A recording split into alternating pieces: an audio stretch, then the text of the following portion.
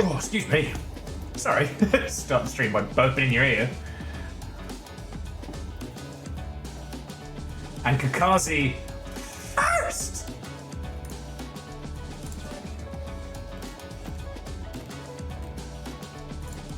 Again, friends, I wish I was doing these late starts just to add more tension to the game, but Kakazi, that puts you in the lead by 1.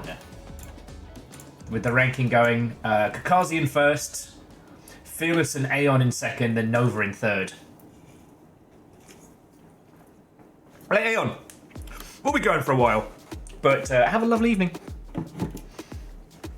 Oh, you beautiful Mother Hubbards. How are you all doing? Bismarck, Mental, Kakazi, Hoffers, Square Peg, Watto, and welcome. It's nice to see the longships currently jumping.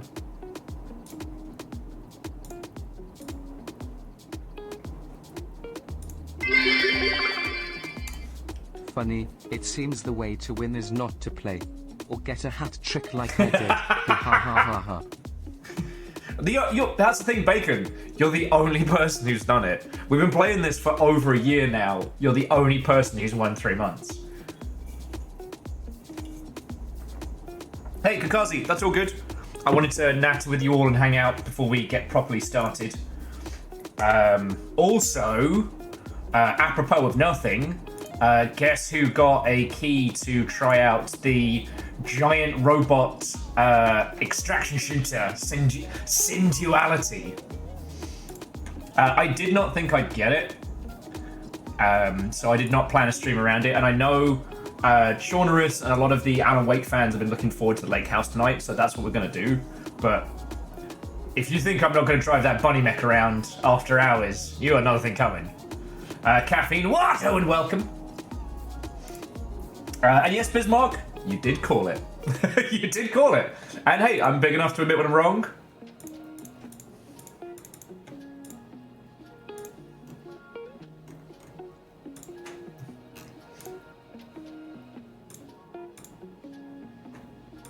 Okay.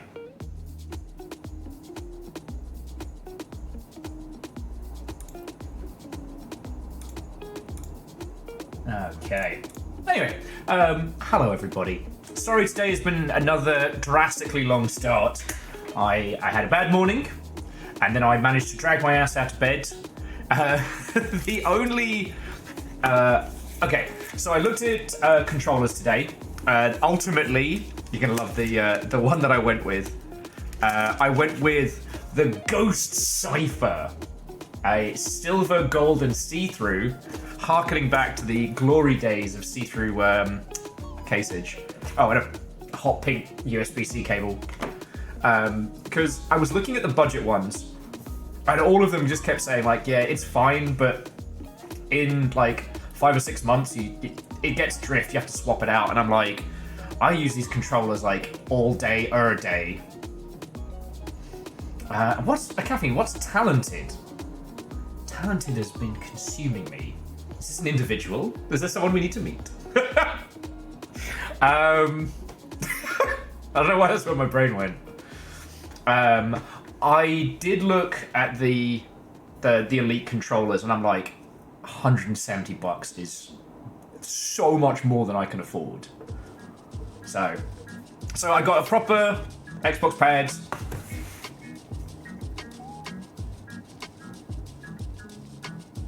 And yeah, Kakazi, I think for an official pad it's worth doing that, but if I'm like, yeah, it saves me $20 to get a third-party controller, but those ones do not like being taken apart.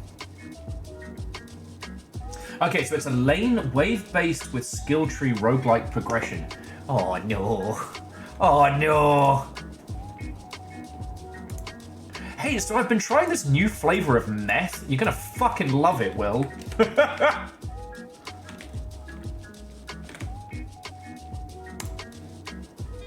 Oh no, it's already in my library. Oh no. Wait, Legend, is this the one that you sent to me? Came out Christmas. The demonic conveyor belt. Alright, I like that. Yeah, Legend. I should have known. I guess I haven't had the chance to try it yet. I haven't tried Hyperlight Breaker.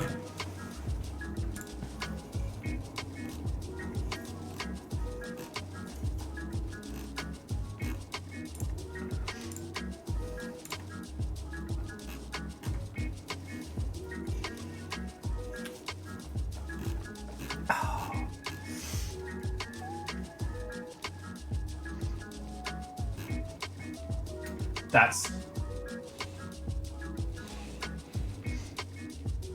Yeah, caffeine, that just scares me. That just scares me. Anyway, so Flame Scion, Watto and welcome. Scion, God, I'm tripping over my own words today. How are you all doing? Kendo Nintendo joined the Discord and I immediately saw a guinea pig profile picture and I'm like, fucking yeah!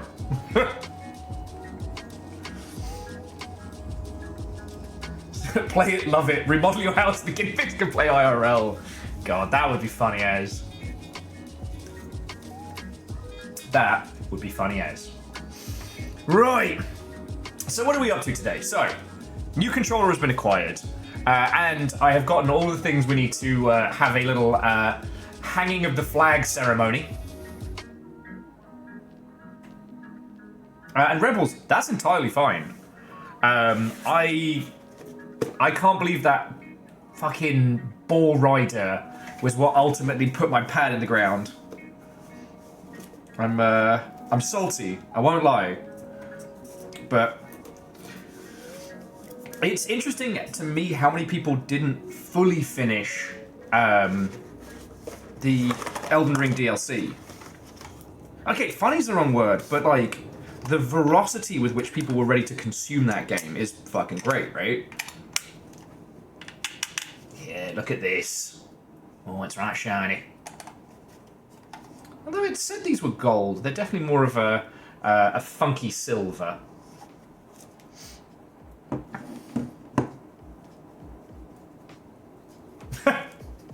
Got me there.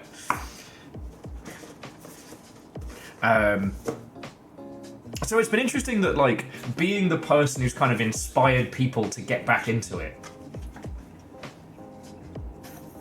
And Rebels, like, honestly, I just stumbled into a boss and I didn't have the physical capacity to keep going. Like, with the help of friendos, we kicked the ass of, like, the concept of madness. And I was happy with that, you know?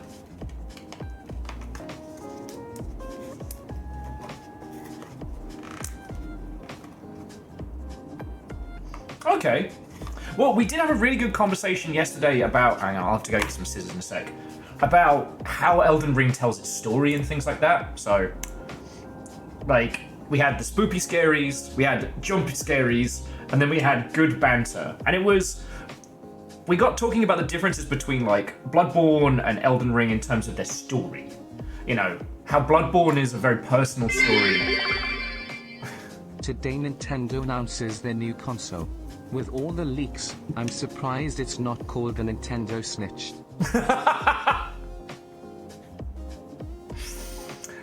You know what, there are a lot of jokes I can make there. I'm going to keep on the inside. Akira Zero, thank you. Thank you. Yeah, the Nintendo Switch 2 was announced today. It's the same with more features. I was definitely hoping for, like, something bombastic, something exciting. It's a Switch with quality and life improvements. It's got a little the pop-out stand's better. The connector for the Joy-Cons is worse. The screen's better. They said they fixed the drift and nonsense, like... Oh yeah, but that's Hideki What's-His-Face, who was famous for getting angry on Twitter back when Twitter was a good place to be. And he used to just block people. It used to be a mark of respect if Hideki had personally blocked you. He's just a grumpy man. He's just a grumpy man.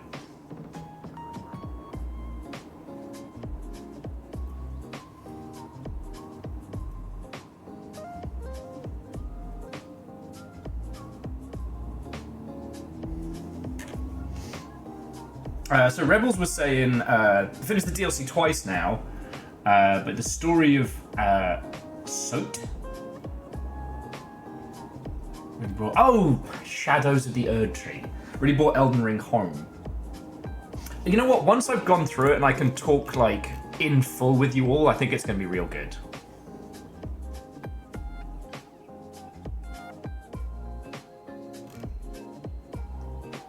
So yeah. I too hope we don't get Fast and the Furious 3 Joy-Con drift. Here's hoping. But anyway, ultimately, our allegiance is to the games, and a console is naught but a piece of hardware for running them.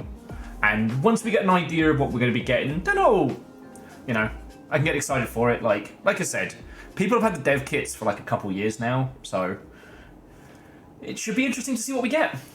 I don't know what it takes to be on Nintendo's trusted list,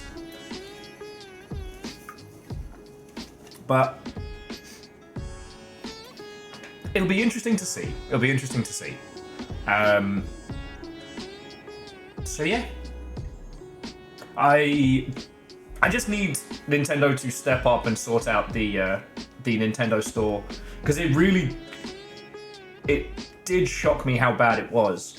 Because like a lot of people, I was under the impression Nintendo were curating their site, their digital storefront. They absolutely fucking aren't.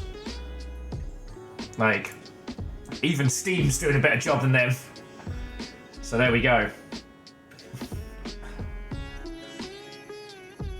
Well, Scion, I have a feeling that the Wii U is going to spike in price if it hasn't already.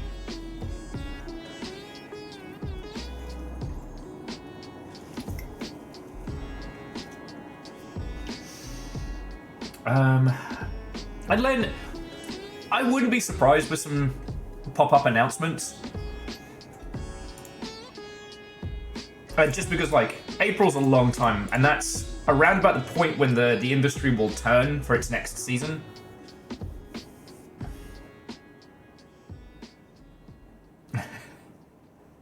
Well, so Scion, during lockdown, the price of all retro consoles spiked.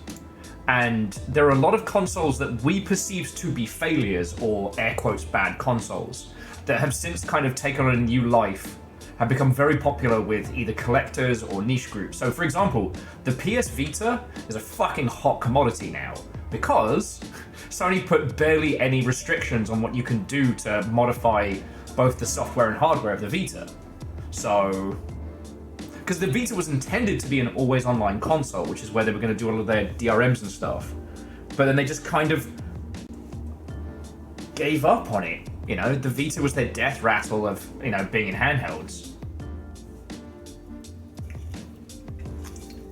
Because when my buddy Eric was staying with us for a Christmas, you know, we went round and we went on a little mini mission to try and find one. Because we're like, it's a Vita, right? They suck. They can't be that expensive. And the Wii U was not a successful console, but it is a Nintendo console, and the further we move away from it generationally, the more expensive it's going to get.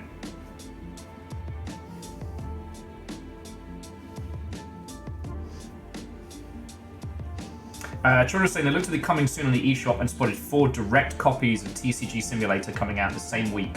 But no one's doing anything to manage the Nintendo eShop. Yep. And like, I get it, like the eShop was the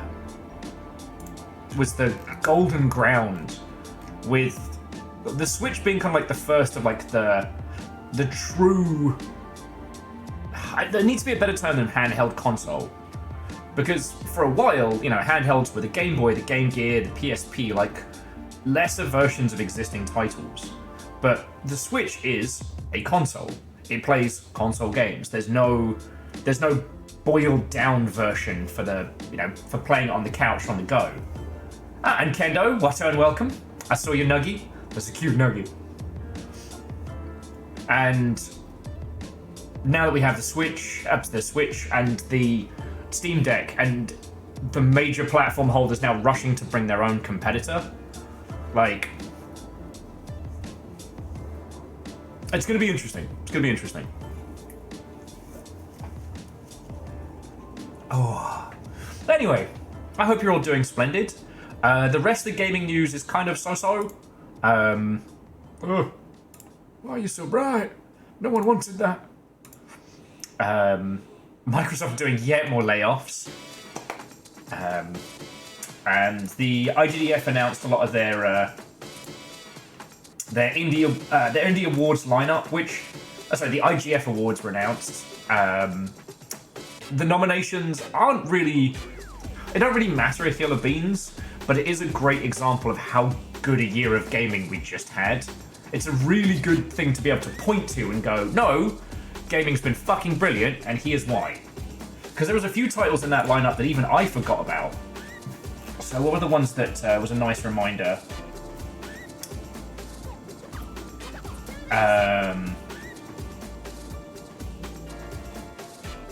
Indica had completely dropped out of my brain.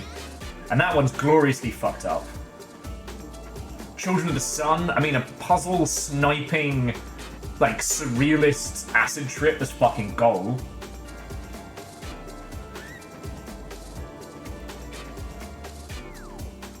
And the fact that, yeah, Exit 8 was last year and managed to spawn a whole new micro-genre, like, let's fucking go. Let's fucking go.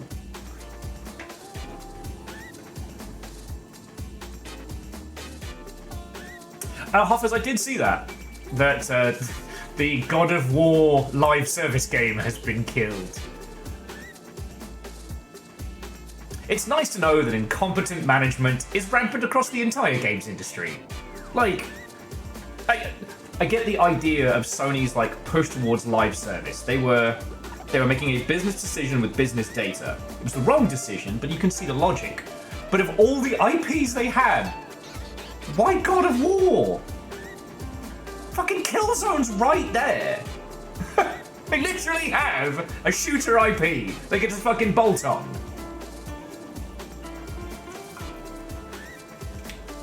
The Horizon Zero Dawn extraction shooter, that's going to be the one. I'm telling you now.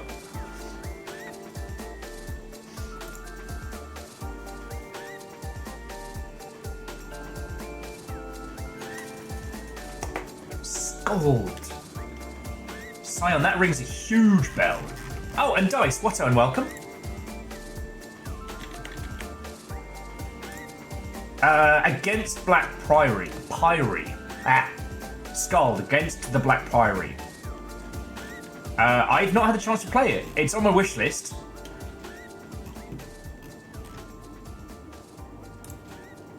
And it feels like peak Ultima, but I haven't had the chance to play it.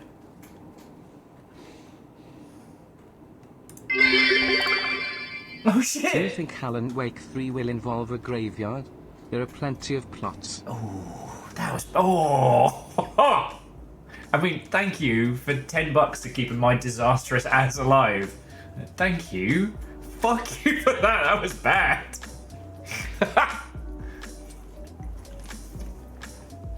I hope Alan Wake 3 is a dating game where Alan fucks off and Alice finally dates a stable person. Alice deserved better.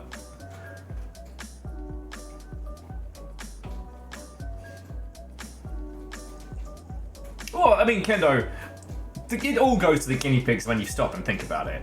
You know, this apartment is naught but a guinea pig holder. I just happen to also live here.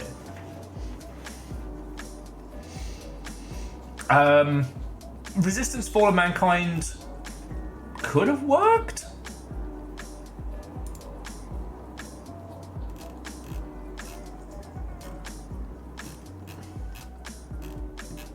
Like, that's definitely one that could be revitalized if we're going with old Sony IPs. But with Sony, nobody's at the fucking helm. And, you know, on days like today, it becomes more and more pronounced. Do you know what I mean? Like, they don't have a strategy. They don't have an overarching idea. They're just fucking winging it.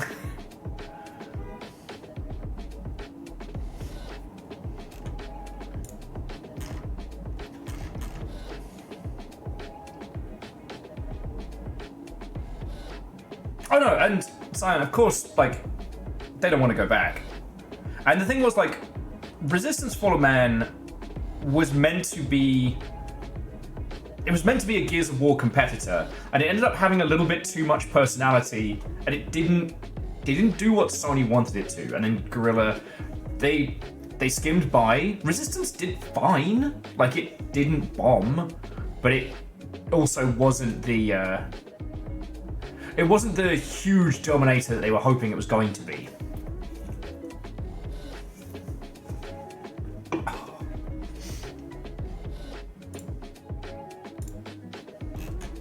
It was an interesting title, and the kind of mix of like World War II but versus aliens was a good concept.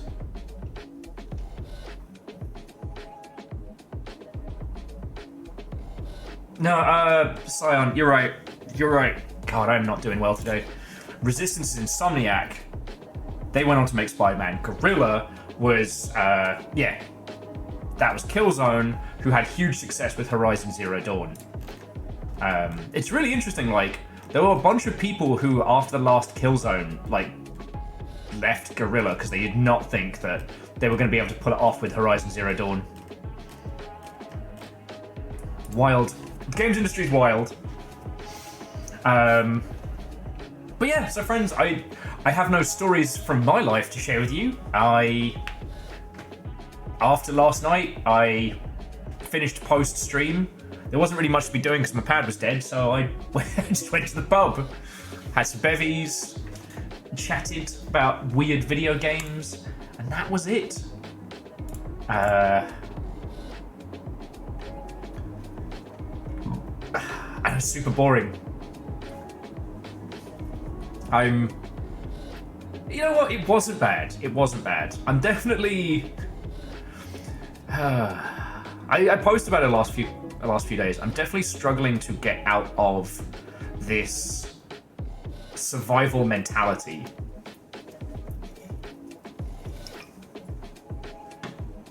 But one day at a time, right? And yes, Nova, Memnol continues this Saturday. The continuing adventures of Emberlyn Burns. And if I remember rightly, the box is right there. So, though I will quadruple check. Baron has been very, very, very, very patient with me on this whole nonsense. As I've told you, like, the stop-startedness of Memnol has entirely been on me. And now that we're getting to this point where, like, there isn't the same amount of, like, day in, day out panic stress, I'm trying to work out how not to be in a constant state of "Argh!" And it's proving way more difficult than I had intended. I know we talked about this a little yesterday. It's just my arrogant self. I was like, oh, you know, once the flat's all set up, once I'm all moved in, like, oh, I'll just be fine. You know that thing where you just be fine? Holy bus, thank you for the bits. So that's what's led to a lot of these like late starts and stuff like that.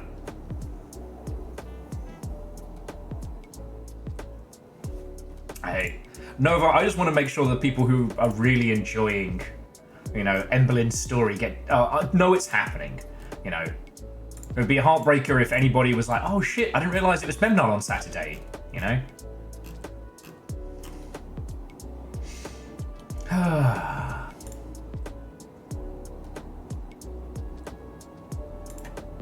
Yeah, Stony Kiwi. I know. Anyway, I don't want to turn this into a Will whinge session. I don't want to. It's not about me. I'm going to keep working on it, you know? Trying not to be so constantly on edge. Yeah. That's the long and short of it. God, there are so many fucking good video games right now.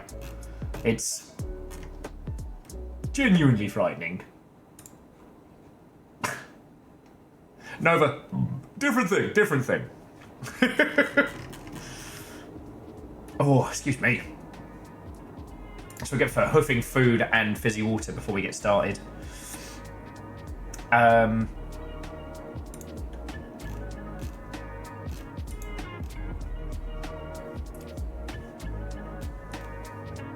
Whew.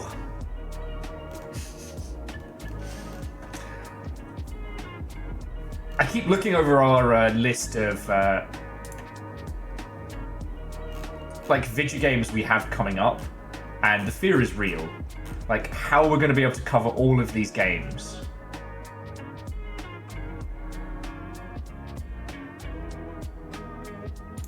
Oh, and Vanderbeest. 1, thank you for filling the pint glass. 2, Watto and welcome. There's a kind of quasi, like, XCOM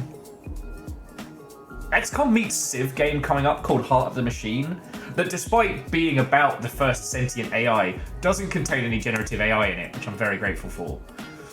And looks fucking good. We got the Tokyo Racers. I've got to get the name right. Yeah, Tokyo Extreme Racer, which is dropping next week. Sinduality's dropping next week. Then we've got Sniper Elite Resistance dropping at the end of the month. Spirit Swap Lo-Fi Beats to Match 3-2, who I heard that a super cool kid who's incredibly cool might have worked on that one, but maybe I just misremembered that. God, yeah, there's so many. Next month, Like a Dragon, Pirate Yakuza in Hawaii, which we've not done a Yakuza game, and I'm sure you're all aware of this, but just in case, like, playing any of the Yakuza games is not something you just do. You don't just play it in an afternoon. The mini games alone are enough to take up your entire life.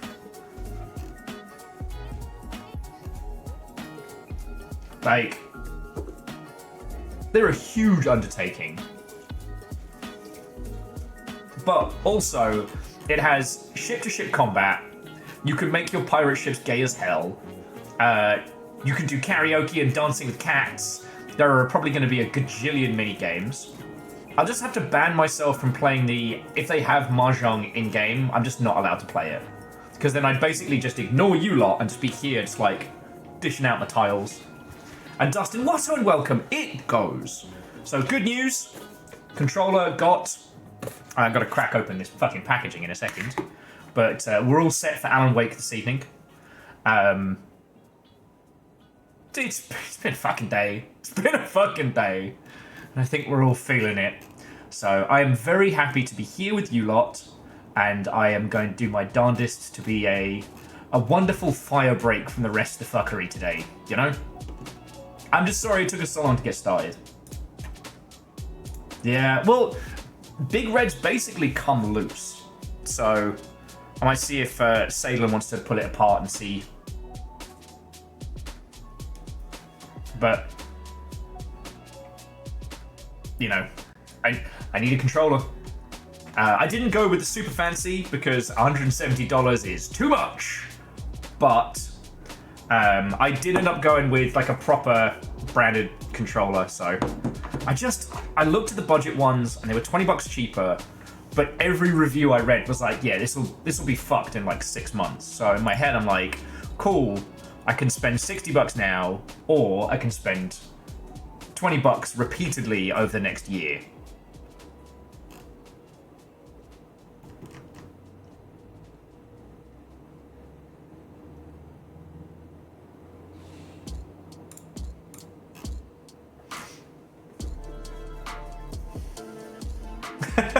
Yeah.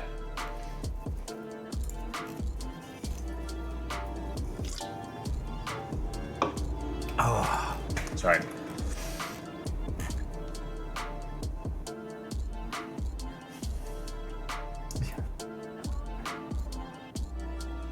So yeah, I hope you're all doing as splendid as possible. Oh, what have you not been playing? Sorry, it's just like... The Switch 2 has pretty much dominated the gaming news, and I understand, like, for consumers it's a big deal. I'm over here being like, cool. I'm happy for you. We knew this was coming. Are you still rocking Hades 2, Nova? I once try once is a thing. It sucks at times, but in the long run, it's generally worth it, and is something that I tend to have a hard time with myself skeptical. Buy once, cry once. I hadn't even heard it like that. Kind of, you know, I'm fully aware of the theory of boots when it comes to how expensive it is to be poor, and where possible, I try not to fall into the trap. But you know, I literally have to buy my shoes online because I can't afford to buy boots that last. I'm literally the analogy. So dice. Oh, we just done Stray Gods. The unofficial Wicked and Divine video game. Nintendo's saying Mario Kart Jamboree. I just wish they'd be honest with the Mario Party naming conventions. Like Mario Party Fist Fight Your Friends. Mario Party like broken relationships. Miyaki Sakura's been on Sky Children of the Light. Does that ring a bell? Am I just brain blank today? Entirely possible. Oh shit, yeah!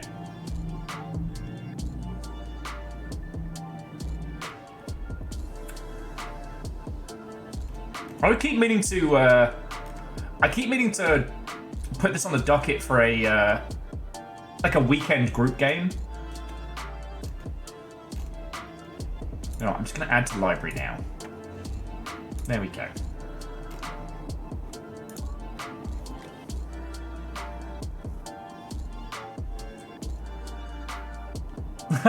Dice, wake all. Mario Party Future Blood Feud. There we go.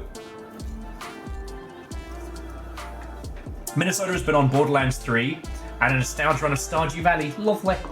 I find Stardew Valley incredibly stressful, but I love it. And, well, Borderlands 3 is definitely weak in a lot of regions. I still think the fact that one character has a mech as a summon, and that other players can leap on the site and hang off while shooting is the coolest fucking shit ever.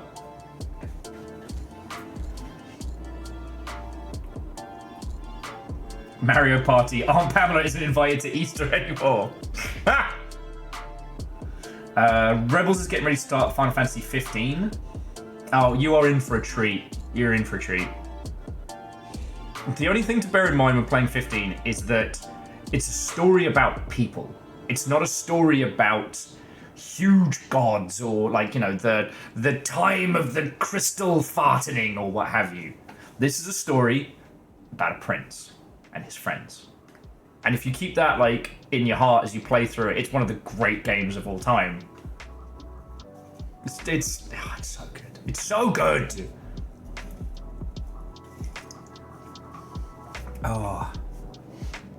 Oh, and obviously, Rebels, like, take your time with it and fully go hard on the photography modes. Get photos with the boys, stop for selfies. So good.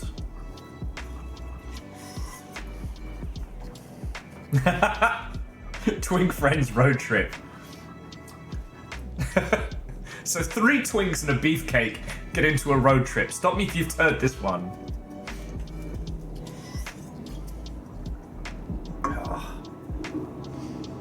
I haven't had the chance to play 16 yet, but like, it's interesting that with all of them, if I had to stop and think about which one I'd love to replay in the Final Fantasy series, it's still 15. Like, oh, so good. So good!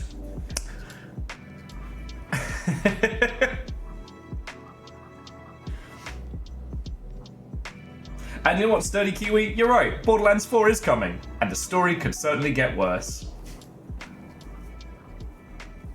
Oh shit, you know, Chumba, I completely forgot that 16 dropped on PC. I completely forgot about that.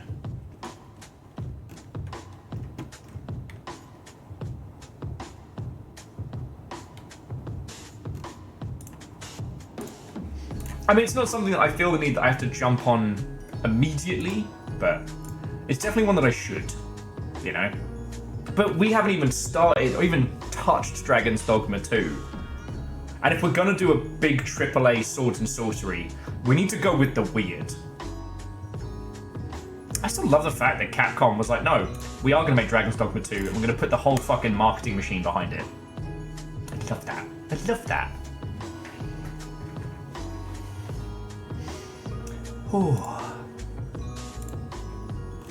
So yeah, so friends, in case it wasn't painfully obvious from the title and from our nonsense scheduling, tonight we're going to be continuing with Alan Wake, and we're going to be finishing off the Lake House DLC.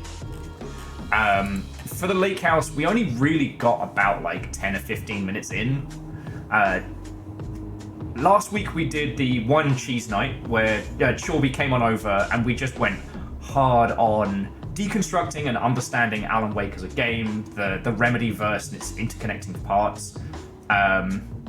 The fact that Dr. Darling fucks, or at least now, that I thought was very funny.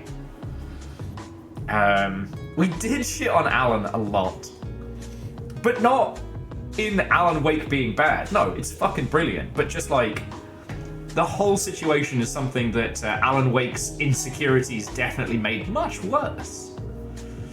Well, and getting to see the extra content from the final page, like the conclusion of the loop and all of that.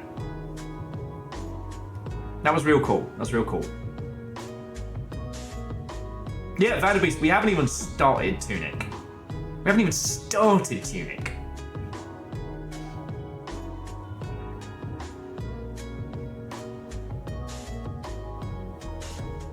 Yeah, Alan Wake needs to get his head out of his ass.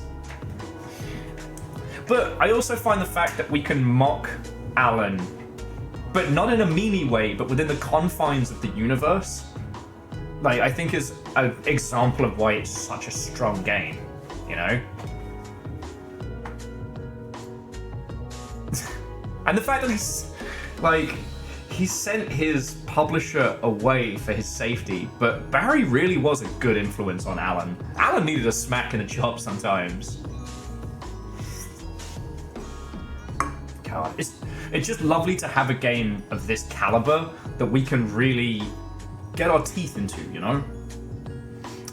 Also, where did I put them? I wanted to do something as kind of I don't know if an on-stream, but it struck me that we've been streaming from here for like, what, 2-3 weeks now? And we have not shown the correct amount of patriotism in this household. So in this house, we salute the flag. So I got some push pins, so I'm gonna put that up. I was trying to think of like a hanging of the flag ceremony, but I'm not very creative today, so we're just gonna put it up.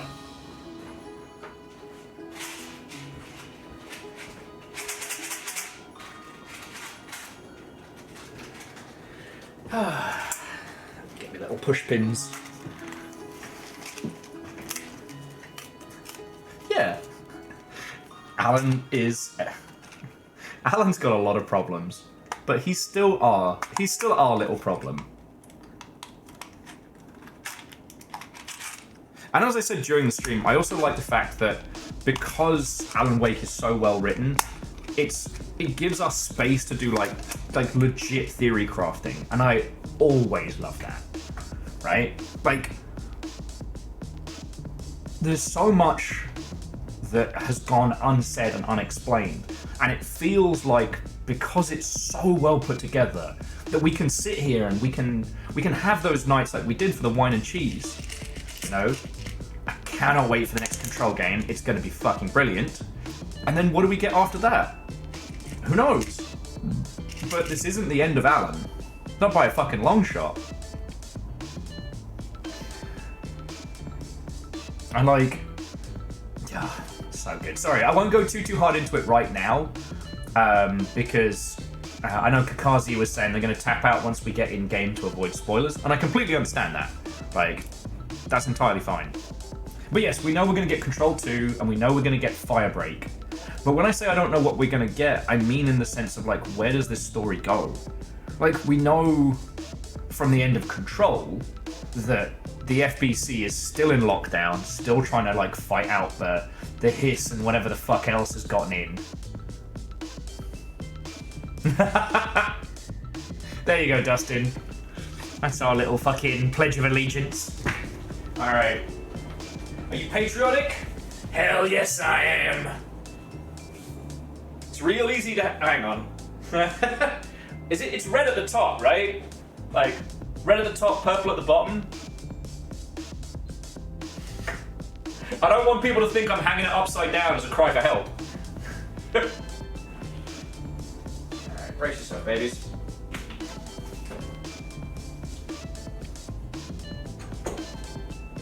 I know. Okay.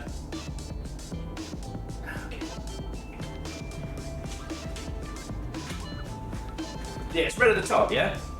Cool. If I start hanging it upside down, you know I'm being held hostage. It's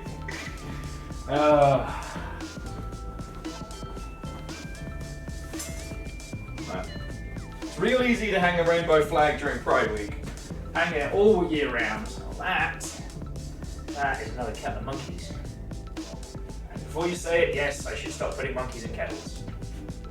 Fuck.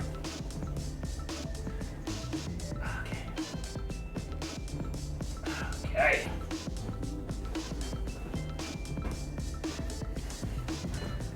There we go.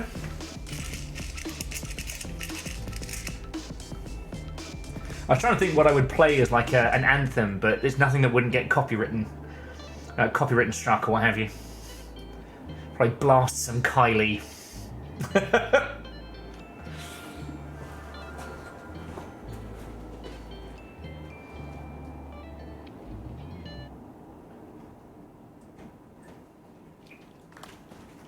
There we go.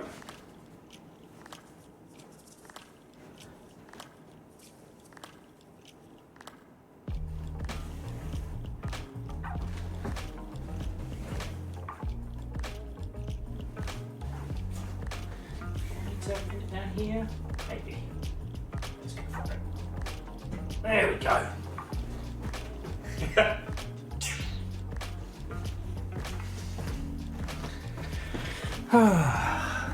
And yeah, I'm not in the habit of performative nonsense, but as someone who looks as I do, sounds as I do, and has a moniker with Viking in, I think it's pretty important that people know what sphere of Viking they can expect.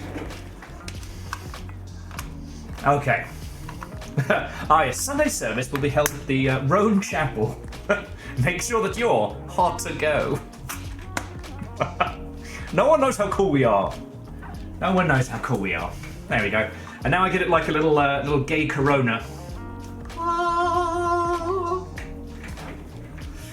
But yeah, I will admit, there's a little part of me though that's kind of dragging my heels tonight for getting in game and stuff like that, because Alan Wake, the original, was incredible. This has been an incredible fucking journey, and it's like, I don't want to say goodbye. I don't want this to be over, you know. But, you know, all good things. We have to bring our adventures to a close at some point, and yeah, once we're done with this, then we'll have something new in rotation. Might take a week just to cram in some more cool indie games, because I have been lacking on my indie cred. And, you know, I keep saying supporter of indie games, and then, like, 3 of our 5 games each week are, like, huge titles.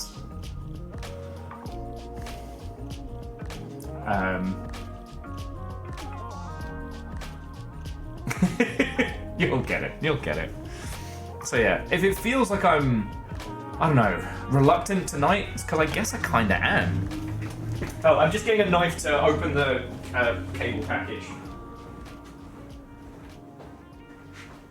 You know? This has been a fucking great journey. So, oh, I don't know if I mentioned this. I got a great DM from Shorby. Shorby reckons that he found the Finnish, like, independent cinema that inspired that short with, like, Thomas Zane. Well, Zane the filmmaker is Zane.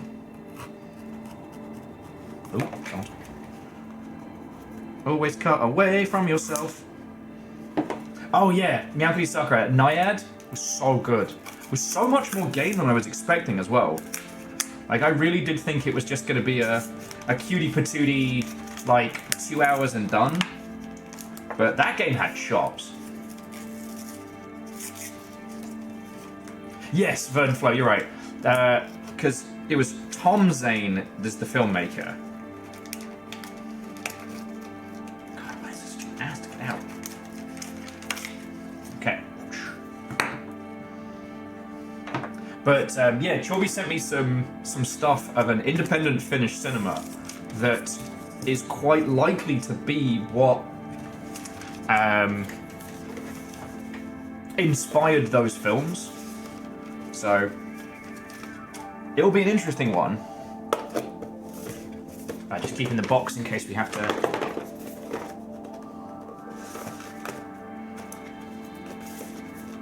In case we have to throw it back. I'll go get a refund if it's fucked.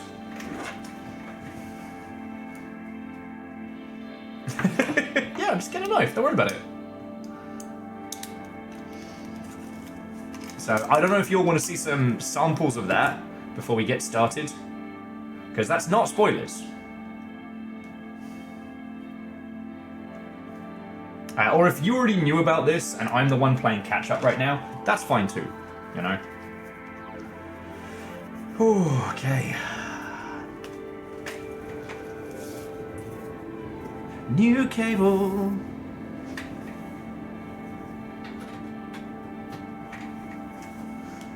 New cable and see-through controller. Let's go!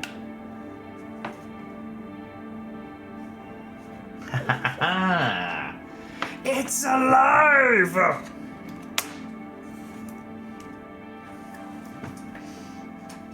Oh, what, Vernflow? Have a lovely rest of your evening, friend. Alright?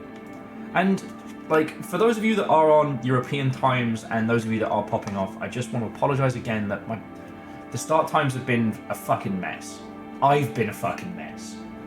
I naively thought that I could just move flats and be instantly okay, and it turns out humans don't work that way. And it's that thing of like, if any of you are going through hard times, I know exactly what I would say to you, which is like, don't be hard on yourself. It's okay. Like, we're in unprecedented times and we get through day by day, you know? We all live together. But when talking about myself, that's a different matter. Can't believe you haven't gotten your ass out of bed. I can't believe you haven't fixed this already. What are you doing?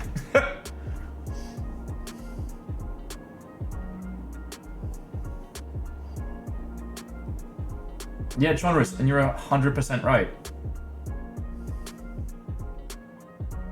Yeah, and Snail Sim, like, anybody who works for themselves, like, there is nothing that any video game producer has said to me that has been even close to as damning as what I have said to myself. So, I'm trying to follow my own advice. I'm trying to be kind, right? But I'm basically that meme of the person who's been in crunch mode for years and doesn't know how not to crunch. So, yeah, that's why I've been a fucking mess these last couple of weeks. I tried to sort my sleep out, didn't work. I've been trying to cut back on my drinking, didn't work. And rather than being like, okay, well, you know, you're trying, you just have to keep trying. I end up being like, I can't believe you failed, Will, what are you doing? I'm that guy. I'm that fucking mean. Anyway, sorry, this isn't meant to be a round of the poor me's. I just mean that when I say thank you for, you know, sticking with me, I really fucking mean it. I still live in fear of sounding like I'm taking this all for granted, sounding like it's just a reflex, you know? Thank you for the sub!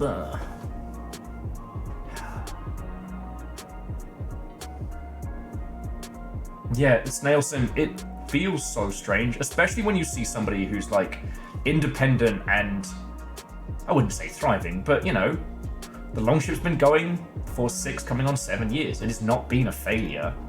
You know, I can imagine people look at me and go, oh, Will's got his shit together. No, I don't. No, I don't. I'm a fucking mess.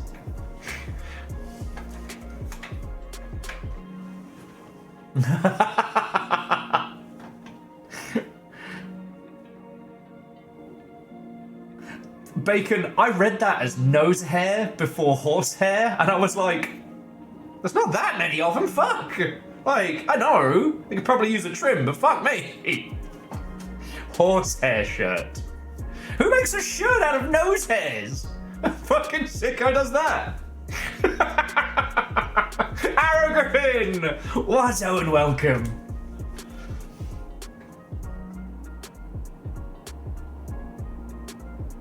I'm stupid lucky that this is what I do day in, day out, and I'm insanely lucky that you lot have been putting up with me kind of fishtailing while trying to find a new normal. Like, I mean it, and I know I say this every day, despite waking up later and later. I do want to get back to starting long ship streams at noon. You know? Getting to hang out with all our homies who actually go to bed at sensible hours. All our friendos, like, on European time zones and stuff like that. Yeah, it's gonna be good. Oh, okay. Yeah, that's enough self-flagellation. So yeah, friends, in about like 5 or 10 minutes, we're gonna get started on Alan Wake 2. Well, I shouldn't say get started. We're gonna be playing the Lake House DLC. This is the last of the DLCs for Alan Wake and is focused around the FBC.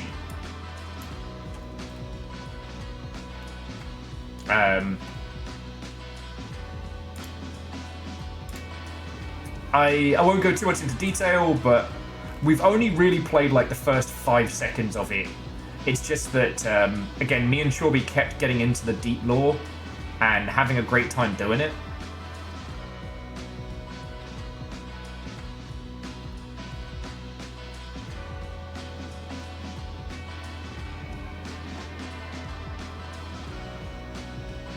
So yeah,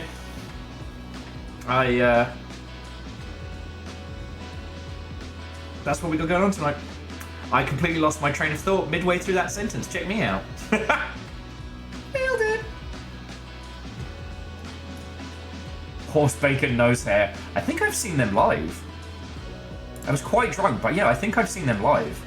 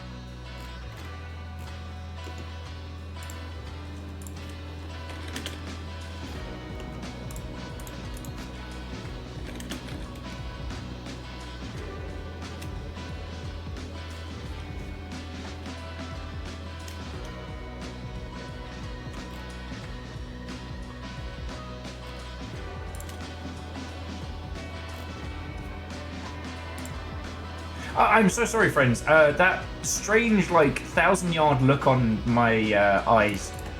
So I was just about to boot up Alan Wake 2, and unfortunately, my jingling keys attention was pulled away because I saw on the Epic Store Rune 2 Decapitation Edition. Now, for those of you who are a little newer here, about 1,000 years ago, we did a bunch of sponsored stuff for Rune 2. A very good friend of mine was working on it and asked us if we'd do some sponsored streams and things like that. Even went so far as to send us like a care package that looked like one of the in-game like Viking crates. I still have, oh, it's here. I still have the fucking tankard they sent me.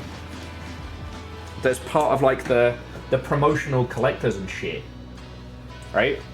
So, unfortunately, as I am human, my 1,000-yard stare was like, oh shit, I wonder how they're doing. So I just go quickly to check on Steam. It's delisted. You can't buy Rune 2 anymore. It's just gone. Sorry, I shouldn't say it's gone. Like, the Steam page... The Steam page is still up, but, like, it is no longer available for sale.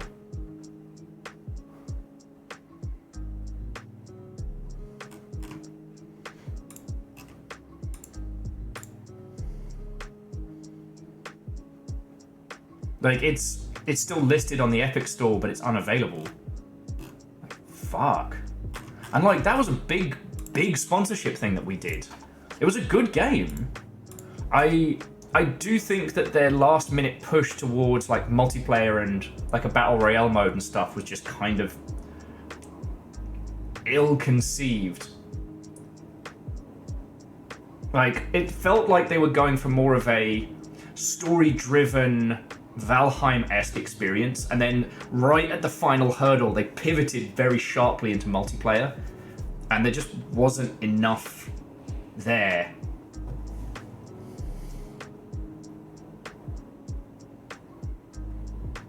Oh, it's so weird. It's another reminder that when video games die, they die in silence. You know, a lot of our knowledge and how we perceive games in the games industry is based on, you know, the information we have available to us. But again, like, in the event that any game dies, it dies in silence, so you don't have that knowledge. I was just thinking, like, Rune 2 must have come out, and they're not done great. There was a lot of drama around it where, like, the core dev team left and took the source code with them, and the publisher had to reverse engineer the title to update it and shit. Like, it got spicy. But I didn't realize it ended that bad, you know?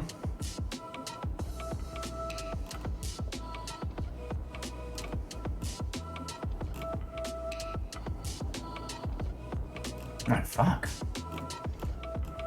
This industry is so fucking wild.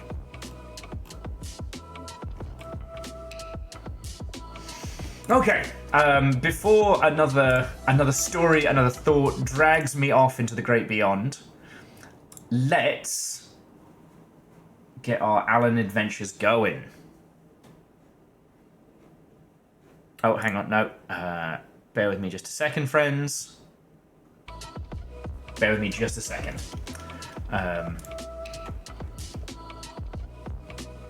It's so weird, though, like, when a game becomes unlisted, because it's a pretty rare occurrence that a digital game just isn't available for sale anymore. It's not like with TV shows where the licensing agreement burns out and, you know, you find yourself being like, wait a second, I thought this was on Freevee, I thought this was on, was it Peepoo with ads or some shit? Where even the, like, where to watch page is out of date. But, like, games have always had a bit better of an idea when it comes to licensing. I.e. that when you sign a deal with a publisher, it's usually a for-life deal. Most of the time, if people put a game out and it doesn't do well, like, Valve doesn't charge you month in, month out for having a Steam page, so you can just leave it up.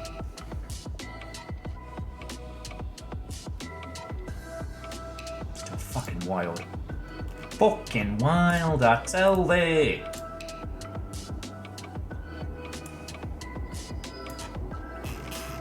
Snail Sim, all I can think is it must have ended up being like some serious legal fuckery or something. That's all it could have been, right? That's all it could have been.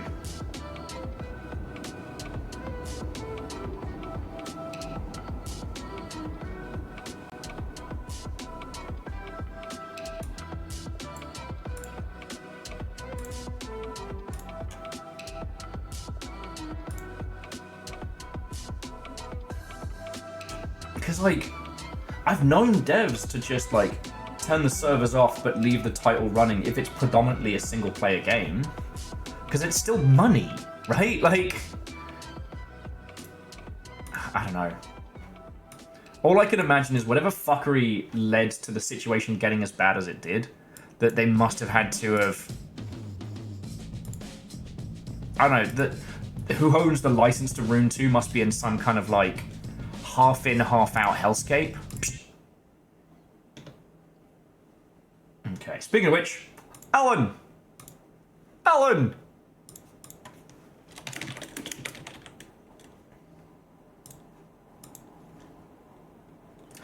Like I have a fucking choice.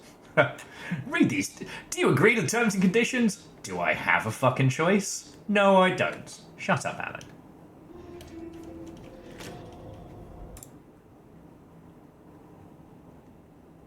You're a shit writer, Alan. I can't believe you've done this.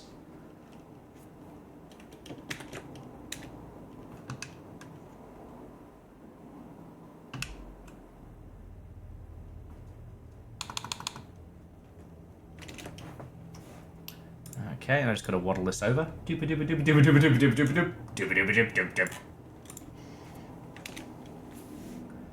Okay.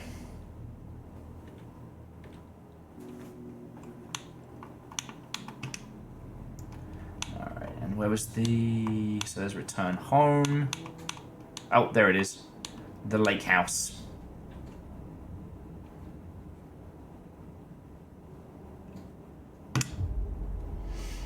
What I will say though, friends, is I know it's a slow start onto a slow start. I do need to knit the loo very quickly. So if any of you want to put the brew on, or put a brew on, you can go for the brew, a brew. It's up to you, friends. Whatever you would like to acquire beverage-wise, now is the time to do so. Because we haven't gotten... Yeah, because we just hit page development, and I think we got one of the pages here. We haven't gotten whatever MacGuffin we're going to be using to handle this shit. So yeah, we're still working with those. This is as much of the lake house as we've seen. Now, according to Chaunerus and Peeps, like, we've still got, like, what, like 2 or 3 hours worth of gameplay in just this DLC alone, so this is going to be a good night. So yeah. Please accept my apologies for taking a break this early, and yeah. Oh, Fearless, welcome back, friend. You're just in time. You're just in time. Although, I am going to take a quick little break because I'm busting for a slash. But... a couple hours sounds right. And Chaunerus, so knowing us, if there's like 2 hours of gameplay, if we take Faffermancy and like lore deconstruction into account, I reckon that's like what? 3-4 hours for us? Which would be perfect. Okay, bathroom, then Alan Wake. I'll be back in a sec. Look out.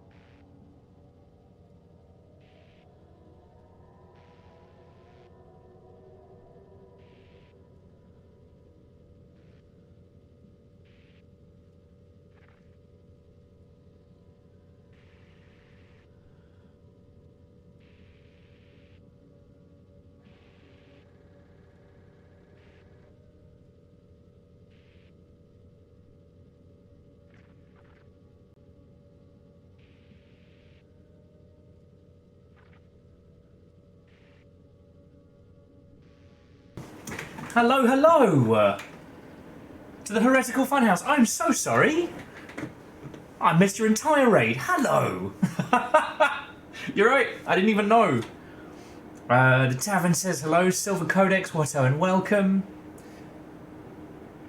Greg the Egger. Oh, you could have gone with Gregor the Egger. Or Greg the Egg. That's a Michael's Bicles situation right there. Lovely to have you with. Watto and welcome.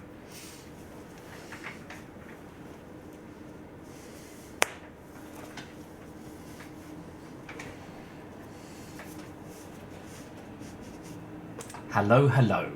I'm so sorry about that, friends. You all brought a fucking raid in and there I was, AFK. Ooh. Well, thank you kindly. To those of you that did stick around, how are you doing? How's it going? Tell me your tales, friends. Tell me your tales.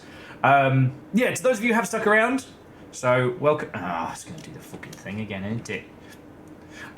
We are on the Lake House DLC of Alan Wake.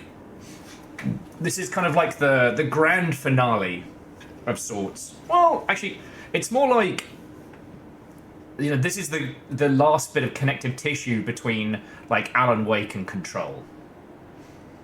So, if you've got any questions, please ask, but otherwise, settle on in. And again, to the Heretical Funhouse, like, seriously, thank you. I'm so sorry. A raid's a big old compliment. Does anyone need a primer or anything before we get started? Just a little bit of... Oh, do you see the detail of the blood print on the door? I'm so subtle. Actually, okay, so I'm going to do a little primer. And Aperios! Watto and welcome. God, you and I need to hang out. You and I need to hang out something fierce. Okay, so the TLDR. The Lake House was a research and observation post next to Cauldron Lake. There was a husband and wife team of scientists who were running it. They do not like each other. One of the experiments they were doing was attempting to recreate Alan and Zane's effects, i.e. find an artist and use their art in conjunction with Cauldron Lake's power, the power of, what do they call it, the darkness, to affect reality. Cauldron Lake is an... Oh shit! Ha! You came and said hi first? Was ist das? That's German for what is this? Let's fucking go! Alright.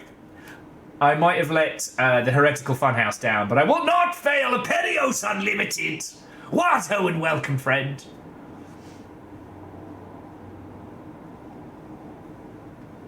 Little Fire, I thought you were getting them on the weekend. I thought I got them during the week. I'm fearless. Thank you for gifting that one. Yeah, Little Fire, how are you doing? Aperios, how was your stream? What were you playing? Tell me your tales. Not the Little Fire, not the whole week. Just a lot of the week. At this point, I cannot imagine anybody in the Longship is not aware of Aperios, but please, if for some strange and twisted reason you are not following Aperios Unlimited, please, please, please change that. It's good to see you back! Back in that streaming saddle! Oh! Yeah, now we definitely have to go for a pint.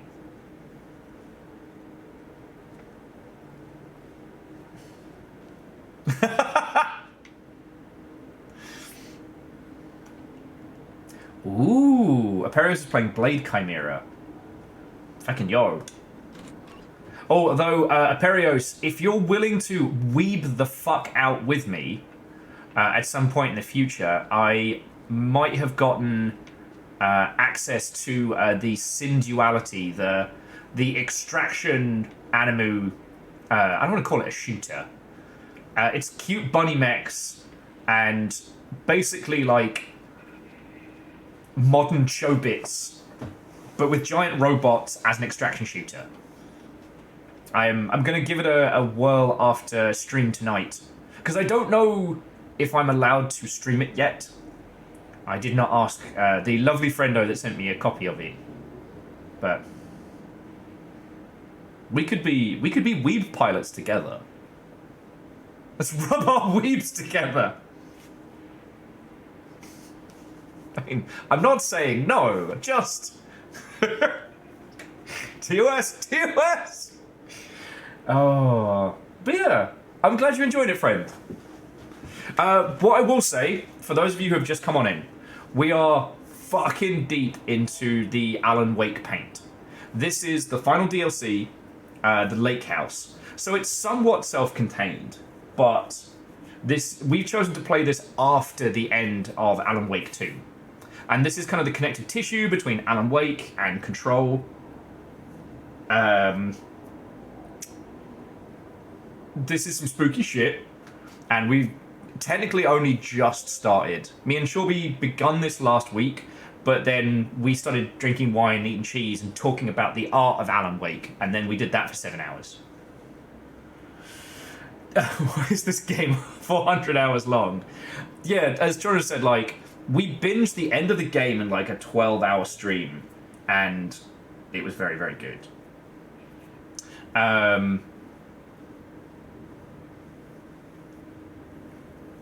The momentum of Alan Wake 2 kept me going, and the fact that Chorby was also doing a till we beat at the same time that we were finishing the game, so we kind of had a little bit of a race.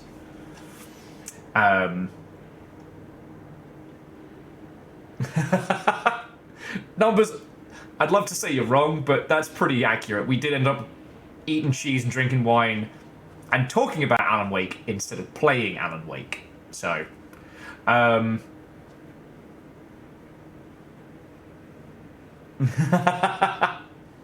actually, Barrios, I've been doing pretty good at this. Chorby and Squad did play it on story mode, which changes the pacing of it a little bit, but not so much that it's not fun. You know, we played Control with damage turned off and had a great time. So yeah, so to those of you that have come on in, if you want to avoid spoilers for the DLC and whatnot, I completely understand. And you're right, Aperios, I have left the fucking Elden Ring death counter up. Who'd do such a thing, eh? Boop. Flick it up. Oh, no, we're good. We're good. Just flick it away. And, because my last pad died yesterday playing Elden Ring, because I must have shaken it so violently, check this sucker out. I got that retro styly see-through. Thank you, Saga. Oh, no, not Saga. Thank you, FBC lass, whose name I forgot. Yeah, okay, so Aperios, go get some food. I will keep everybody entertained and argue about custody rights of our Chinese spy with me and Little Fire. And okay, so I was just doing a little primer. I'll do a quick one again, just for people who have come on in and have decided they either don't mind spoilers or don't care. So, the FBC is the Federal Bureau of Control from Control. They had a facility next to Cauldron Lake, the spooky ass fucking lake in Alan Wake, and they've been researching shit for years here. They fucked with shit they weren't supposed to, and now everything has gone bad. So where Zane used poetry and Alan just used straight up fictional writing, the FBC were fucking about with a guy who did painting. And when this starts, like, oh, well, the painting hasn't really done anything, but it's become somewhat, not clairvoyant, somewhat predictive? Fuck. Fancy word meaning sees the future. And it's obviously gone fucking wrong, because monsters made of paint are now trying to pull us apart. Oh yeah, no, Salem, that's me! Daily Mail's own American gamer Will Overguard. Fucking Daily Mail. Oh, and as an aside to an aside, it's Estevaz. Thank you, Jonorus. The carriage we're playing is Estevaz. So Sadlin, my last controller died, but I think it's just come loose in its housing. So where the connector would usually go for the USB-C, it's just come loose. I know you take controllers apart and stuff. So if you want it for parts, bits, or otherwise, it's yours.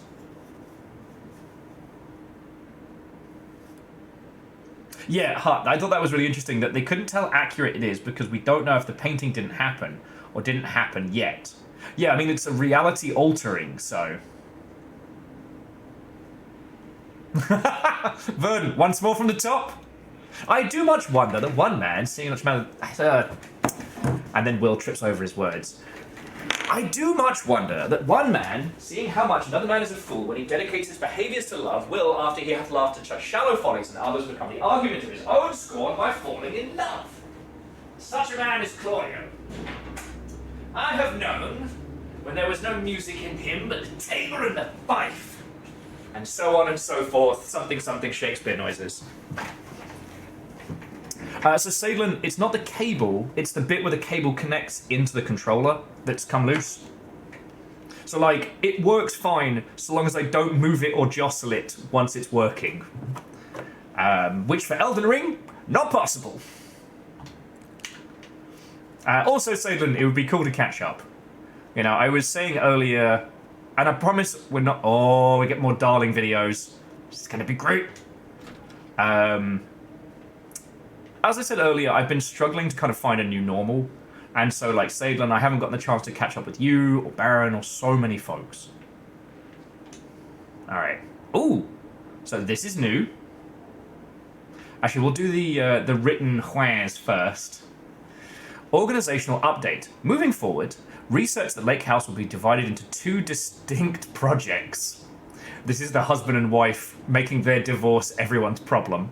Project X, codename Artibus, or Arabatus, will focus on studying the writing of Where, with Dr. Diana Mormont serving as project director.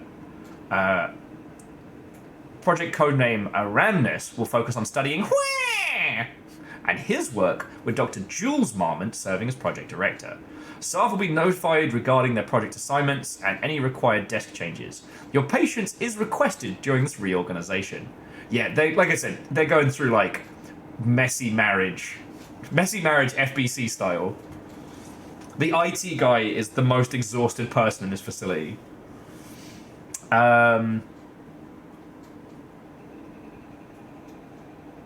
Okay, this is a confidential facility matter and not to be discussed with external agents or teams. If you have any questions, please contact me directly. Oh, and then let's have a listen to this. September 12, 2023. Notes regarding a page of an Alan Wake manuscript I found in the archives. I checked the records, and this page is not in our inventory. I believe it manifested inside the lake house directly. I won't be filing this page. It'll just send Jules into a panic. The page is written in Wake's usual style, so I can't say for certain if it's being literal or figurative when it calls us monsters.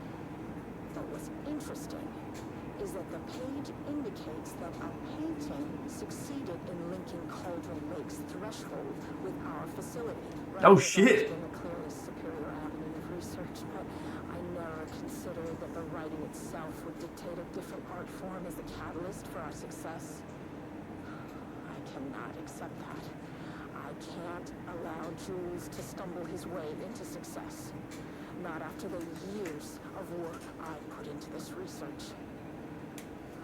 I got word yesterday that 2 writers are visiting Bright Falls. I will beat Jules to the finish line. Is that better? I've crunked it a little.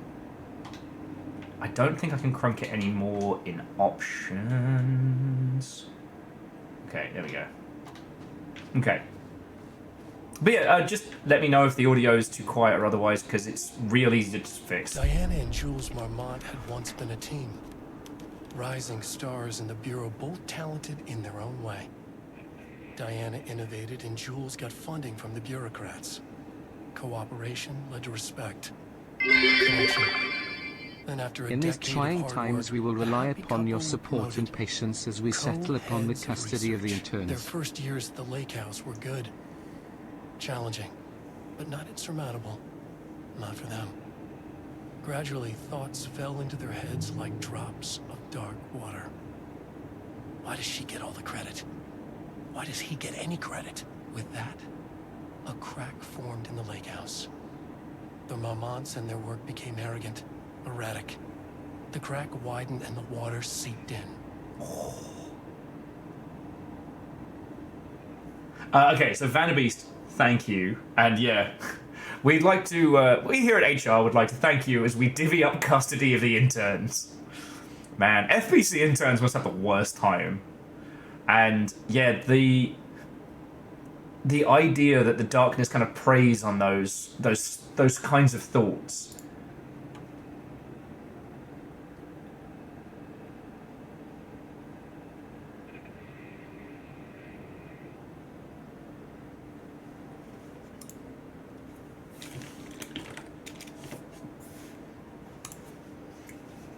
I love it. Well, okay, no, not for them, but...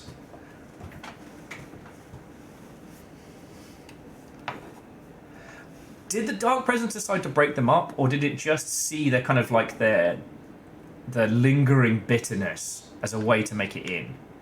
Okay, so words per sentence, max 12, minimum 1, average 6.71.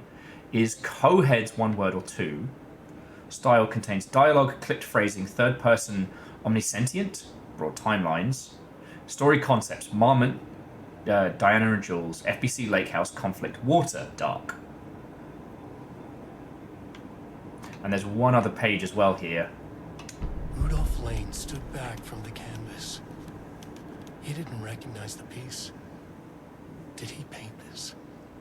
His mind was foggy, unfocused. He knew the Marmonts were putting something in his food.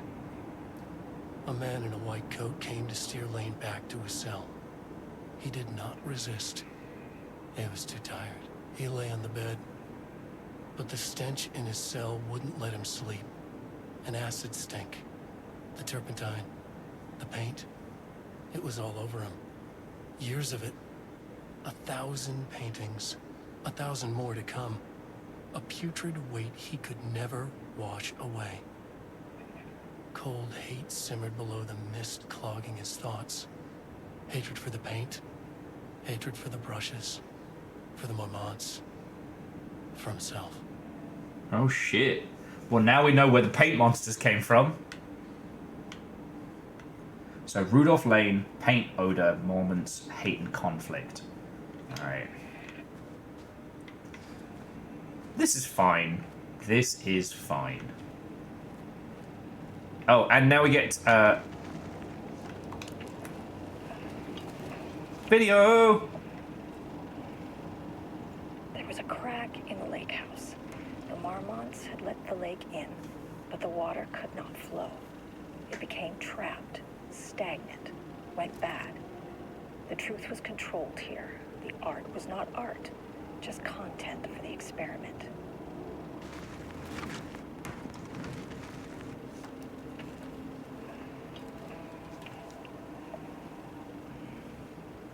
There was a crack in the lake house. The Marmonts had let the lake in, but the water could not flow. It became trapped, stagnant, went bad. The truth was controlled here. The art was not art, just content for the experiment. Huh.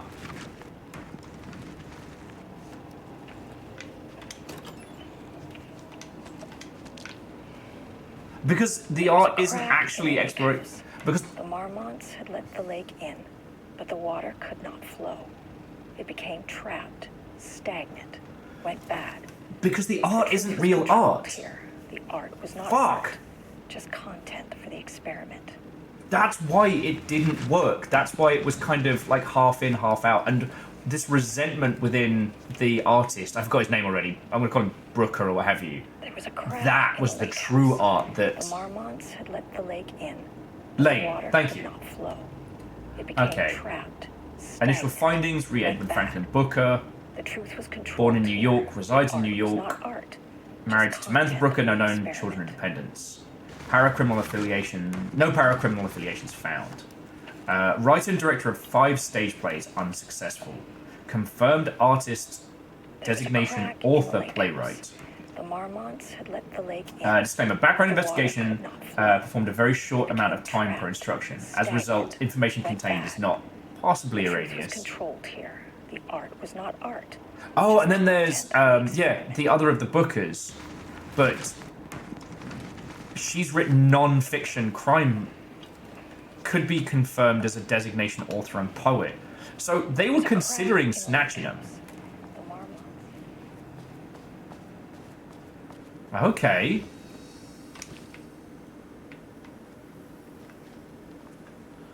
I'm gonna leave those for now because we'll.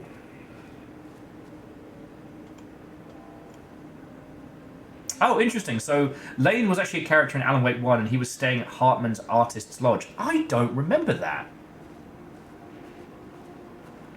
But yeah, that is fascinating. So, like, the FBC are keeping him drugged so that he doesn't, like...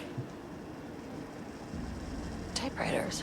Give shit away. Please don't let this be what I think it is. As you know by now, typewriters and Cauldron Lake do not mix. And a room full of them all clacking away? 100% bad news. Yeah, there's a whole... 1,000 monkeys, 1,000 typewriters going on here that...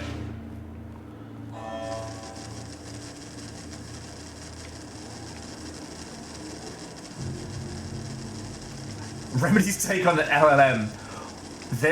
There's no art here. There is no art. And the lake is absolutely not going to stand for this. Oh, progress report.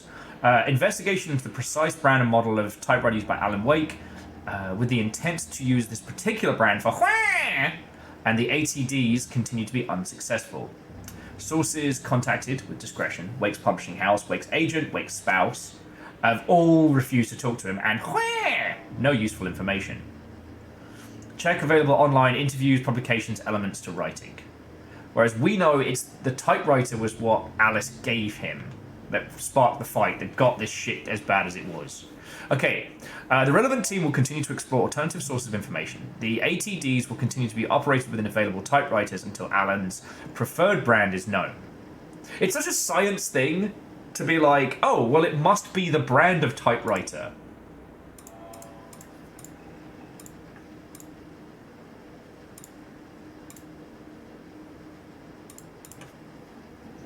It's such a fucking science thing to look at it. Which is, again, like, why this has all gone to shit. Because, like, trying to science your way through art doesn't work.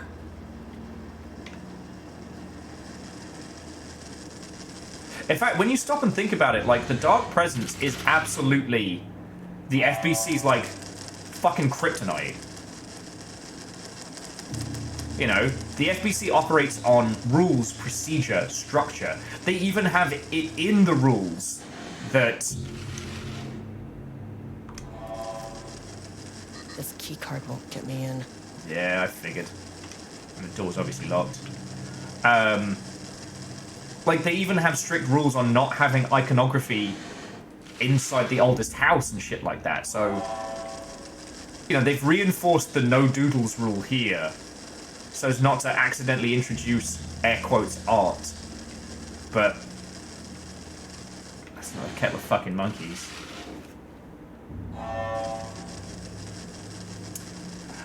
Moose says, do we have Remedy commenting on the difference between art and content? The Mormonts definitely don't see the difference between a typewriter generating output and a person writing creatively. Which, again, is a very scientific way of looking at it. It's just that science bounces off the Dark Presence. Cauldron Lake is almost not anti-science, but trying to quantify it doesn't work. And yeah, Ishkar, you're right. The FBC deal with a lot of fucky stuff, and you throw some science at the wall and you see what explodes and what sticks, right? But the Dark Presence's power is funneled through art, through expression, through emotion. Don't try to find me, Dad! Papa FBC. Okay, so we've got some more research on Project Artibus, which I believe is Diana's project. We have begun to find pages from a manuscript very likely written by Alan Wake. para-utilitarian and suspect in past case involving the Lord Cauldron Lake AWE. I thought, though I do not bring myself or my biases into my work, I must do so here to address the matter being examined. As reference for any future readers, I am Dr. Diana Marmon, co-head of the research at the Lake House facility. The pages we found summarizes my life with Jules Mormont, husband and co-researcher. It has turned us into characters for his story, making generalizations and assumptions that I must attempt to evaluate without emotion or prejudice. The accuracy of the writing is intriguing. It reports our past in the Bureau, but also details inner thoughts that an outside recorder would have no way of knowing. Jules and I have been indeed having more and more interpersonal conflict this past year. This raises many questions. How does Wake, wherever he is writing this from, get his information? Or was the page itself determining these emotions and events? I cannot believe the scope of Wake's ability goes so far as to have dictated my entire career within the FBC. And if it did not, would it matter? And if it did, would it matter? Question. Even if a person knew their life was being driven by an external force, would it change the nature of their behavior and their personality? My disagreements with Jules are not sudden shifts in personality, but rather a growing resentment. I firmly believe, though, that I have no evidence... I firmly believe that, though I have no evidence to prove it... Which brings me to a research query... a new research query for our team. What methodology can one use to prove that their actions, their mind, their love or animosity are theirs to control? It said the thing! March 7th, 2018. Notes regarding Dr. Emil Hartman, founder of the Cauldron Lake Lodge, where he manipulated artists in an attempt to control the power of the shadow. How'd that work out for him? I've gone through his notes, which were confiscated by the Bureau after his arrest in 2010. Overall, Hartman's work was sloppy. Complete disregard for proper scientific method. But he was bold enough to try something we haven't. Our procedural writing machines are promising, but we could understand the effects of Cauldron Lake's threshold much better by observing live artists in action. Thanks to Hartman, we even have a list of prospects. Next step is to send Dr. Darling a request to bring some into the lake house for analysis. Fucking yo. I forget how Hardman went out. Like, I'm pretty sure, like, the darkness got him bad. Jesus pissing Christ, I froze there.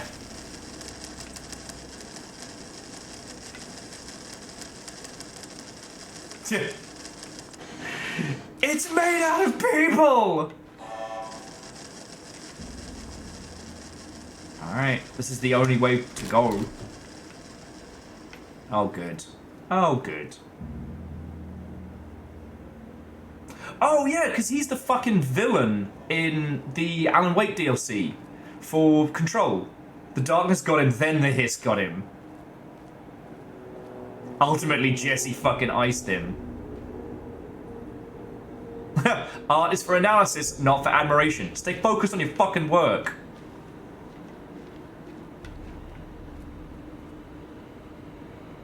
Do not contaminate the lake house with unrelated art. Dice Goddess has assembled a personal pan pizza just for themselves. Now, Dice, would you consider that pizza art? Would you? Do we need to have a talk about this? Do I have to email HR?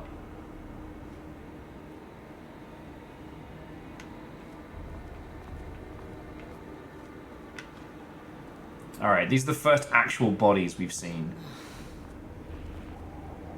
Shit.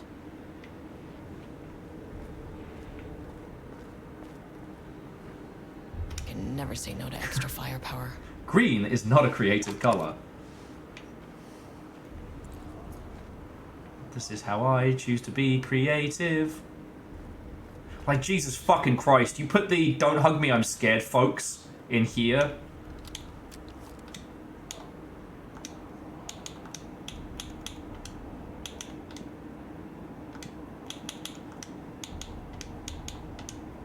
Sorry, I need to do me quick slots. and we all have a bad fucking time. Holy Boss says, if we consider your stream to be a form of art, does it mean you need to be reported? Well, I joked about this when we were doing Alan Wake, but actually, you're all okay. Back where I started. Because... Spatial recurrence. The long usually ship... observes the law of 3. Usually observing the law of 3. Cool. Cool. Moose says, we can't go back to the 5th wall. No, so the TLDR is... Don't worry, you good. Oh, and these are new notes, I think. Now basically, what we do is analysis and understanding, but we don't tend to use these games for, like, subversion or expression. Shorby is fucked. Shorby is proper fucked, because the till we beats are a subversion of the text, the content, but we tend to analyze. We're not trying to analyze purely in a scientific way, but we do try and put a certain amount of, like, understanding behind the emotion that comes through. So, TLDR, you're fine. We're kind of on the same level as the lass who's like the crime writer. You know what I mean? So this is just talking about how the ATDs will try and mimic Alan's writing. They're getting as many going as possible to try and go for an accurate mimicking of his style. Man, this is saying some fucking things about ChatGTP, isn't it? C222. Sometimes I consider my creations fart. Is that too close? Rebels, I'm a writer, and I'm fucked. Yep. If I was subverting the art, or using the art to make a point itself, then maybe...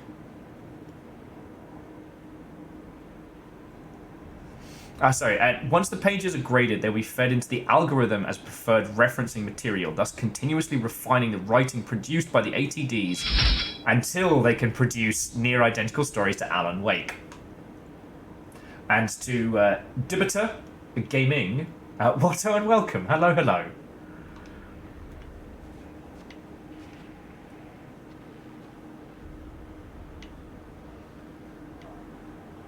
Sorry, I paused for a second there because it sounds very similar to a gentleman on TikTok that I've been watching of late. I think I follow them on YouTube. Now, are these the same pages? Alright, see if it's the same audio note. September 12, 2023. Notes regarding a page of an Alan Wake manuscript I found in the archives. I checked the records, and this page is not in our inventory. Okay.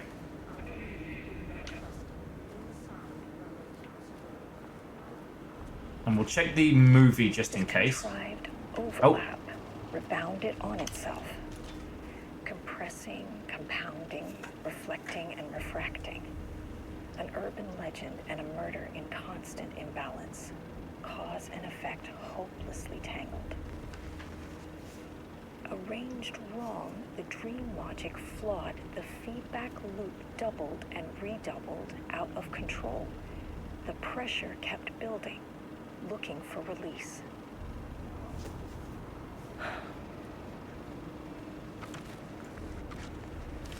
This contrived overlap rebounded on itself. Oh shit. Compressing, compounding, reflecting. So yeah, so basically what... So she's reading the page and she doesn't get it, but what it's saying is that, like, the darkness creeped into the oldest house, but because the art they were trying to make wasn't real, because there was no real artistic intent, the idea is, like, the darkness is kind of contained and straining against it, spoiling, like looping back on itself, because there's nothing but the feedback. And that's when the fucking art's gonna start leaking.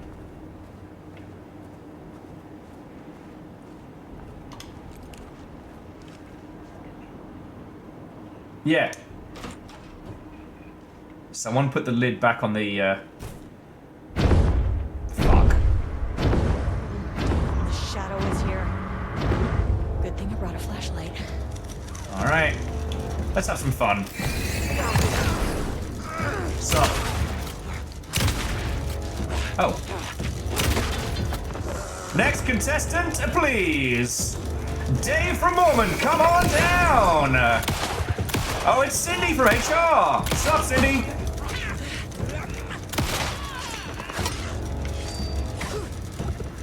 Oh, here we go. It's Steve with the model trains.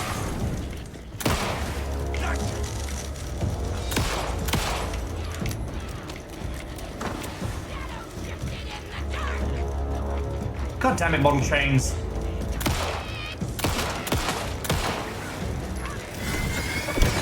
Liz, you are not invited to this party.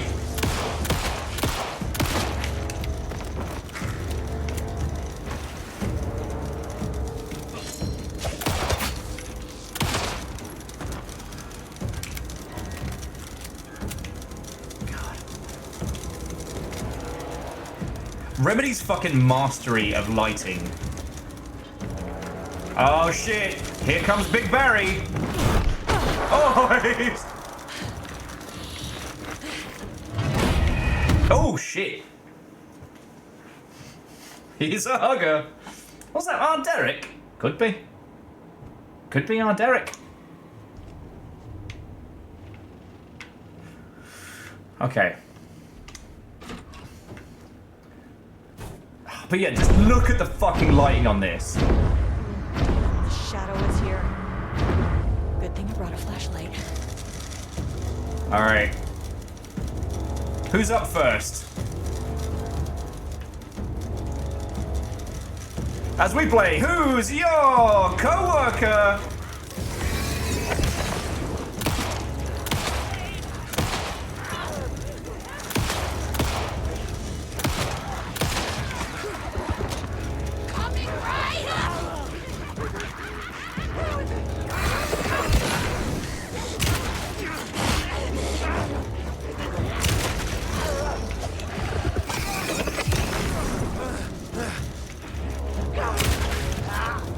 Oh, he hasn't got any face left. Oh, God. Ah, fucking Model Train Steve. Model Train Steve. Choo-choo.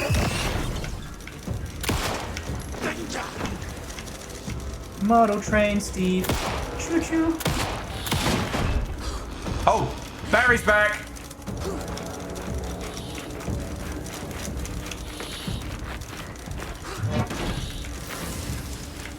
And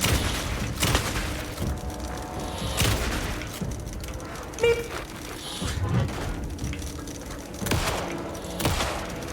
And Barry's down. Some staff down there had been corrupted. Shit just kept getting worse. And Devershi, what's going? Welcome. Good evening. I still haven't had a chance to claim my pint down at Flying Bike yet, but I will. I will. Is today bring your gun to work day? If it was bring your gun to work day, I'd have like a fucking auto shotty.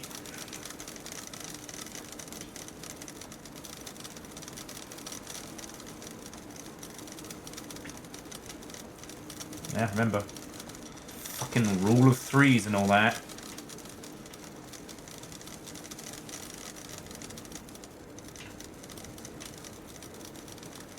Actually, so Favor 6, when I'm streaming for you lot, I have to remind myself to be a bit more liberal with how I use weapons. Because, like, I'm a child who was conditioned to save every bullet. Like, when you're doing, like, Resident Evil, you kill everything with a knife unless it's an absolute emergency, because you don't know when you're not going to have enough bullets to handle this bullshit.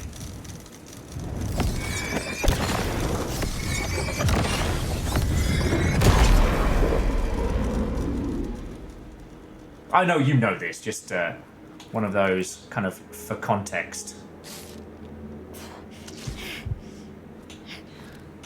I am out of shotty shells though. Pathologic 2 had you thinking that way with food? Absolutely. What was that? Oh, fuck. Guess who forgot to turn his phone off and vibrate and kind of just had a little shit. No, do not vibrate in my pocket. I heard the noise behind us, which I think is like the wall closing up. Yeah. Still freaked out. It was just like, Snail Sim and peeps, I'm sure you've experienced this, as like, as someone who went through those early survival horror games, like, it'd get the point in more modern video games where I'd be reaching the end of the game, and I've got like I've got a squillion fucking magnum bullets and shotgun shells. I would occasionally treat myself to using a few regular bullets in a conflict, you know? Kind of had that whole, like, you know, you've got a full pantry and you're still having saltwater soup for dinner. Okay, so this is the same info as before. Like ethers in Pokemon. I always save those for the Elite Four because I have my favorite Pokemon, I train him up until he's basically a fucking god killer, and then I walk into the Elite Four and I just let... Oh, you're gonna be a problem. And I just let him handle shit. 3 should be the last one. I keep coming back to this page. The author's clearly awake. It's like he's warning us. But about what? I mean, what does it mean? This page scared Jules away from the work on Wake's writing. A coward can't stand risk. But science is risk. For me, this is proof that we are going in the right direction. I just need Rudolph Lane's paintings to lead to more pages so that hopefully one day we can understand. Spoiler, they understood too late. I keep coming back to this page. The author's clearly awake. Model train store. Choo-choo. Okay, I'm glad I'm not the only one that's played a Pokemon game, like, that way. I also used all of the, like, upgrades and the PP up. I would save those specifically for my main. So, poor guy could, like, swing his super hammer a gajillion times. And it was very funny when, like, the Elite Four would bring out something that would, had they been equally matched, been an absolute, like, blitzing fight.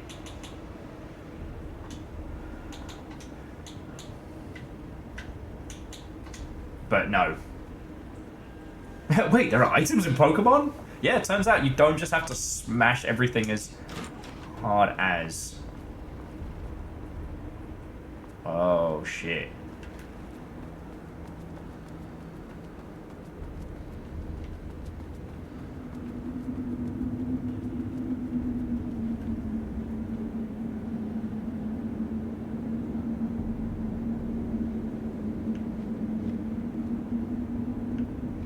That's fucked up.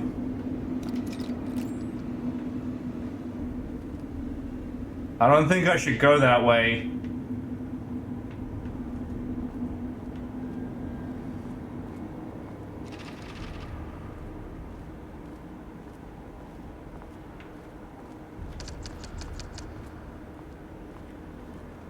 I don't think I should do that again. That wasn't good.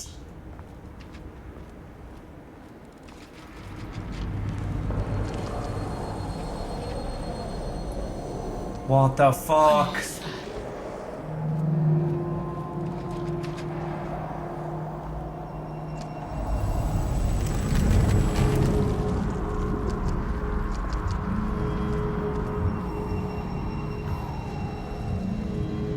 That's the art.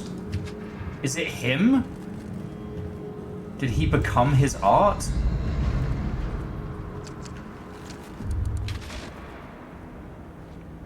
Thanks, I fucking hate it.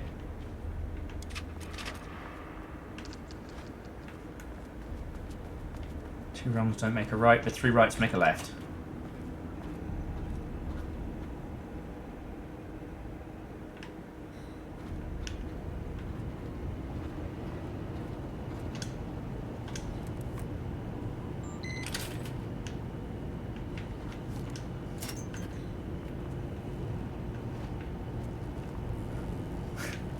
I do love. I believe it was either Moose or Chaunerus that pointed it out, but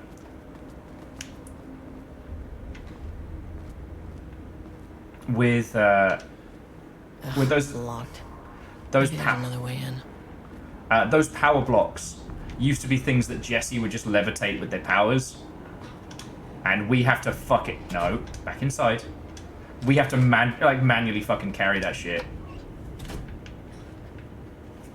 Okay. Sorry, bear me a second, dear friends.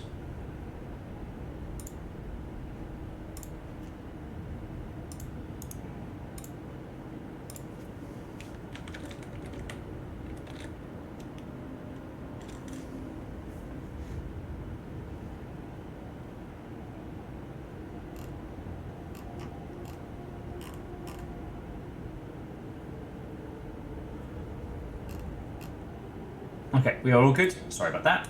Sorry about that. Right.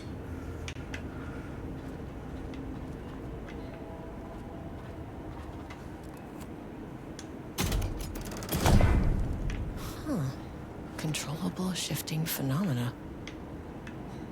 Do. It's no Switch 2. So Favor 6, I am very happy for people who are excited for it. I have nothing against it. I can't seem to get myself into like a user mentality for it, if you know what I mean. But I'm happy that it is a thing that is going down. I was quietly hoping to see if we'd get something like new or interesting, but they're definitely at the point of like,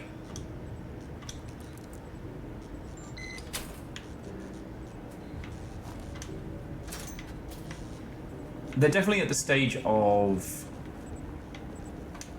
they've got a formula that works. They're not going to risk it on another gimmick. And that's understandable, you know. We live in uncertain times now.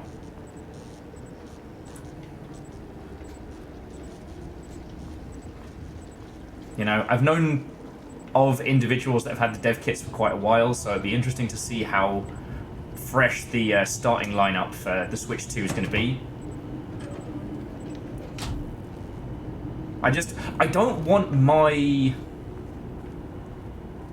like industry vibes to shit on anybody else's good times. Do you know what I mean?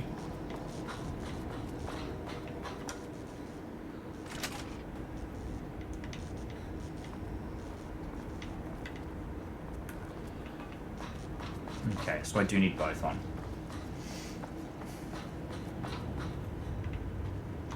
What was the fucking thing? God darn it, I'm trying to remember. The term for the areas that Saga went into that were kind of like half in, half out the darkness. Because the idea that this is one that's been kind of almost artificially created, I think, is kind of interesting.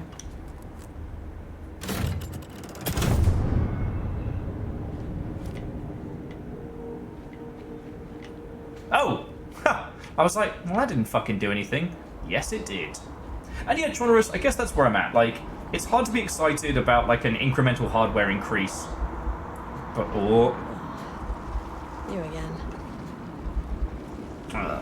no, shit down the leg. This is why we take bathroom breaks. Okay, so what happened to you? What happened to you? Did the people here do this to you?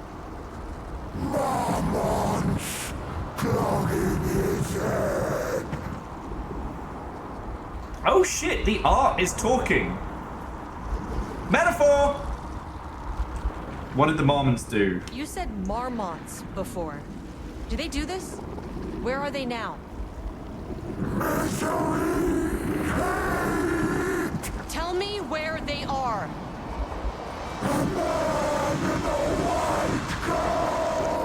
Oh! Fucking hell! It's fixated on the marmots. What did they do? They did the bad science.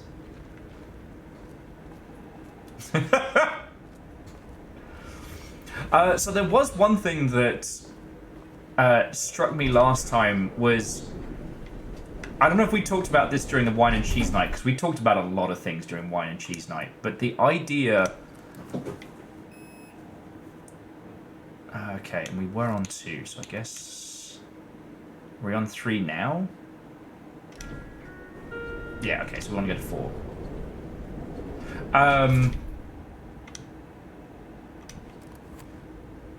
4. The amount of influence...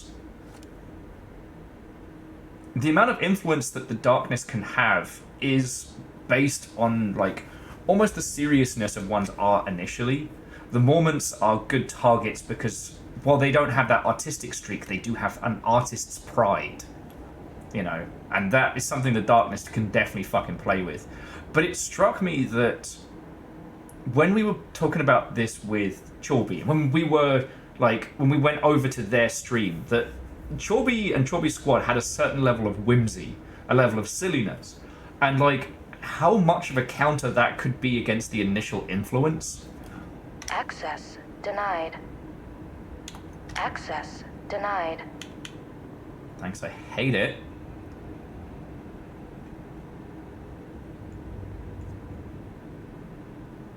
I need to go to -2. Thank you! A threshold is the connection between a foreign reality That's and it. our own. Now, they all have their own rules, strange as they are. But the further down I went, the more chaotic this one got. Clearly, this was the Cauldron Lake threshold, but something was wrong.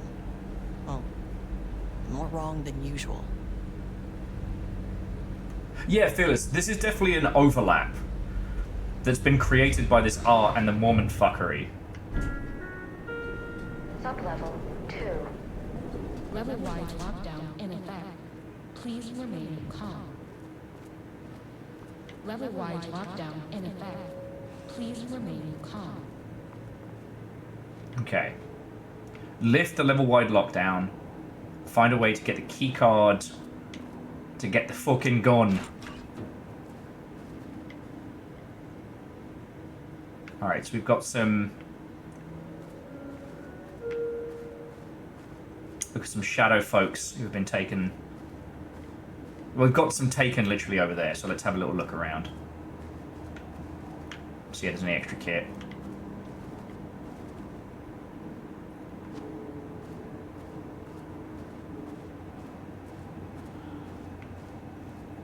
Alright, that one needs level 3 clearance. We're still only at level 1 clearance. Alright.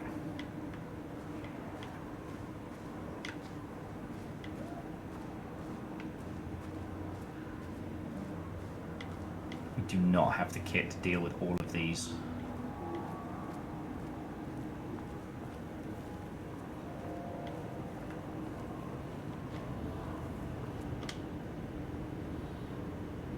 One, two, three, four. No.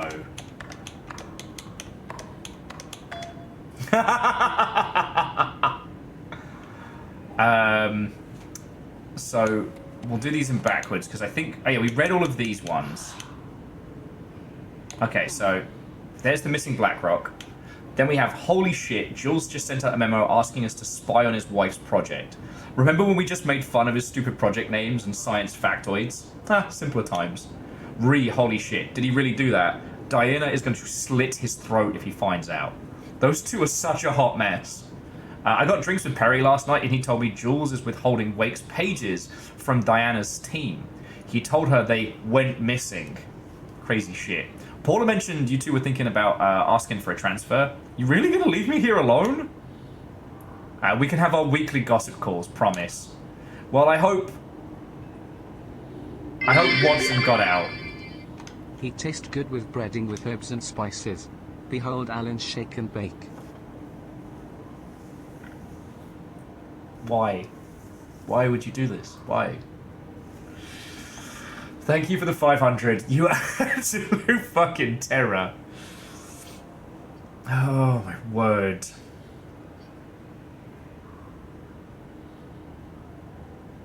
Yeah, for Alan's sake. No, holy bus, don't encourage this. Don't encourage this.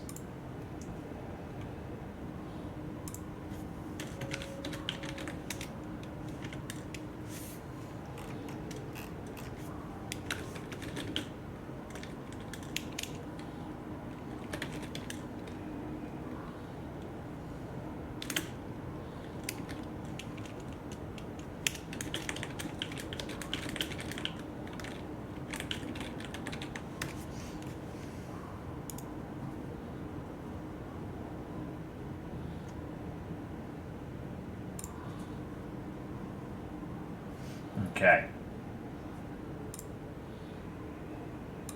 And we're back. Sorry about that. Got drunk on rice wine. He'd be Alan's. It's pronounced sake, and you know it. Fucking throwing dyslexic bane at me. Okay. So here's the initial review. Read the booker's writing. So the first piece of content produced by the subject is severely disappointing. It's not remotely similar to the content Wake's pages were provided as reference. So why just focus on my marriage? Why is Jules the protagonist? Why is it set in an actual lakeside cabin? What is happening at the end? What the hell is the sky? Did anyone brief Booker about the concepts that he's written about? The lake house, the shadow. We need to match Wake's style exactly. The best part of Alan waking up is Folgers in your cup.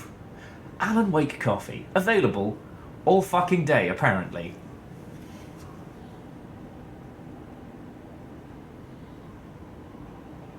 Okay, so basically, Jules went to the Booker, and Booker the playwright thought he was an actor, so he wrote. Fuck off, Moods. I'm not reading that out. You can't make me. My own mods. My own mods! In my own house! But yeah, so the TLDR is that Jules is mad that the Booker he tapped up to write some Alan Wake stuff just isn't taking it seriously and is focused too much on them. Okay, so assignment. Continue the story from page AW002. Match the tone, style, and content where possible. Okay, the crack was an emotional one. A line right through their marriage. The foundation of their lake house. These thoughts and more flooded Jules's mind as he stared out through the lakeside cottage windows. The sun was setting on a stormy day. Rain clouds hung low, weighed down by the burden of purpose. Diana sat in her favorite deck chair, staring out across the lake's rippling surface. He watched the breeze catch her acorn hair. As if sensing his gaze, she turned her head. Jules looked away, flustered, annoyed with himself for letting her affect him this way. He grabbed a bottle of red wine and poured himself a generous serving. And he kept pouring, his mind distracted by a thought. How did we get here? They had been at the lab, running the experiment, and then they were here. Why? He remembered thinking back to a break from the lab would give them space to reconnect, to mend the crack. But he couldn't remember leaving. Wine was flowing over the rim of his cup, though he didn't notice. He put down the bottle and scanned the lake. A faint shimmer hung in the air on the far side of the lake, like light hitting glass. The sort of thing you only notice if you were looking for it. He felt like he had seen something like this before, but where? Jules! Diana's cry snapped Jules back to the present. She was staring at the sky in panic. A deep shadow crept across the deck. Jules ran to the door, to his wife. More like Alan Wake! Devoshi, are you like this? Finally, someone who isn't a painting. Excuse me, can I talk to you? Hey, hello. Who are you? Sorry, got a flow going. Can we do this later? It's fucking Booker! No, we cannot. I'm Agent Kieran Estevez. I'm with the government, and I need your name. I'm Ed Booker, the playwright. And I'm hitting my stride here, so can you guys stop with all that banging and screaming? It's throwing me off. Where do you think you are right now? Where do you think you are right now? In an immersive writing workshop. Well, bad news, it's not a writing workshop.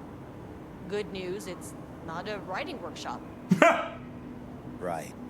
It's a government facility studying the power of creativity. That makes way more sense. If Alan was an exclamation, he's be for Alan's sake. God damn it, numbers! For Alan's sake!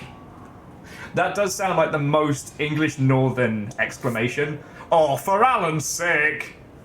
Also, this guy is so New York minded that he's in the middle of like lockdown darkness takeover and painting monster murder killer mode, and it's like, yeah, no, this is totally just an immersive experience. Homie, you can't be serious. Look around you. How is this a workshop? You have to stay in character. I get that. I'm in the theater business too. And look, the sets, the costumes, all great in that, you know, campy, 70s sci-fi kind of way. But you could dial down the role-playing like 15, 20%. Just some professional advice. Oh man, this would fucking hurt Tobias personally. The one guy who's like, you know, I understand that you're LARPing here, but I'm also kind of a LARPer myself. Fuck.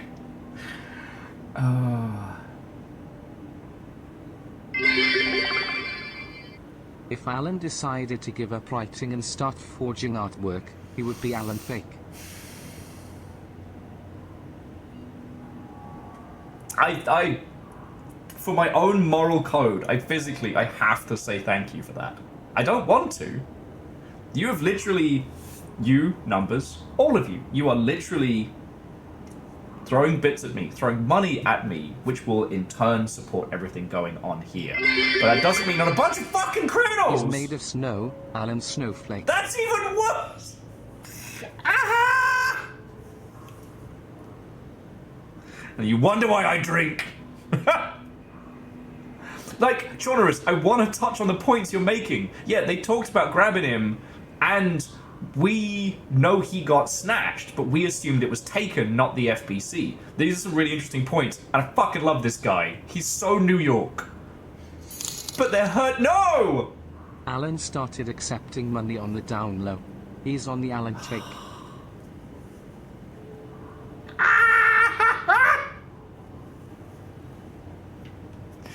What do you think Cauldron Lake would do with all of your puns, eh?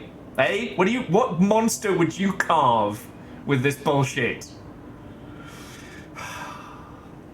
It was at this moment I realized that as the streamer, I'm not part of the art. I'm not the artist, I'm part. Cereal, Alan Flakes. Part of a nutritious writer's breakfast, best served with whiskey. Oh. Fuck off, Chaunerus! You're supposed to be on my side here! Fuck! Making a difficult decision. Sorry, making it difficult as usual. Even worse. Even worse! Thank you all. Verdant Flow, as you know, donations get here immediately and are very welcome. But you're all a bunch of numpties. One thing I would like to point out. Oh no! When he's had enough of writing, he's opening a garden centre, Alan's Rakes. Alan's Rakes. Come on down to Alan's Rakes. We've got trowels, sheds, plants, all the stuff you need for a patio. We don't actually sell rakes. That's a misdemeanor. It's that's my dad's name. Dad's name was Rake. So we named the place. There's actually a rake shortage going on account of them leaves.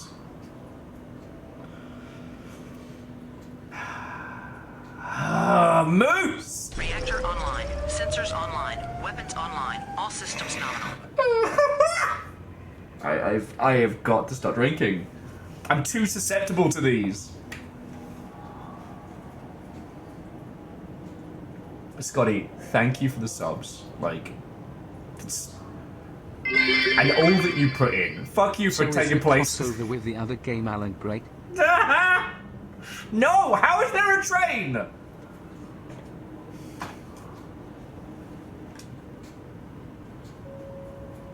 It's all right. You can have your hype train. You can get it all out of your system, and stop giving me a small aneurysm with terrible Alan Wake jokes.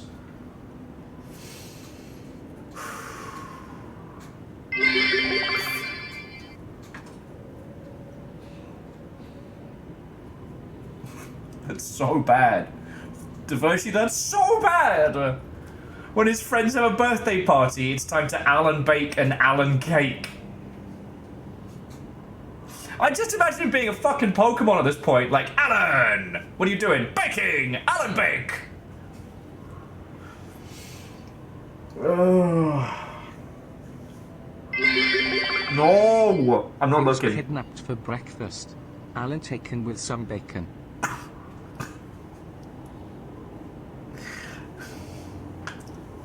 I have no words. And the thing is, Akira, you put 500 bits behind it. That's $5 a pop keeping me alive, whilst also shaving years off my life.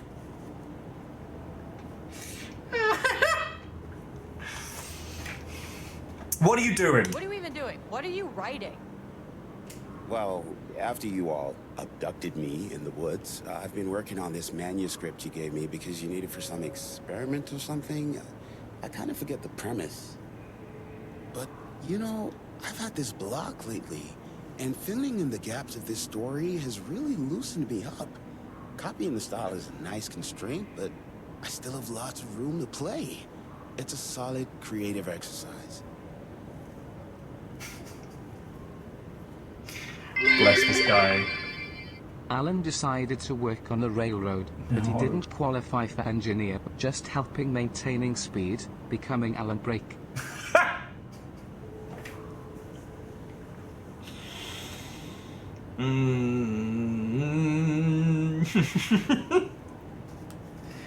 Terrors, the lot of you.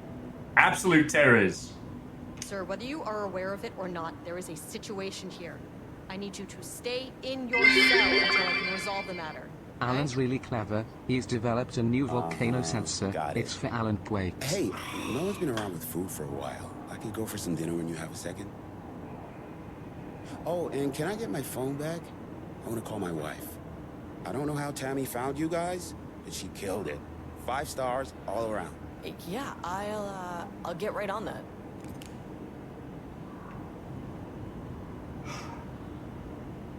It hurts. It hurts. The train's still going. Just gets too bad. You can go to the hospital. Just tell the nurse you're suffering from an Allen ache. Tearing through the shadowy cloak of corporate cookie-cutter bullshit. Kill a metaphor. This is good stuff. The style's a little clip. I can work with that. Short, to the point, visceral metaphors, dark imagery. Government is spreading darkness, trying to control the uncontrollable. He accidentally broke his foot falling down. He got an Alan ache.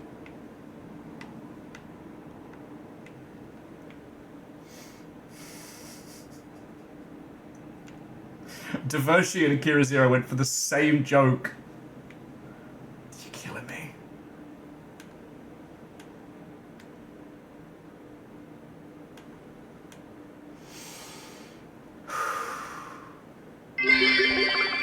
No! So when Alan has insomnia, is Alan awake?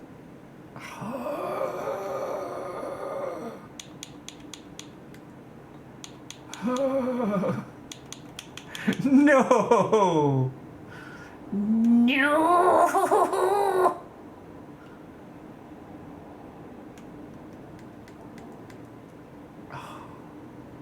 Everything hurts. Everything hurts. Show me the champion of light, I'll show you the train of darkness.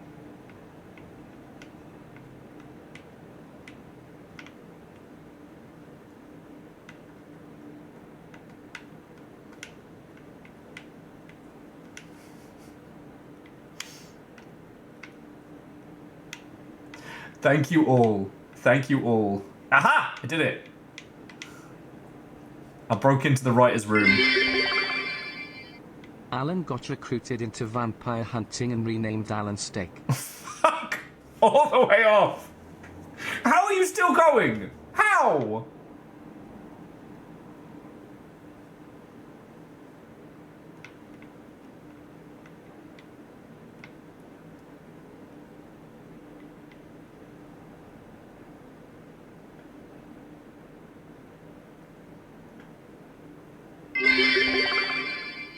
It brings all the boys to the yard. It's the Alan milkshake.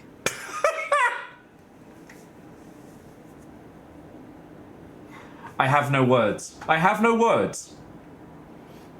In the brief quiet, I have managed to sneak on in here and as Choombot was recommending and get into it. Even all the while being beset on all sides like a fucking wave-based shooter with terrible Alan Wake jokes. I have several words. Most of them are expletives. Fuck, that's good. I'll definitely read this for you once you'll stop being a bunch of terrors.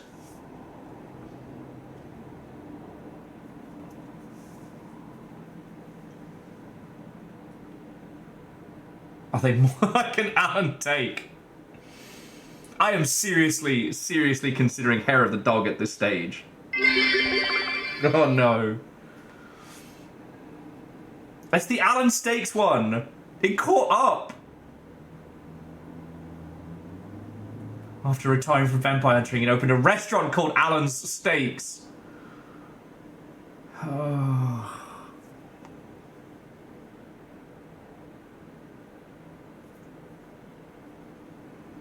Well, Choomba, the one good thing about... Okay, there's many good things about the hype trains, but eventually they have to run out of steam. Was wondering where my stash went until I came out into the living room to find Alan baked. Alan could stand to get a bit high a lot more often. Dice Goddess, that's 500 as well. The pint glass is obliterated.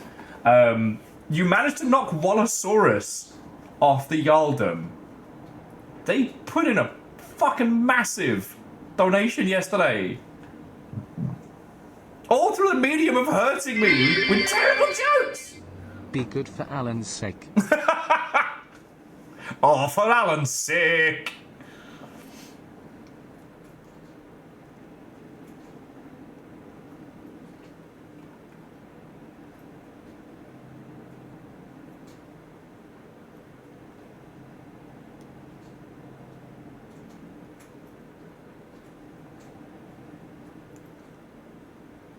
Okay, there we go.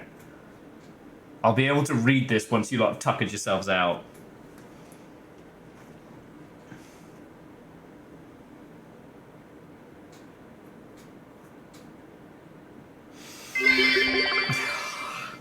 Alan decided to go on the road and drive truck, favoring the compression brake. He's now Alan Jake Brake. Fuck off. Fuck all the way off. They get worse. They get worse. How?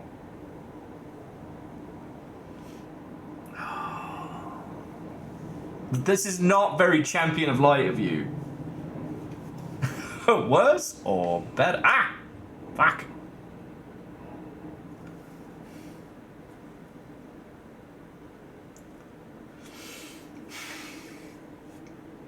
To those of you who are specifically here for the Alan Wake good times, I am both very proud of the Longship and very sorry. Okay. They are acting like the amazing heralds of darkness. Fuck. Okay. So I am going to say, as it seems you all have tuckered yourselves out. No, seriously, thank you. As much as these jokes are agonizing, you are throwing in bits. That's going to help me. Yeah, no! Alan's doing a podax now. It's current affairs, Alan's takes.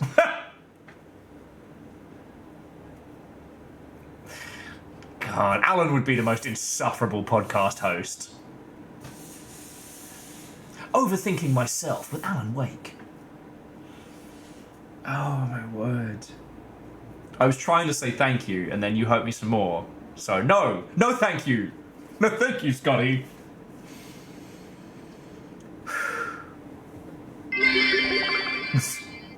Alan started a space where you can 3D print and mess with electronics. It's Alan's make. God.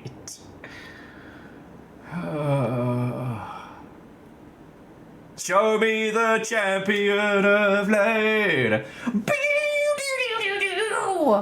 I'll show you the herald of darkness.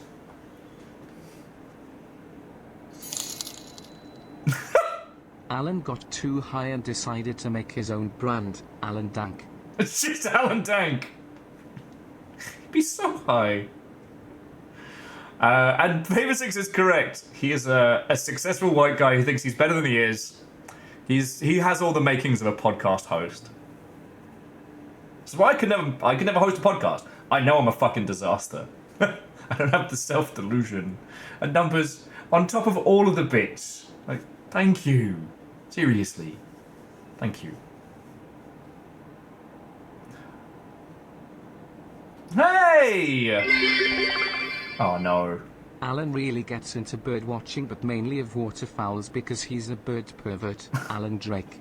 He's a bird pervert. Alan Wake, bird pervert. Fuck.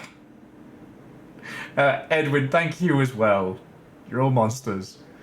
To our lovely Maple Story mystery, you were always welcome. Like, you were getting into the classics, and that's where the homies wanted to be. When we bring our adventures to a close, I let the peeps decide on the raid target. But I don't tell them who, I only tell them what the game or what's happening. So yeah, really, it's the Longship to thank. But yeah, I hope you're doing splendid. I've seen the, the Crimson Diamond has been doing the rounds, and hopefully it's been selling real good. And saw you on the Noodle video with Zalavir and stuff. That was fucking cool. Oh yeah, so friends, oh no! Mr. Scratch does all the things Alan doesn't. He's Alan deviates. They're hurting me. They're hurting me with terrible Alan Wake jokes. So friends, before you inflict any more of these terrible jokes on me, thank you for the bits, fuck you for the jokes. So a Maple Mystery in chat, that is a very, very good industry friend of mine. You will have seen them on the Noodle video about Strange Scaffold's unreleased title. They also stream, you probably know them from when we've raided in, but if for some reason you are not following them, please do. They are a wonderful person to talk to, and their titles have this glorious, like, I want to say like Amiga era art style for point and clicks.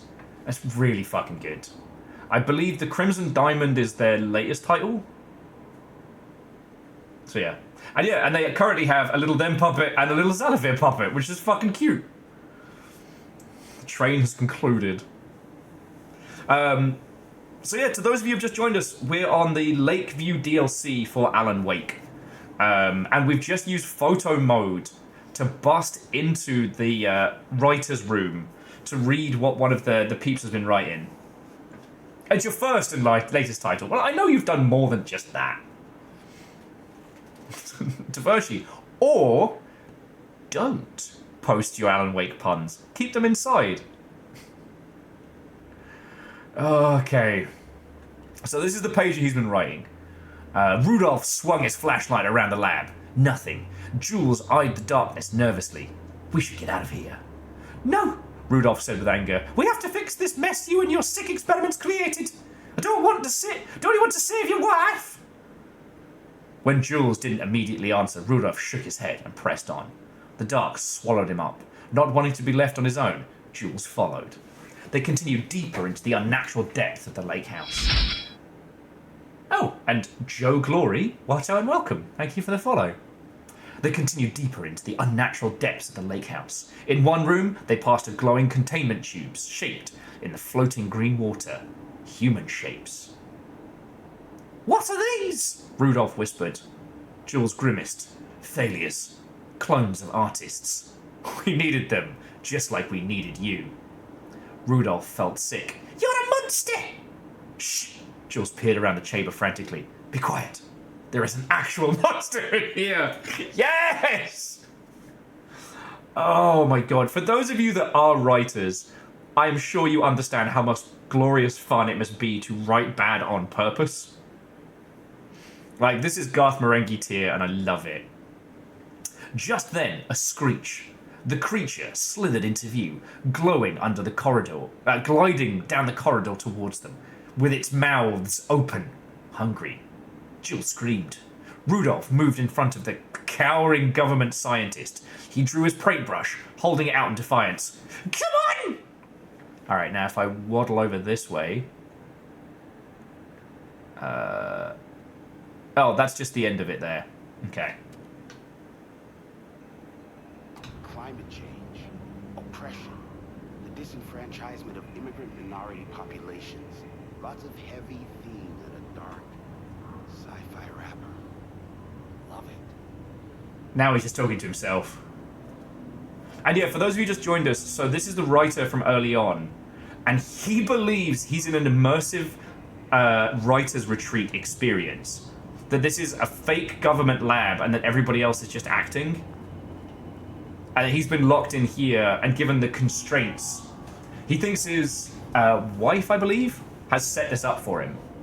See, Alan? See what happens when when you actually like your wife's surprise? Instead of dooming everybody in the process. Okay, so retrieval order. The acquisitions team is hereby approved to acquire additional research subjects for the ongoing study of Project Artemis at the Lake House. That's who we just saw. Prioritize outcomes in the order below. Both subjects we brought to the Lake House for study. Tamitha Booker, her work is more commercially successful and thus more likely to yield results based on proven cases. That is such a science nonsense. Oh yeah, Journalist, I'll have a look in just a second. So then we have Edward Booker, less successful than Tamitha, but theatre is more widely recognised as art than true crime novels. Observe the subject at a distance, only move to acquire if the opportunity arises.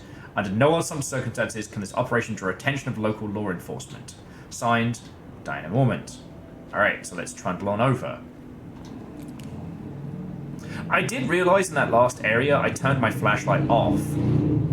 So I didn't want to... No! Congratulations. You're the big winner in the Allen sweepstakes. Thank you for the donation. Why are you like this with the jokes? Okay, Joe Glory. I'm reading this out. I'm reading this out because you have been here for about 2 seconds and I've already thrown bits at my face.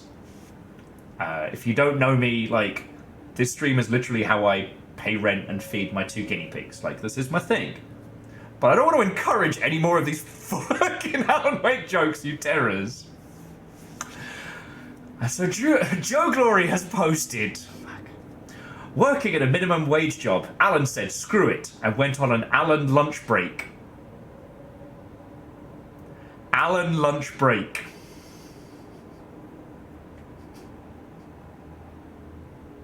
Oh no!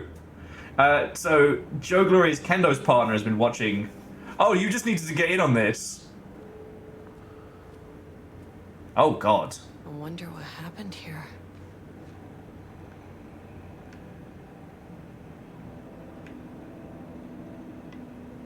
Oh, this was bad. This was very bad. Also blame Fred for this. No! Do not give this up to Smithers Barrett, who is now the fucking Jarl! Why are you like this? It's like you'll know when I'm wibbling. You can smell weakness. So Ken and Nintendo, Fred as in like marketeer Fred? Or Fred as in streamer Fred? Just so I know who to I know who to blame. Hey! Okay, Bacon, thank you kindly for gifting us up to Joe. That's really cool of you. Oh yeah, oh shit. So to Kendo Nintendo and Joe Glory, if we've met IRL in like PAXs or events or what have you, I apologise I'm blanking on usernames, but if not, it's lovely to make your acquaintance. Fred frequently fucking messes with me while I'm streaming, and I love that bloke like a brother. So yeah.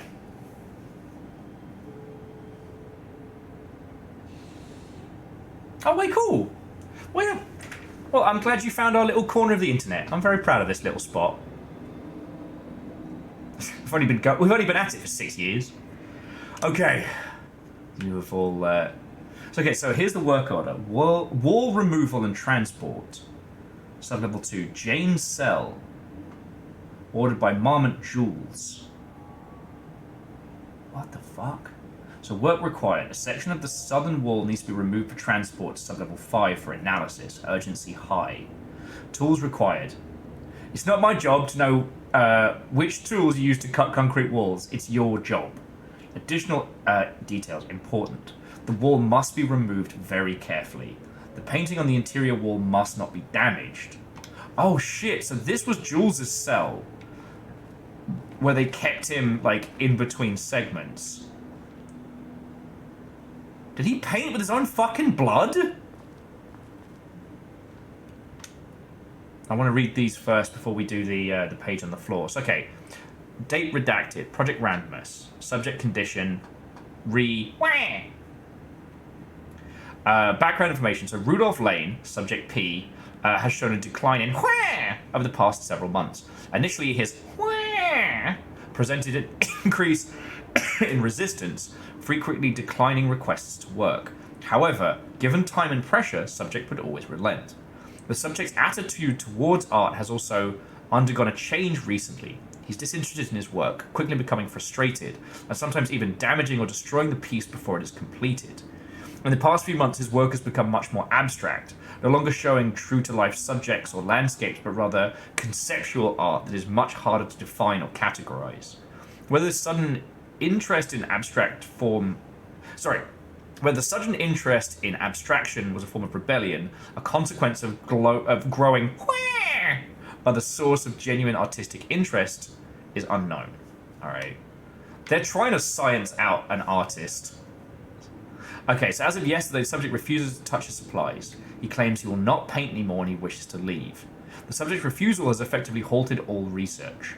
While the team can continue to run tests on the backlog of paintings, they estimate that there is little new information to gain. The subject must continue to paint if the work is to proceed. However, the team is concerned that convincing the subject with force or coercion may only entrench him further into his position. Action to be taken. Dr. Jules Marmont, co-head of research project, suggested that a high dose of be introduced to the subject's food to cure his If the subject's attitude does not improve, then low doses of will be introduced in order to improve his compliance. That sounds really healthy. I can't paint anymore. I know you want me to paint, but I can't. I'm empty. Rudolph, no. You love to paint. And you are such a talent. This is just the classic artist slump. No. No, I hate it. It's just taking from me now. When can I leave? You said you'd let me leave. Ah, Rudolph, but you volunteered to come, remember? We are helping you, like Dr. Hartman did. Perhaps you need to see our doctor? I can arrange that. No, that's... I am feeling better. Much better. I will paint. Ah, this is wonderful to hear, Rudolph. I knew you would come back to your old self. Yeah, Jules is getting a little bit hair doctor, if you know what I mean. And yes, Jules is a very bad person. Controversially, doses of Waluigi will continue until morale improves. Okay. So yeah, so whatever happened here, he lost it. Painted on the wall with his own blood. You can tell by the splatter, which wasn't cleared off, and then they drilled out the wall carefully and took it out. Now this looks like an Alan page, so... No. I got a call from a hacker today saying they had all my passwords. I said, oh thank God, can you tell me what they are? That's just a good joke. I'm glad one of us knows. Numbers, thank you. And Joe Glory, oh no! I was about to say another thank you, but... Working as a triage nurse, co-workers effectively called him Alan Intake. Alan Intake. Jules Marmont looked at the painting. He didn't understand it. Saw only random whirls of color. Drug and Lane made him more compliant, but his work had turned abstract. Jules needed more art his team could parse, could test, trial and error. These abstract explosions of color complicated the data. His grip tightened around the letter opener in his hand. The piece of art he needed was hidden inside Lane. If Jules could simply cut the painter open and pull the painting out of him, he would. The overhead lights flickered. Jules would make Lane cooperate. No more drugs. Less carrot, more stick. Jules had to go faster. He wouldn't lose to Diana. Nothing else mattered. Fuck.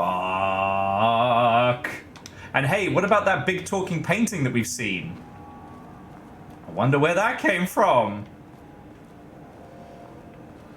The files are inside the computer. Anyway, I gotta handle these fucking Taken.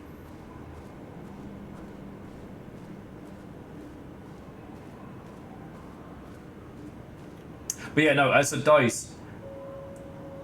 Dice was saying earlier that that's how they felt on their first video game project. That's just fucking real.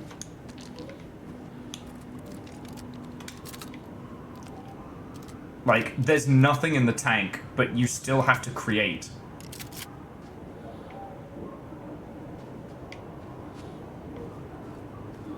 Like, I kind of... It's why I wouldn't classify myself... Oh, there's the elevator. How do I get in? To explore some of these others in a second. Like, I personally wouldn't classify what I do as art, right? Because we do deconstruction, we do analysis, right?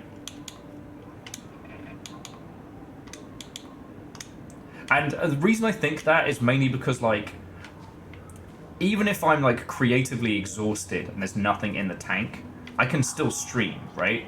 But I couldn't make, like, a creative video or anything like that. Oh, look! More places to explore. I'm just stocking up.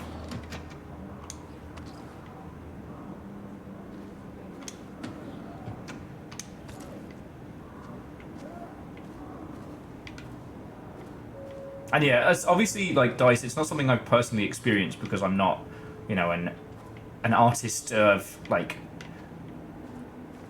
there's never been a situation where I've been reliant on putting out something artistic to feed my little family. But I do remember, like...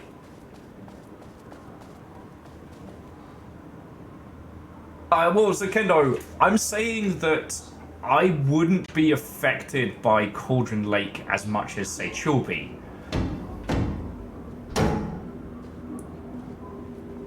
You want to open the door?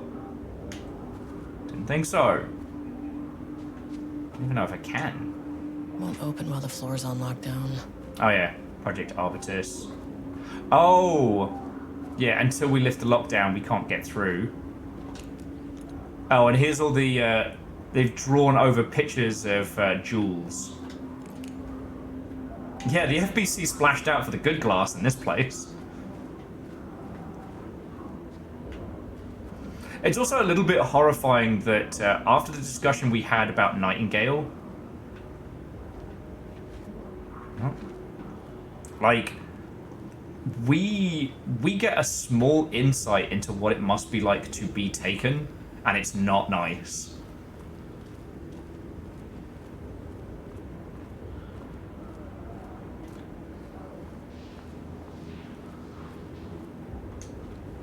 I was shot. Sorry, I was thinking about that more and more since we had the wine and cheese night, about how, like, actually being taken, you're in this state of, like, fear and confusion, that whilst what we fight are these, like, confident monsters, right? They don't seem afraid. You know, and especially when you encounter Nightingale, it's like he's in control. But from his perspective, like, or from the perspective of what is left of him, like, he's having a fucking terrible time. Kind of regret not hitting those earlier ones. You're more out appraisal. I've got a lot more out of Alan Wake from watching you play it than I ever would playing by myself, until you and chat go through things I had no idea all this stuff knitted together so well. Oh, Scotty, thank you. But, like, I'm just the focusing crystal of all that, right? Like, there's so many peeps here who have got such a grasp of all of the interconnected pieces. It's only because there's so many of us together, I reckon, that we can do that. You know? It's one of the best fucking things about streaming.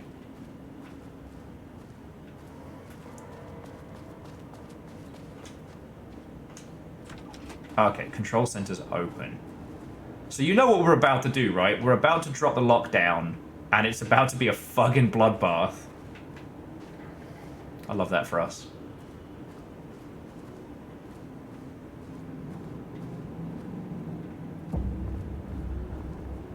Damn. But yeah, but like I said, the FBC is both the best foil and woefully underprepared to deal with something like the darkness. Like something that is all about creativity. A higher access card. Because the thing about art... Sorry, but I need this. Oh shit, we can go get the good stuff. So Chaunerus, now we have the level 2 card. Please feel free to direct me of where we should go for, like, you know, to get the most story and shit. How many paintings did they have this guy make? But, like, with art, you can't fully break it down clinically, right? Like, you can kind of sort of break down its construction, but not always its intent. So, for example, like, if we're rating movies, we can rate it on the quality of cinematography, right? We can rate the... I guess we can rate the quality of, like, the original score and things like that. Heck, we can, to an extent, rate the potentials of the written dialogue. But as soon as it all starts coming together, the more you focus on it, the harder it becomes to, like, rank and quantify. Diversi. There's one thing I learned from the Dead Poets Society. It's that artistic value of a poem can be quantified by a simple formula. God. Okay, sorry. So, from paintings on... designation. Black circular shape among yellow lines. An uneven circle painted on dark black foreground with jagged yellow-brown mustard lines behind it. Lines sometimes overlap with each other and bleed into the circle. Lone tree at night, dark green pine tree standing in a dark landscape at night, empty road and forest, a dark grey streak across a dark green landscape, presumably a forest at night. The grey streak is likely to be a road due to its location and colour. Small white stripes... Sorry, a small white shape in the road could be a page of writing by Alan Wake. Relevant teams have been informed and are searching for this site now and attempting a page retrieval. Yellow crescent shape on black canvas. A curved yellow shape on a roughly crescent shape. Sorry, a curved yellow shape in a roughly crescent shape painted on an otherwise empty canvas. Possible crescent moon, banana, unfinished piece. Oh shit, it's a wasp! Kill it! Shit, and there's more. Red, yellow, and green circle. 3 uneven circles, 1 red, 1 yellow, 1 green. Possibly traffic lights. Cityscape with blue-grey sky. Grey vertical shapes, likely the skyline of a city. In the bottom of the 3rd canvas is a vivid blue-grey sky. Geometric shapes painted with thin white lines can barely be made out. Among the colours of the sky. Black void. A deep black void covering the entire canvas, with a few specks of dark or light grey able to be seen on closer inspection. Large variety of black spirals. Large number of spirals painted in black, ranging in size from a quarter to that of a basketball. Though the canvas appears quite covered, it's blank aside from the spirals. And then brown shape with horns. A brown shape, vaguely triangular, with presumably horns, extending from the shape. Likely an animal head, possibly an elk or a deer, black background. Okay, that's pretty powerful. Alright. 1, 2, 3, 4, 5, 6. Oh, what?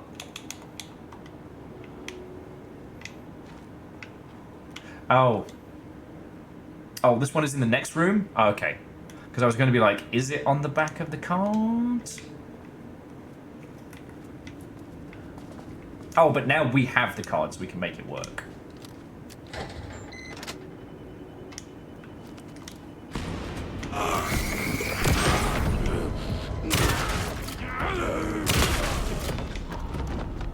Dave ain't got no face.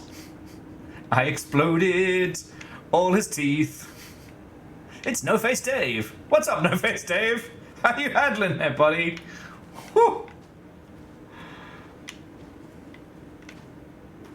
Damn it, Dave. You know, Aeon, did I mention this? That I worked out where God fucking damn it, Dave came from. That it's a rework of Coin Operated Boy from a Homestuck musical that somehow wormed its way into my noggin 1,000 years ago. And the maybe I shot Dave in the face a little too hard. That's a lot of blood. Sorry, Dave. I made a reservation for our anniversary, which I certainly never forgot was a week from this Friday. Let's take separate cars from the office. Can't have the bosses see us leaving together now that those hypocrites have banned inter-office relationships. Have a good day. Splattered Dave. Okay, Verdant Flow, have a lovely rest of your evening, friend. Alright. Oh, this is the computer policy. Alright, so... Yes, God fucking damn it, Dave from Broadway Car Cat. Because I realised I'd been singing it, like, offhand while we'd been streaming. And I was trying to remember where it came from. And then one of the episodes of Creature Commandos prominently featured Coin Operated Boy, a song that had not been in my noggin for a million years. And I was like, oh shit, that all comes together. Okay, today's password, I maintain that seeing a movie together does not begin a relationship. Today's password is the date of our special unforgettable anniversary, plus brown shape with horns. Love you. 44 is right, yeah, so I guess it won't be telling me when I know where our anniversary is. Good luck with that.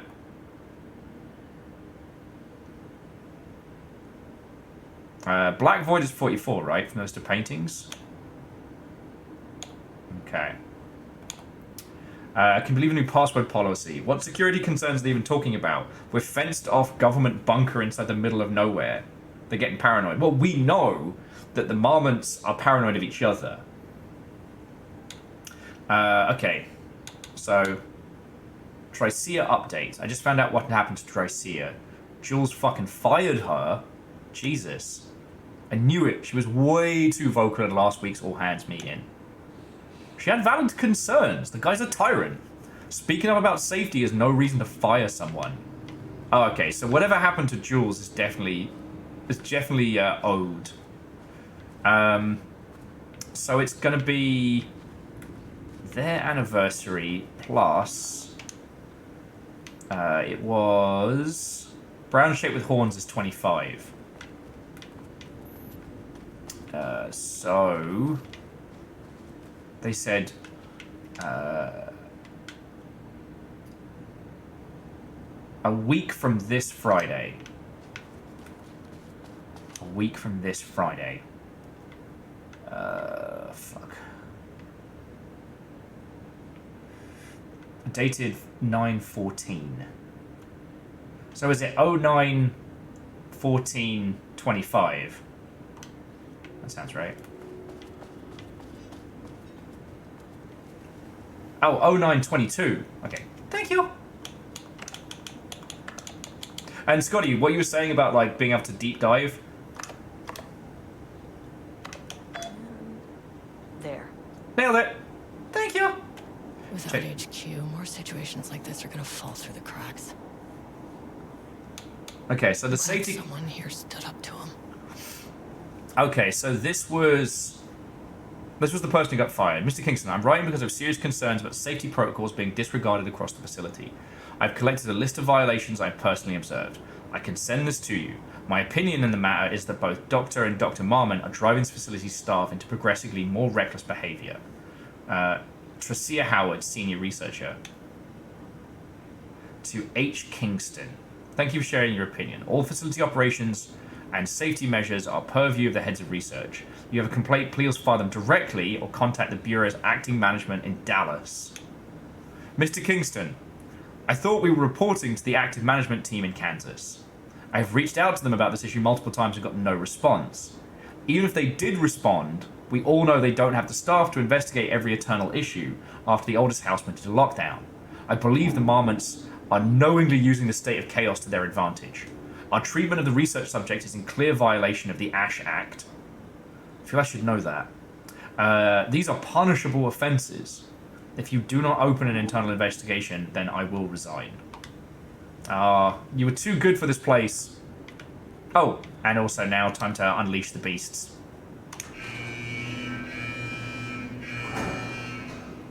Lockdown lifted. You are now safe to resume working. About that. Hey, you bastards! Come in. Facility.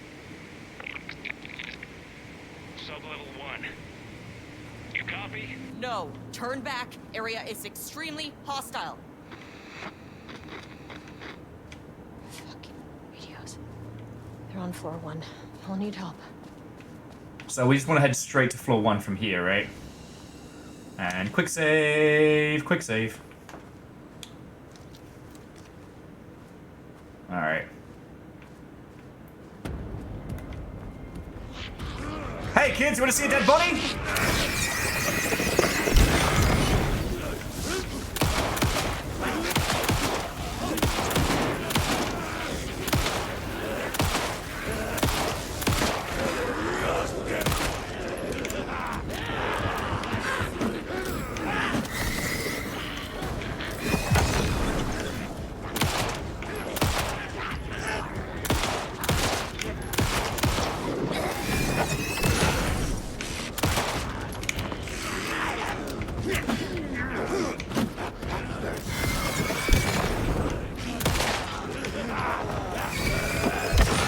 And for my last trick, I made that guy's face disappear. Oh shit!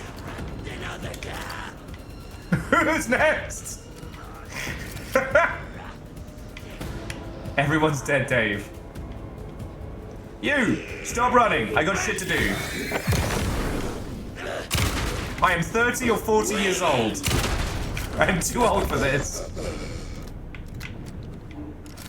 Sorry, it's my favourite Aqua Team Hunger Force quote.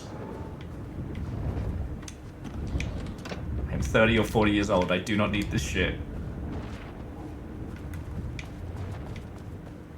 Okay. Time to check those post-its.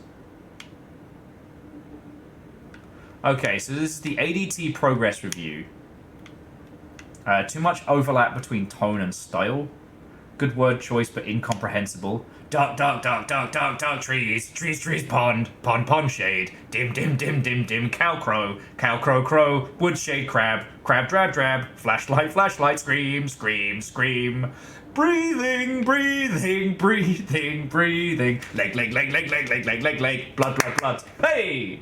Ha! Alan Wake the musical! Come, bring the family! No one will survive. I absolutely did not just laugh spit all over my own desk there. Let's never talk of that again.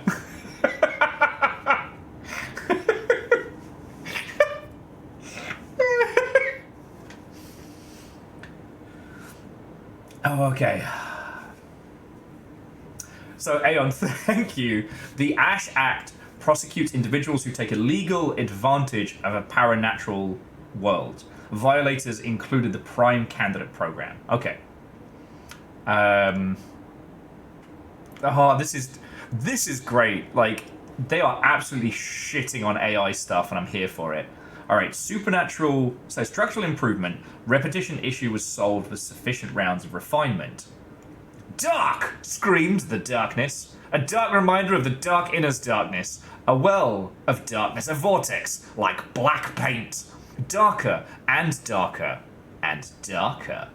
So the darkness could hardly see. A dark figure emerged from the darkness, facing the darkness with dark intent. A dark knife glinted in the dark. darkly.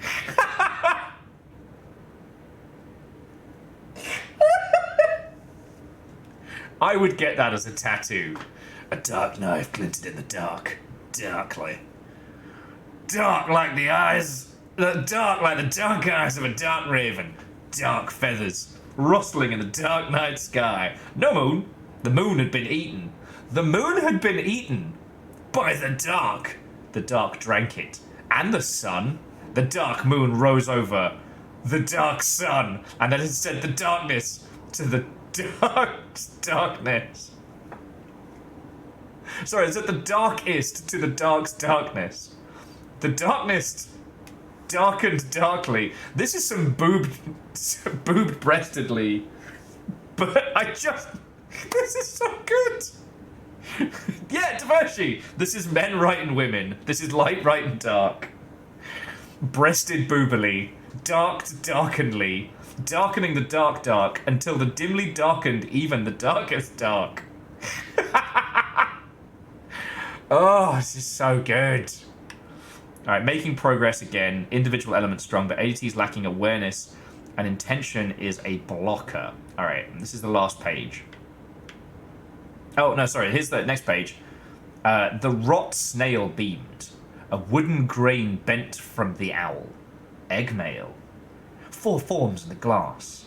Eyes and melt. A crack page booked from the down in bark. I grow, and longer, with the lower dark sea. No one found. Egg male heaven. Pour during out, he chin. When all scream in blue, an axe vermilion. A day is round. Flat crossing evening. Water murmurs in light bulb trees. Round the cat! This is some fucking cyber poetry shit. I'm living for this. The night glares in all streets. The coffee deers run. Fear drinks locks by windy cottages and black fires in the same mirrors. A mist, heavens in Panic Mountain. Well, it's Devoshi. It sounds like it because it's what they were trying to do. And this is very much like Remedy going, fuck you, like ChatGTP. Because what Jules is trying to do is basically have 1,000 typewriters running computer programs to recreate Alan's writing. And it's just looping back on itself. It's like when you put finished poetry through Google Translate. Okay, need more material, reference, critical. Input non-weight reference, material, source human subject. Use staff as writers, risk of data skew. Okay, and the last page. Okay, the dark woods rattled darkly. Flashlight peered into the deep darkness, and the dark shivered. Flashlight scowled. A woodsman came with an axe. The woodsman's teeth screamed. Flashlight screamed too, and was cut in half. Blood mixed with the darkness. A dark blend. Pistol looked at Flashlight in shock.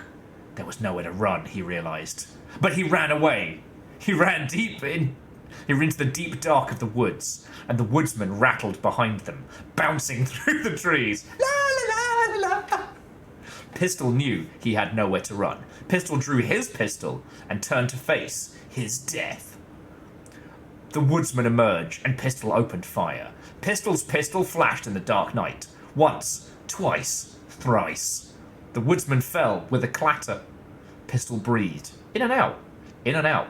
Pistol looked at each tree. In and out. He was safe. Pistol grabbed Woodsman's axe and plugged it into his pistol to charge it. Bood! Did you just reload your axe? Yes, I did. He went to check on Flashlight. Pistol checked each half of Flashlight. She was dead. Checking both halves of Flashlight. He realized she was dead. Pistol screamed at the trees, and the trees screamed back. Fucking love this.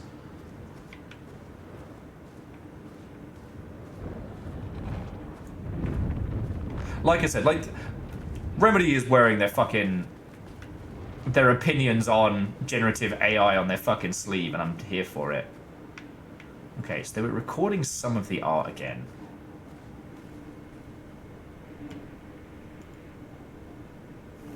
Huh, Edwin, that's kind of fascinating. I hate that I always forget the term, but there was something that did the rounds on Tumblr like a million years ago, and it was like a measurement of absurdity. Like, at zero absurdity, you walk into a restaurant, you know, you ask for a hamburger. Burgers, yeah.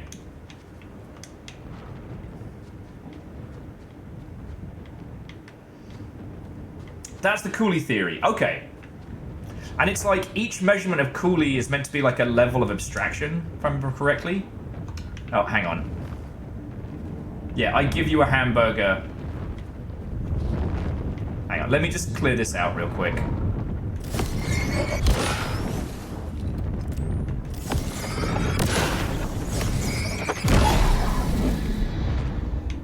There we go. I wasn't going to be able to hear the tape recorder over that. Okay. Had a thought today. A possible avenue for further research.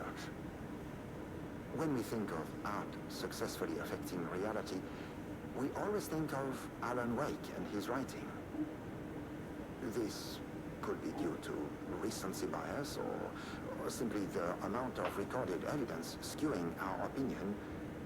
But also, I wonder if writing's very nature is an advantage. Text can describe events in such explicit detail. The story gives the shadow a blueprint, a map of what to make real. But not all art is like this.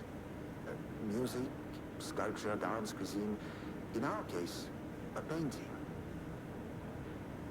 When the source material is open to interpretation, how will the shadow choose to interpret it? I think Diana will find the question very interesting. Most likely, she already has an answer.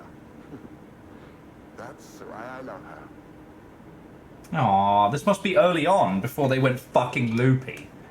But that was the thing that we talked about lots during the wine and cheese night, is that, you know, writing, specifically Alan's style of writing, which is very short, very punchy, lots of big descriptions, leaves loads of space open for interpretation.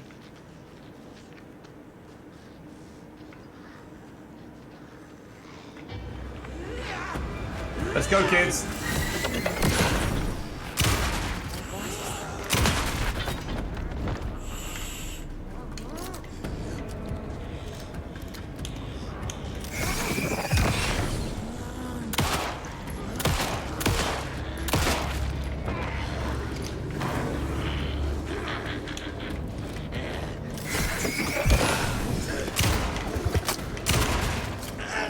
He's nothing. He's got no affairs left. That feels so mean.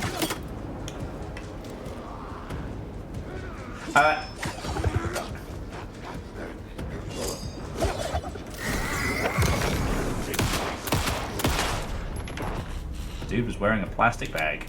The only thing I was going to ask, did anyone clip Alan Wake the musical?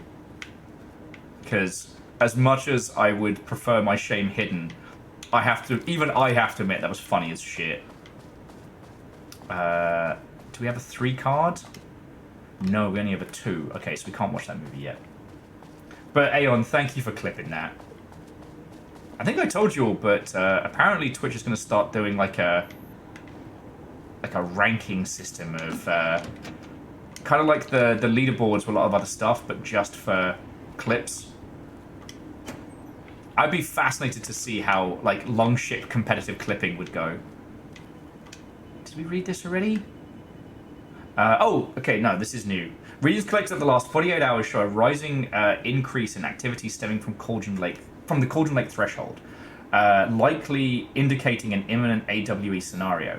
The highest recorded reading exceeded the safety limit, necessitating a general alert and requesting assistance from assigned AWE response team. However, no alert or contact with external teams has been made per the recent amendments to this procedure. As specified, the monitoring team will take no action until sign-off from either Dr. Marmont or Dr. Marmont is received. Considering the rate of escalation on recent data, the monitoring team strongly recommends the AWE response team be contacted immediately. Fuck. Fuck. The moment's basically just leaving this shit to get worse. Let's see if anything's changed around here. Didn't think so, but... And I guess Estevez has no reason to keep any of the pages that Alan writes. So yeah, how you doing, buddy? You good? You good? Oh, I already read that one. Angel Kalina, what and welcome. Aw. Hey, it's that time of year where it creeps up on you. So, we are blasting spoopy zombies with a shotgun, and I just did Alan Wake the musical. Numbers, we didn't get into the paint on that one, but we kind of scritched at it a little bit. That yeah, the Switch 2 is probably one of the biggest. Sorry, the Switch 2 has the least amount of like creative changes in its hardware since. But I do think that that's definitely more of a tactical decision than a... thank Aeon. See? I'm glad somebody picks up what I'm putting down. The Switch 2 is definitely the least creative console that Nintendo have made in a very long time. Aside from, like... Well, and even then, like... The Game Boy Advance, the SP was like a... Or like the Game Boy to the Color was kind of an incremental step. But I also think that it's... I think it's a tactical business decision based on, like, supply chain nonsense and stuff like that.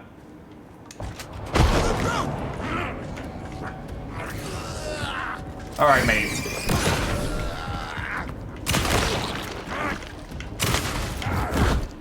Okay.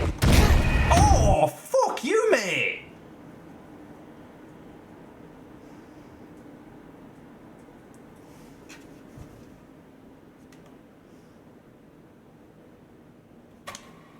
Hopefully I don't have to fight through two... Ah, you fucking wankers! Dude jumped me in 2 kicks and now we're gonna fight through that again. Ugh. Alright.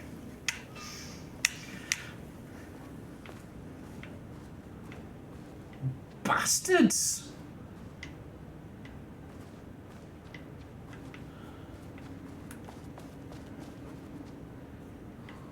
But yeah. My current working theory is that basically they made the active choice with the Switch.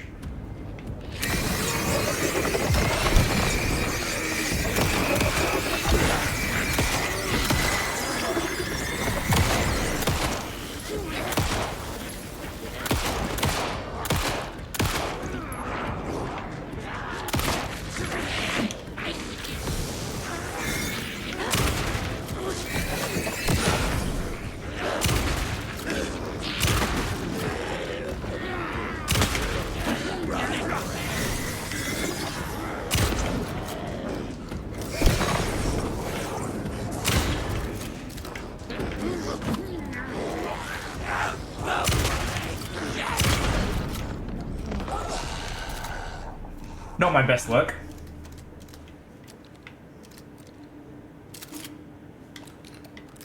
But yeah, it's the thing is, I'm trying not to shit on the Switch 2 announcement because, like, we knew it was coming. They didn't add anything. They didn't add anything that we weren't expecting, and that's okay. You know, not every console's got to reinvent the wheel.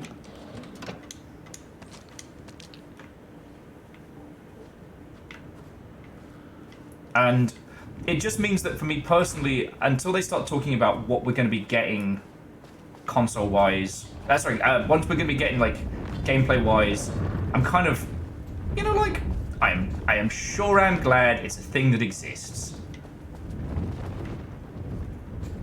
You know what I mean?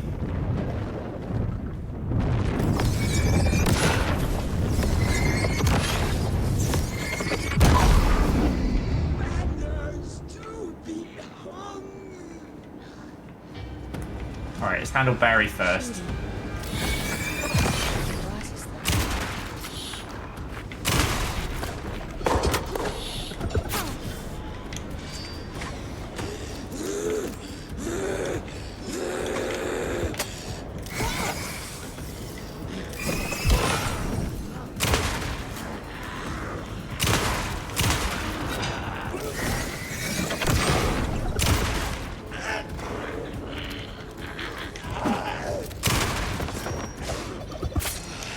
Oh, and for any of you who are thus inclined, the TV show Severance has its season 2 starting tonight. Fuck you! This is because I wrecked your shit last time.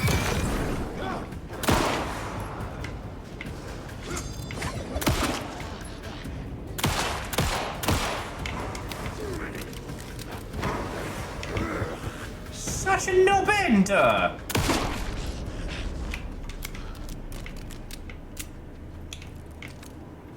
Edwin, I believe it is now out. A retired swordsman broke a vase. He said he needed his claymore. That's actually pretty good. That's pretty good. Oh. And yeah, Devoshi, if there's one thing we know about Nintendo, it's going to have a Zelda game and a Mario game at some point.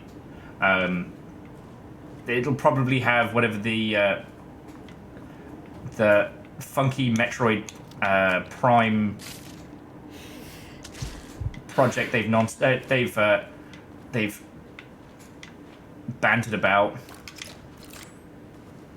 Like, I'm sorry, like, I'm trying not to be a curmudgeon because this isn't a curmudgeonly discussion. It's just like, from an industry standpoint, it doesn't interest me, and if it's going to be backwards compatible, that means it's not really going to have any negative impact, right? Because there's a thing that happens when you try and release a game around about the point the console's coming out, where you have to make the decision of whether or not you go fully exclusive into the new, or you support the old generation and you release on both, which can at times lead to you basically making 2 games. It's fucking hard. But this seems just stable. So yeah, I'm just trying not to sound like I don't give a fuck. From a creative standpoint, I just want to know... Alright, then there's this guy.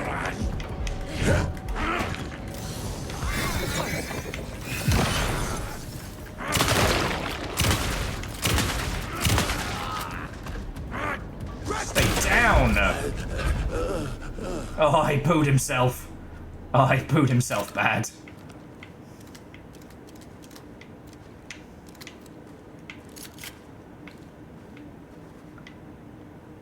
Moose is asking, here's the question, is Silksong's release date going to be announced in Nintendo Direct? Here's the thing, if Nintendo wanted to play smart money, Silksong 2, Switch 2 exclusive, at least for a year. Okay, so here's a little background report from 2019, Rudolph Lane. In 2010, Lane was inadvertently involved in AWE 35 while residing at Cauldron Lake Lodge, where he lived under the care of Dr. Emil Hartman, fucking dickhead, leading to his crimes and arrests. Lane was seriously injured during the AWE, and he received medical care in Seattle for 2 months, during which time he was questioned and cleared by FBC staff. After Cauldron Lake Lodge was seized and closed by the FBC, Lane moved to Watery, where he currently resides. Recent surveillance confirms he has no known personal relationships or affiliations with paranatural groups. As requested, the observation teams confirm that Lane continues to paint as of the day of this report. Poor fucker, they snatched him.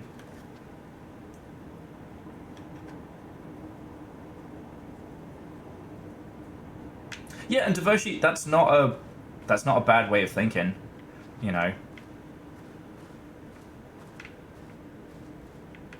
there's a possibility that they experimented with and trialed some gimmicks for this, and it just wasn't worth the gamble. Because, like, at the end of the day, Nintendo are smart. My team was on sub-level 1. All right. I knew they were in danger.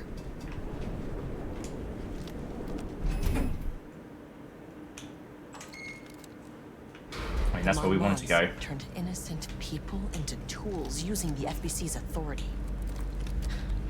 They thought they were untouchable out here, hidden away in the woods. No. Actions have consequences. And I'm the consequences. Yeah, Estevez! Team's dead. Level 1. No! Ah, you fucking bastard!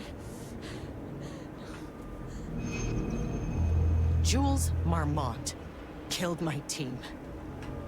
He was taken by the Shadow. I'm sorry. Jules was a Get that gun while I'm up here. prime target for... Alright, so there's the cool gun. Let's go get it. This is the tale. Fuck, shooty, fuck, gun, bang. Shall do manual save while we're here. And go, Akira Zero, like, wholeheartedly agree. But, like, it's easy to remember, like, the Nintendo successes and forget the Nintendo missteps. Like, the Wii was a very, very successful console. But, oh... It's not very scientific. I mean, I came up with that. Shadow. Oh, we already saw that one, didn't we? Comes to my lab, treats me like some kind of an assistant. A putain d'assistant? Moi? This is my facility! Mine! He cannot just walk in here for 1 week, make some speeches, and then fly back to New York. Espèce de crétin! Prétentieux! The jackass is I don't remember a this. fucking rock star! And he made fun of the name.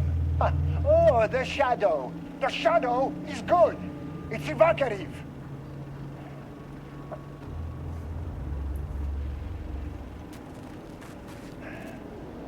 He is just a jealous, spoiled little child. And I will make it so everyone can see this. I will make it so no one even remembers his name. Tu sais ces imbéciles là, hein? They all think I am a pencil pusher. They think I do not have the mind for such work. Eh bien, ils verront. Ils verront! I will take what they think is possible. But I will break it. Fucking hell.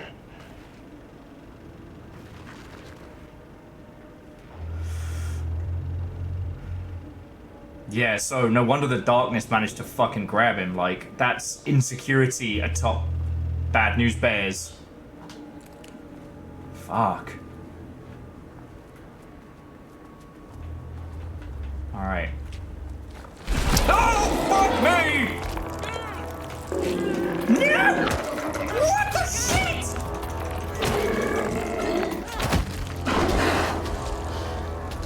Run, run, run, run, run, run, run.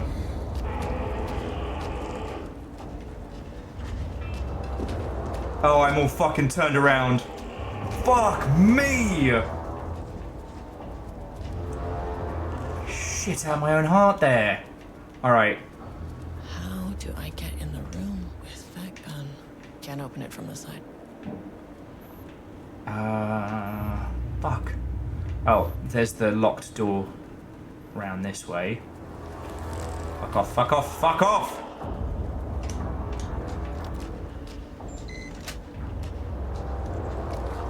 Oh, you fucking wet-painted bastard! Give me that!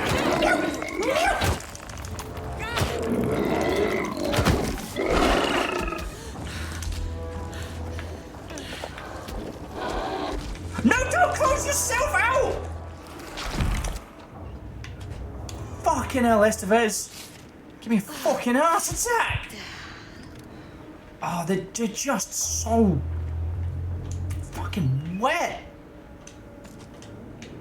No more heals? Okay. Okay, cool, good, great.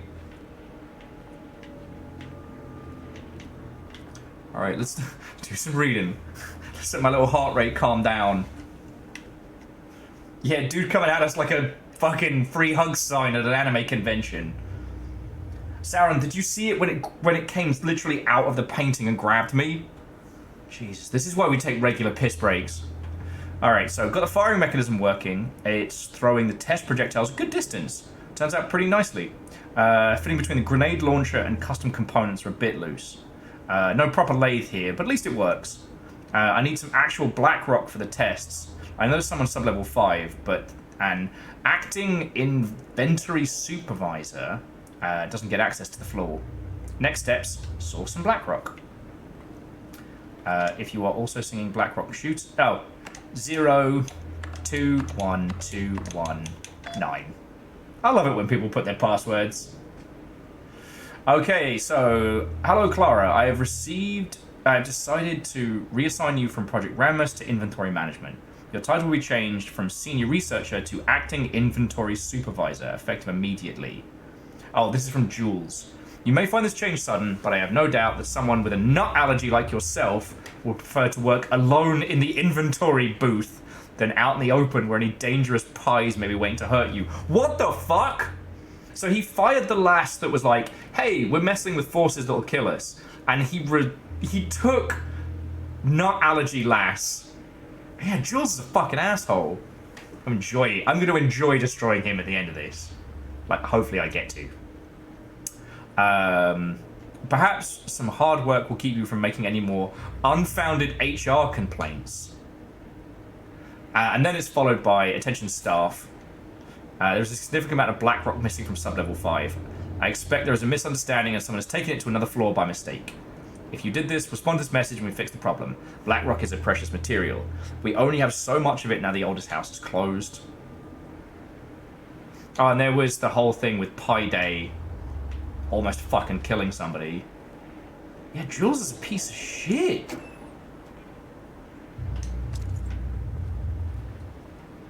Huh. I don't know what that was. Alright, here we go. Okay.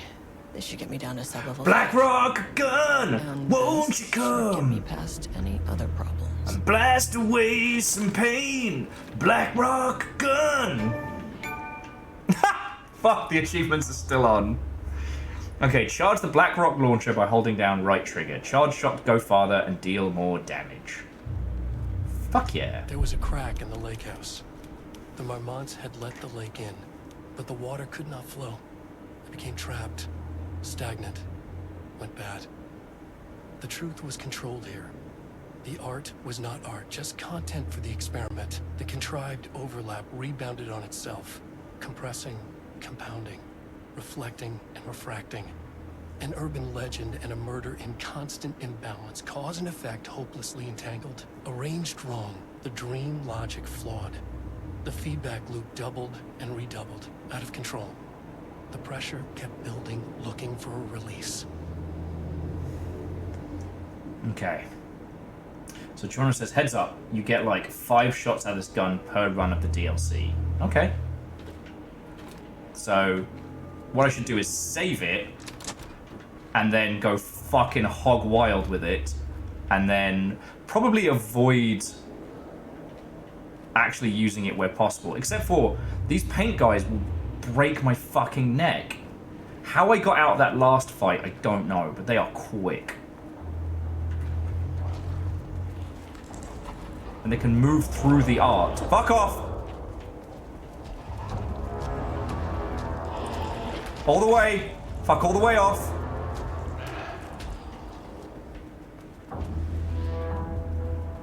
Oh, and they really sound like the fucking Gorgon. Demigorgon. No! Stop shutting yourself out of safe places!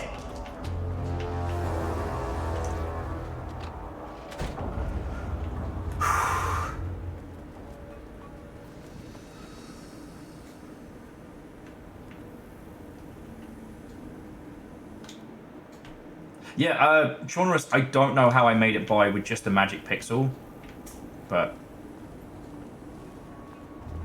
Alright. Let's see what this little baby can do. Alright, you oversized sloth. Finally, something works on these bastards.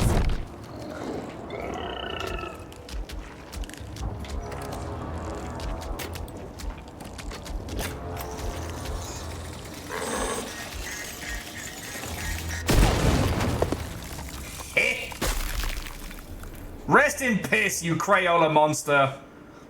I have no medical supplies.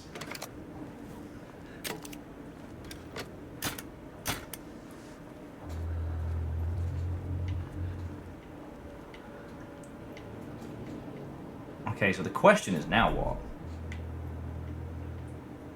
Oh yeah, you are not doing well. Break room, light shift active. There's a couple of containers. Now these two are dead, we can kind of explore. If another one pops up and kills me, then so be it, right?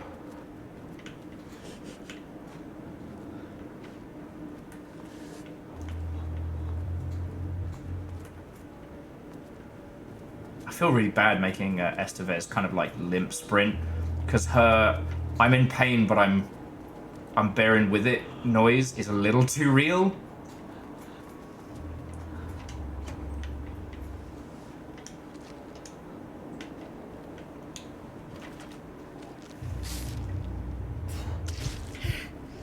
Okay.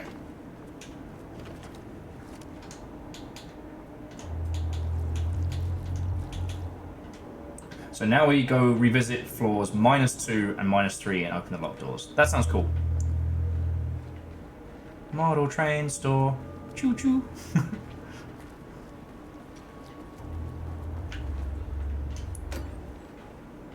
Here we go. And we can kind of retool up as well.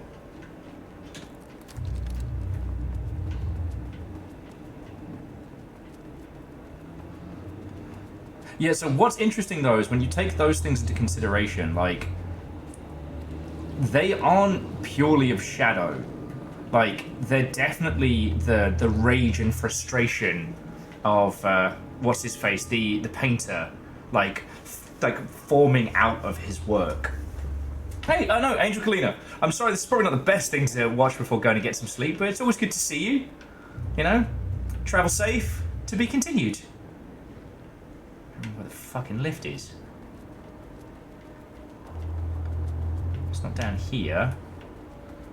So it's all the way through here?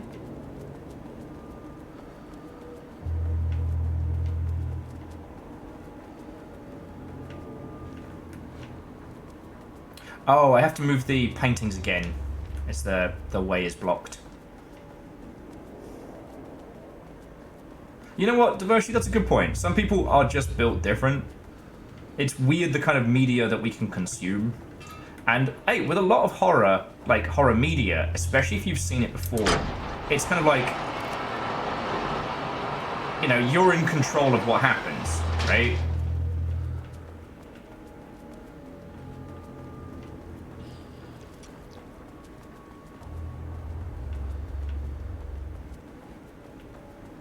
God, this area is so good at discombobulating. Don't you fucking do it. Oh, okay. Don't get me, don't get me, don't get me!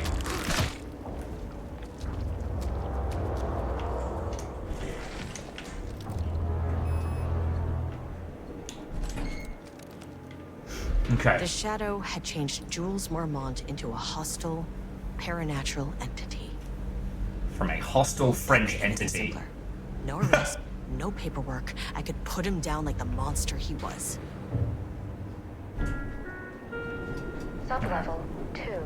And we got to play dodge and weave with the paint guys, because if we've only got, like, what, 4 shots left, I have no doubt we're going to need the Black Rock shooter to make sure that Marmon isn't people anymore.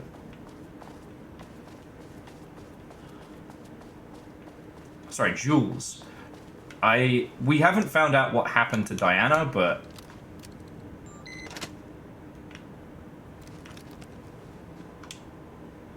Oh yeah, you're right. We got 3 shots total. Oh, no, wait, we got 4 shots total. 1 chambered, 3 ready. Knees weak, arms... No! Alright, Dr. Darling. These guys are gonna fucking jump me in a second, I know it. Lane was found dead in his cell this morning. Oh, shit! It's an unfortunate setback.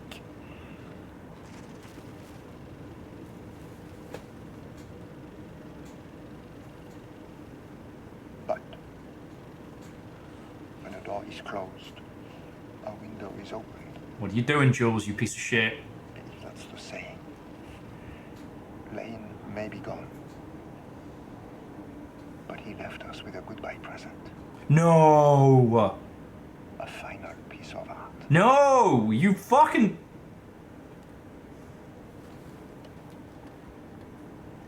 This piece is different. It's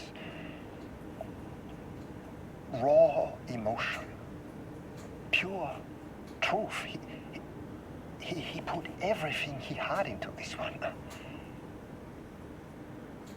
Literally. Every reading we take is off the charts. No, you fucking lunatic. This is what we have been waiting for. It is the key. Fucking hell. I will achieve what no one has before me. Not Darling, that arrogant shit. Not my selfish harpy or the wife. So, we have a painter and a painting that can talk. Clearly connected. But Lane was dead before any of this even happened. I never needed any of it.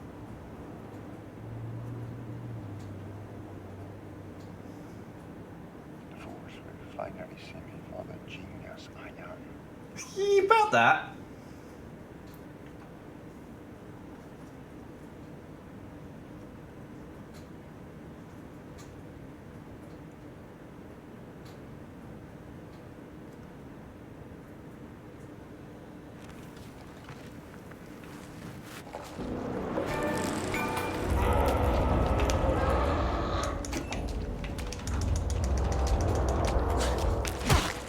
Fuck you, me.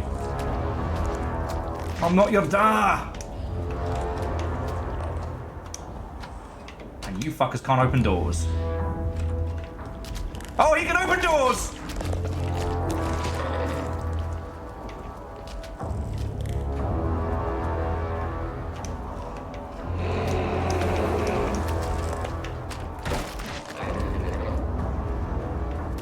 You know what they say, a picture's worth 1,000 words.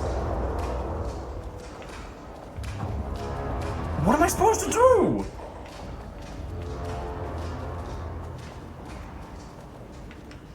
I can't do shit to this guy.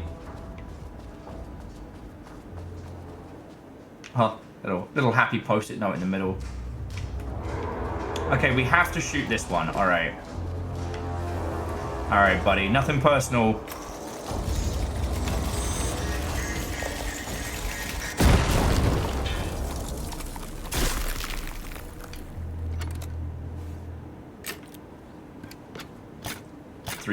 Three shots left.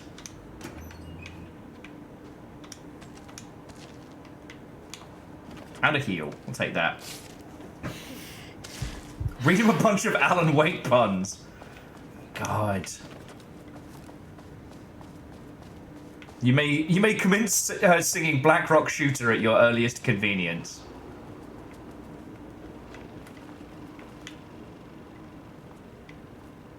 I found their weakness. Point blank annihilation. You get it.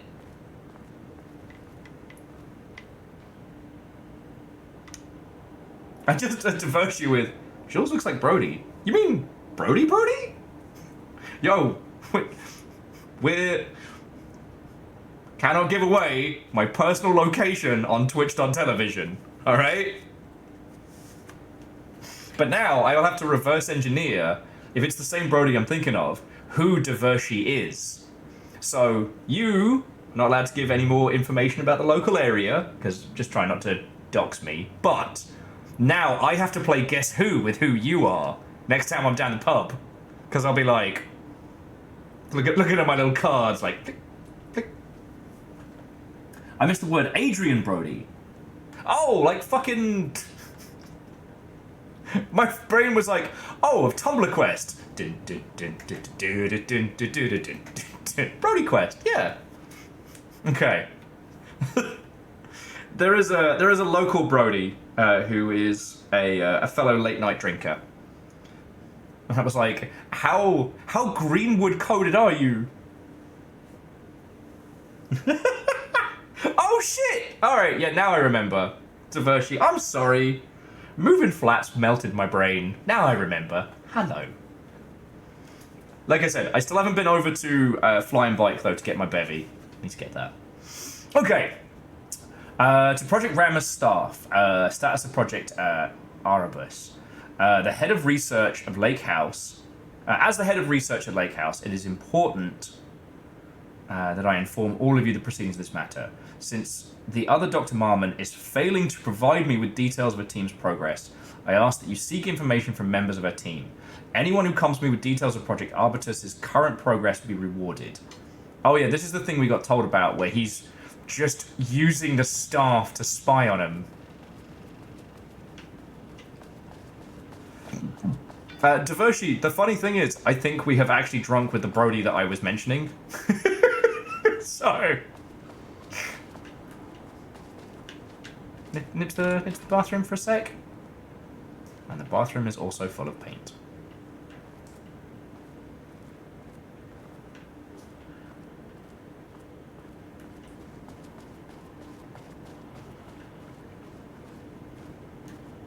Have we not? Okay, then I am definitely getting everybody mixed up in my noggin. Don't stream for a living. It all gets confusing. If it's coming out that colour, you should see a doctor. Yeah, it's probably not a bad shout. It is interesting that, for whatever reason, like, this guy in containment is safe from the paint monsters. Which leads me to believe that, like, the paint monsters aren't as inherently bad as some of the other elements that we're dealing with. Maybe Dr. John. Don't see Dr. John about this. He has one specialty and you don't want him on that.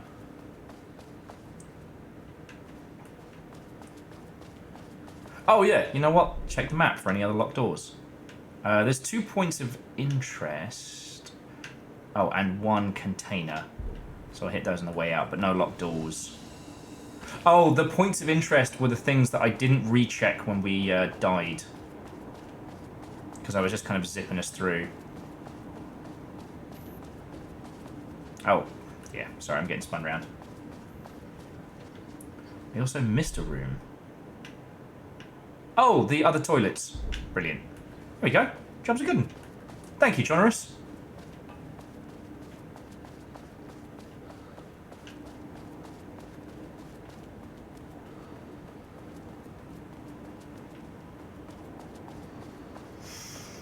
Oh.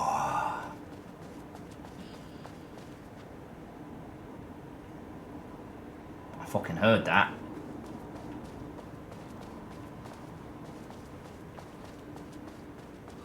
But yeah, so the piece of art that we've been talking to is, well, in my humble opinion, I think it's... Oh, because I raided this place and then I got fucking killed. Yeah, there we go. Give us some more free goodies. Oh, no goodies to be had. Alright.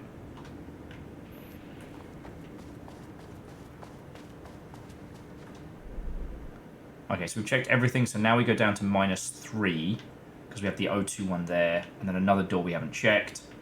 And then we hit 4 and below. But yeah, so our artist, he literally he painted himself into the art.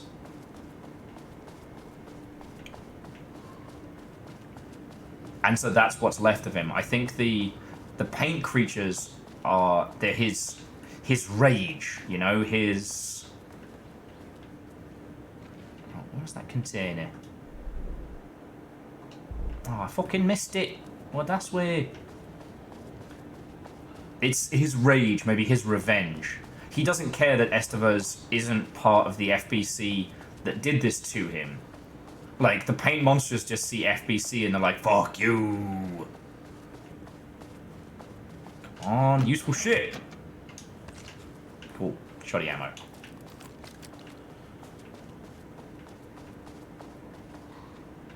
You know what, Moose? That's okay.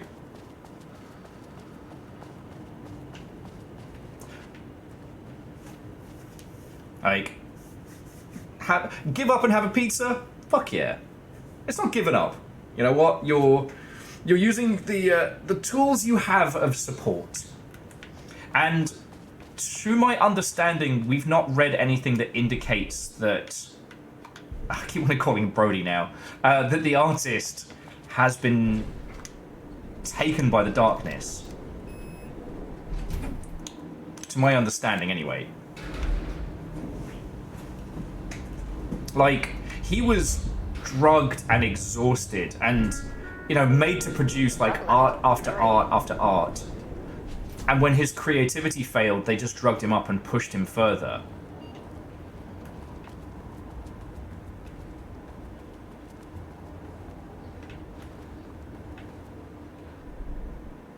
Okay, so it's just front left. Oh, fuck off, mate!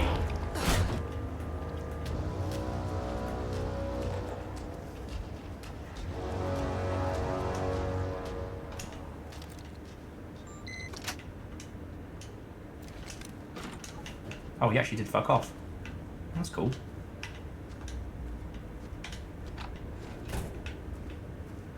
Thanks, buddy. I didn't think you were actually gonna... Water dripped from the ceiling as Diana stared at the folders stacked on her workstation. Each one was a branch of research. Drip. Some were thin, some thick. They represented years of her life, her work. Dissecting the act of creation and examining the bloody pieces. Bringing in live subjects had been her idea. Drip. Bureau leadership denied their request. But after HQ went into lockdown, she took advantage of the chaos and got her artists. Jules had whined about the optics. Diana ignored him. Now in her office below the waterline of Cauldron Lake, she considered how to proceed. Jules was convinced the page they had found would come true. It promised disaster. A situation out of control. Impossible. Diana was always in control. Drip. Drip. She needed answers. She needed to quantify, to define, to control.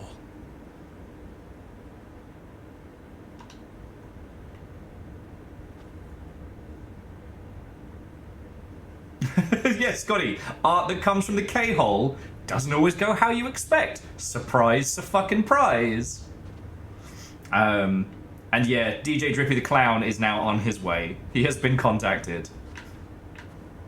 Pray to whichever gods you hold close, as impotent as they may be in the face of Drippy the Clown.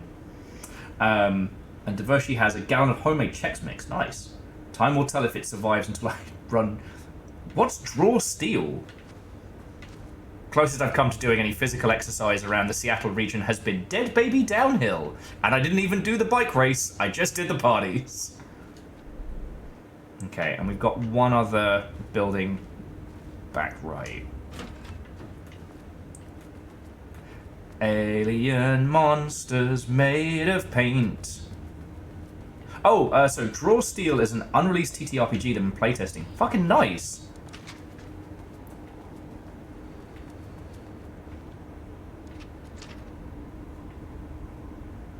Are they out of paper? Notice they're not doing, like, the repeated clackering. Oh, and we've got another video.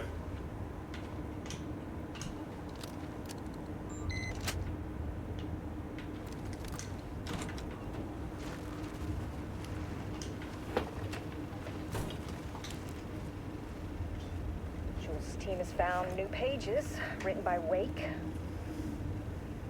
You must have gotten Rudolph Lane painting again. Nice bullshit. Pedestrian methodology cannot produce results before mine. I have to go faster, no matter the cost. We're still behind our projections. The more the machines can produce, the closer we can calibrate them to Wake's style. But proper calibration takes a lot of raw material, and production is slow. No. We're changing directions. The hypothesis remains unchanged. Imitating Wake's writing style will allow us to generate art capable of linking with the threshold. Our live subject should match Wake's style much faster. People can be calibrated just like a machine. You simply have to push the right buttons. Jesus, Dinah. Like, Jules might be fucking evil, but Dinah is definitely... sorry, Diana. Dinah. Diana is definitely, like, science left unchecked. So, to use art with the power of the shadow, we must first define art. Thesis. Does the critic define what is art? Where do we find critics? Kidnap lure critics? Or the audience? Are we the audience? Must we like the art? Jesus Christ. This is the most... How am science art good? What is the role of the artist? Who is the artist? If you believe you are the artists, are you one? Do you need to be good? Does quality matter? Define an artist. A drug-using bum, often wears a turtleneck, drinks red wine. Left-wing political views. Danger if left-wing politics made real by shadow. Any right-wing artists? Not for abstract art or poems. See, this is one of the reasons why, especially with long shippy and stuff, friends, I'm going to get some hair of the dog. I'm going to get a cider while we're chatting.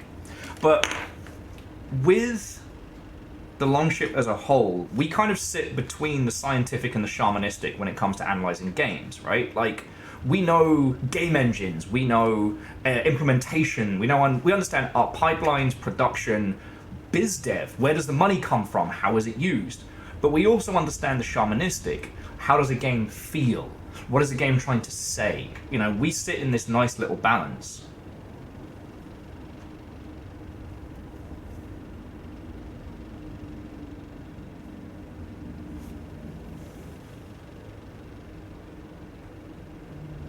Oh yeah. Well, it's Diana's politics, right? The midway point between science and shamanism is alchemy. And Fred, welcome back. I just found out that, they told me, Kendo Nintendo is one of your friends that you introduced to this place, so thank you, mate. Their profile picture on Discord is a cutie patootie guinea pig. Little babies.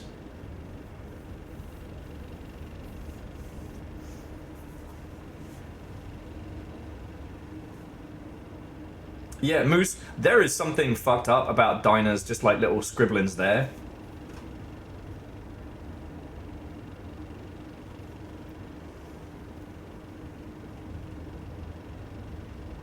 But yeah, the idea that they are terrified of how art might manifest politically, that's got to be the most like government shit the FBC has said. Hello, babies. Hello. Hello. Alright. You babies need fresh pellets. Okay. It's not an official break, friends. I just need to... I know. I need to give the babies some pellets. Speaking of guinea pigs. So if any of you want to grab a bevy or a cup of tea or something, now's the time to do it. Actually, I'll tell you what. I'll put the BRB needs tea up, just so that people know. But like, yeah. I'm not actually going to be stopping... Well, yeah, Moose, I'm... Okay. That was me trying to make a point instead of feeding the guinea pigs. Hello.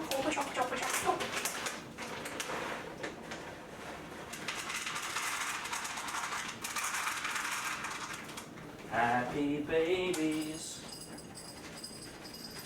Okay, you want hay. You want hay, alright. Alright, yes, you're very cute. Alright, hop a chop. Hop chop. Hop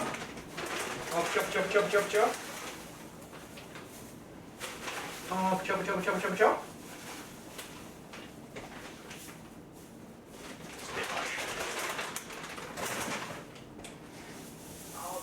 Hop chop. There you go, babies. Happy nuggies. Alright, let me grab my cider.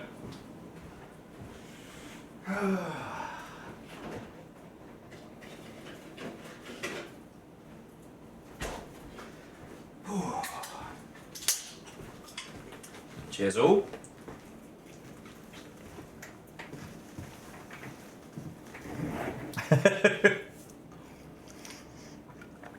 Well, like, Divershi, what's so fascinating is what she's implying is that Diana's interpretation of left-wing politics is something that cannot come to pass. Which means that, like, where does she sit? Like, I mean, for those who, you know what, we all know it, I just want to say it because it's fun. The FBC is an American government organization. However, because of the oldest house, the rest of the American government kind of doesn't know that they're there. Like, as it's explained in Control, there is a budget that is assigned to the FBC from the government, but the oldest house basically obfuscates them. So no one questions where this money is going because of the powers of the oldest house. So there's no oversight for them. And, yeah. So, like, what is Diana afraid of? And Moose, there's definitely you know, they do kind of deserve each other in this, right? Like, Jules is a monster, but Diana is so removed from her humanity, right? Jules is consumed by his arrogance. He's the guy. Everyone else laughs at him. Darling is an idiot. Everyone else is stupid. He's the smart one. He's gonna be the guy who changes everything. You know, that gnawing inferiority complex that he has about himself, and it seems like his intelligence, right?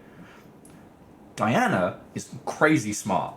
Like, one of those genuine dyed-in-the-wool genius science types, but is leaning so far into it that she's become removed from her humanity. You know, she wanted to use live people and was denied. Now the oldest house isn't talking back anymore, so she doesn't see that there's anything wrong with using people.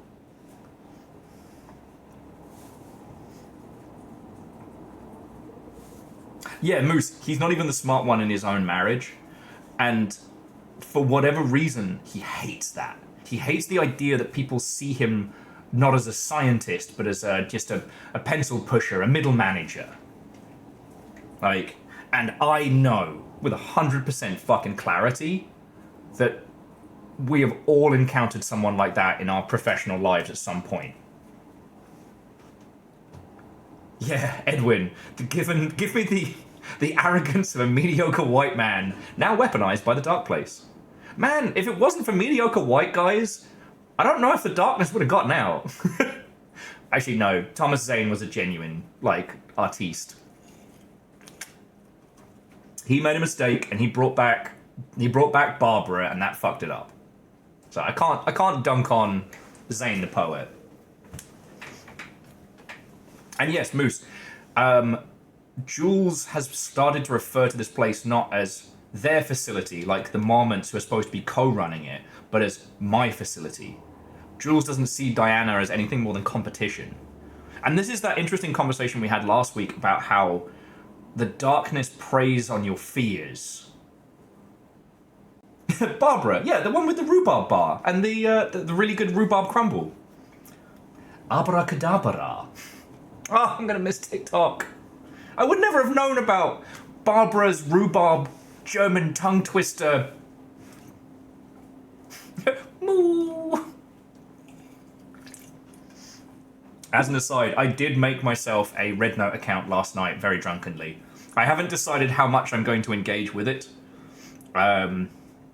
It's not something that you necessarily need in your lives, but it is one of the funniest things to happen in modern history, so I figured I'd pop on there. My 3 videos up is kind of like an introduction, me trying to work out how to translate in Lord of the Rings, Viggo Mortensen actually did break his toe in this scene, so that scream is real, into Mandarin. And a video of me drunk as a skunk last night, attempting to clean the kitchen and then getting distracted. So yeah.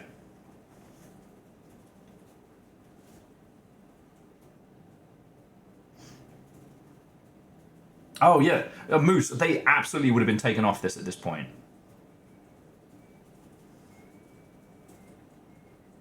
Yeah, Arrow Griffin, it's fucking funny. It's peak internet, and honestly the reason why I wanted to observe it is because it's not whatever happens from it. It's something we're going to be talking about for years. This is Furious Fapple at a inter-country level, and I love it.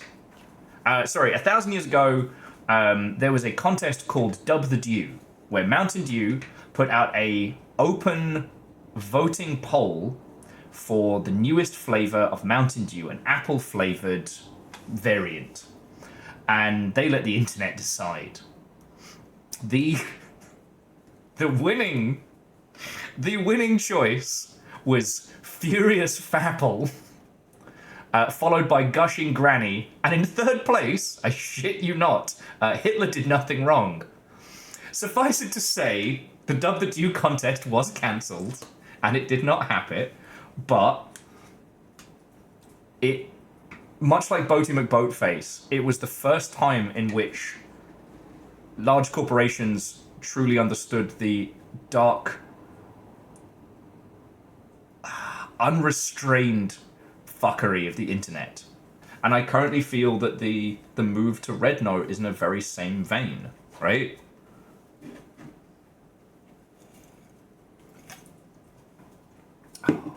So yeah, I don't want to get into the real world of it. We all need a fucking break from that. That's my job.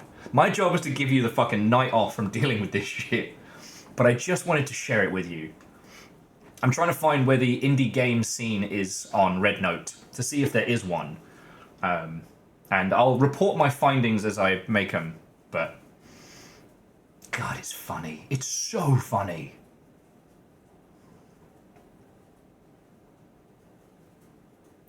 Scotty says that the local council put the new floating barge chain ferry name up for internet suggestions, and obviously Floaty McFloatface won. God, it's so good. The something McSomething face becoming like the default response of the internet is another joyous one.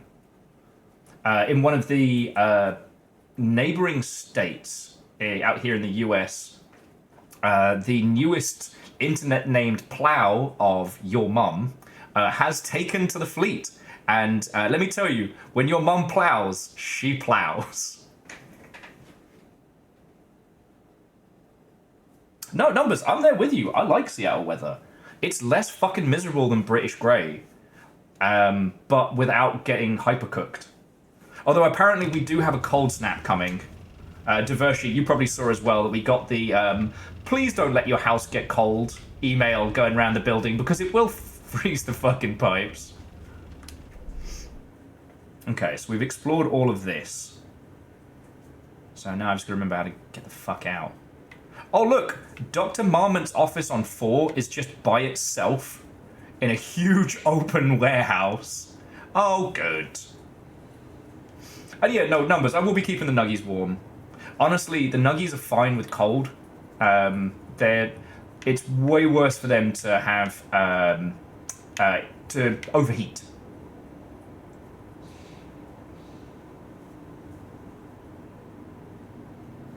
Oh yeah, no, hot. And that's how you do it. Like, if you want to do a public poll, you give them a selected set and you let people choose from there. you know, or you let people make blind suggestions, like in a suggestion box, pick a selection from those and then have people vote. Because the internet's power for just unrestrained fuckery, especially in something that's supposed to be treated very seriously, right? Something that's supposed to be taken, you know, with the utmost po-faced nonsense, is exactly when they can smell that weakness. You know, you can't force the internet to meme. You can't meme at them. In fact, one of the most interesting things was with Mobius turning into a huge fucking meme, where they managed to convince them to do a second running. Oh yeah, where's the fucking... Can I still get to the elevator the usual way? I can, alright. We've just got to hope that Paint Lad doesn't mind me running past him. Don't bite me, Mr. Paint. Please keep living your best life. Fuck you!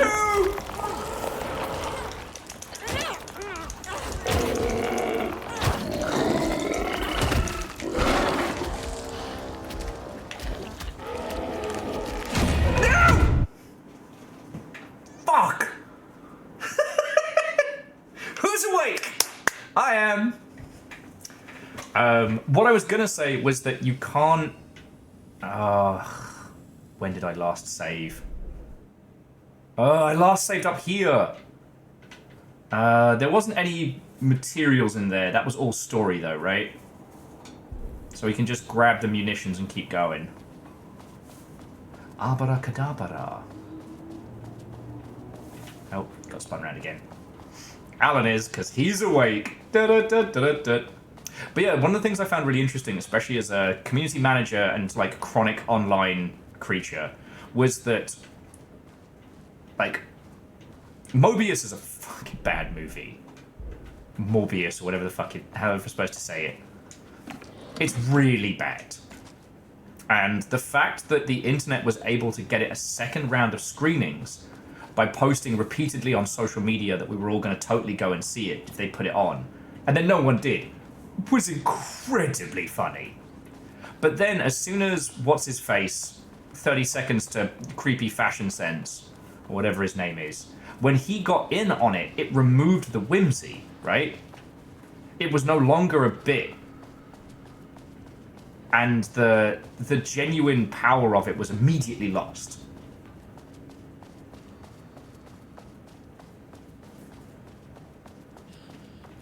And I find that to be kind of fascinating, right? Okay, so Chaunerus, you're still with us, right? I'm thinking of heading just straight down to 4 now, because we've seen all of the plot and story stuff from 3, and then I got choked out by a painting monster. So I'm thinking of just going to 4, because there's no additional resources for me to grab. Unless there's stuff on, like, we haven't been back to ground, but I think we got everything up there, right? Oh yeah. Sorry. The interaction between, like, internet and real life is something I've always been fascinated with, like, long before I was working in video games. And it's definitely something interesting to keep an eye on, you know? Red Note is not going to affect video game sales. It is not going to be a discovery platform for indie games or new stuff. And it won't be a discovery platform for games from China because, you know, the Chinese government decides what does and doesn't get released in China, and it does get to decide what does and doesn't get released overseas, depending on the company and who's releasing it. So, like, if Tencent Main releases a game, they need Chinese government approval. Riot is owned by Tencent, but doesn't require the same amount of approval. And Divershi, all we can do is see. Right now, I'm just telling people, like, download your videos, be prepared to say goodbye. And, hey, The last thing I'll say on this one before we get back into Alan Wake is that as a long-time Twitter user, like OG Twitter, I kind of wish Twitter had had a big send-off like this. Like, I wish it had just died. Seeing Twitter become what it's become was really heartbreaking for a while. And there was one weekend where the engineers got locked out of Twitter HQ, and we were all convinced, like, this was it. This was the end.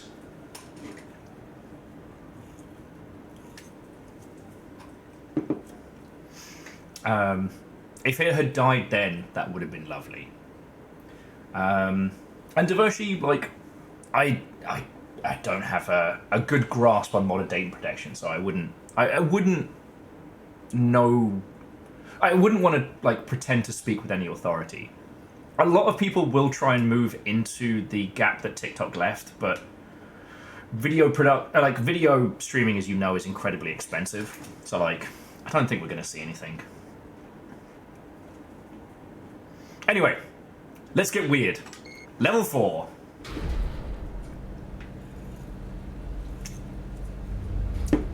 Now, I believe Jules Marmon had his office up on the top. Please hold. This is not level 4. Please hold. Please hold. Alright. Let's go chat with the painting.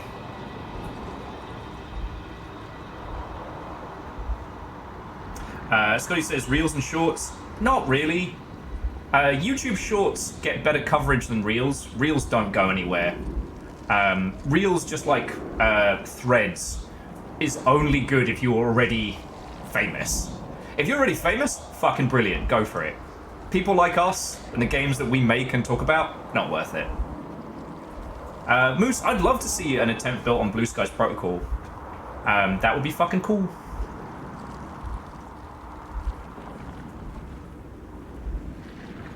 And Aeon, I know enough about the world of data security to know I don't need to know more. You know what I mean? Because you're right. Once you put your head beneath the water in that world, you can't see the world the same way again. Okay, so what do you know about Rudolph Lane? I think this painting is Rudolph Lane. I think that when they took his dying suicide painting off the wall, he became this. The Marmonts were holding a painter here. Rudolph Lane. Does that ring a bell? The shame of a man. I think you are Rudolph Lane. I think you are, or were, Rudolph Lane. Himself, a self-portrait, make them see. Oh. I might be able to help you. But I need information, cooperation. No brush, just himself. Ah, I knew you were gonna do that. Fucking lift. We're going to rock down to Rudolph Avenue, and then he is a painter. Oh, Alan. Rudolph Lane was dying. Both murderer and victim. Red hues ran down his hands. Was it scarlet? Or cadmium? Too vivid to be maroon. Names don't matter, he decided. Color was pure. Inspiring. For the first time in years, he wanted to paint. A self-portrait.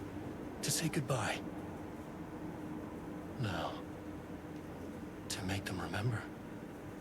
To make them see what they did. He slapped his hands against the wall to steady himself.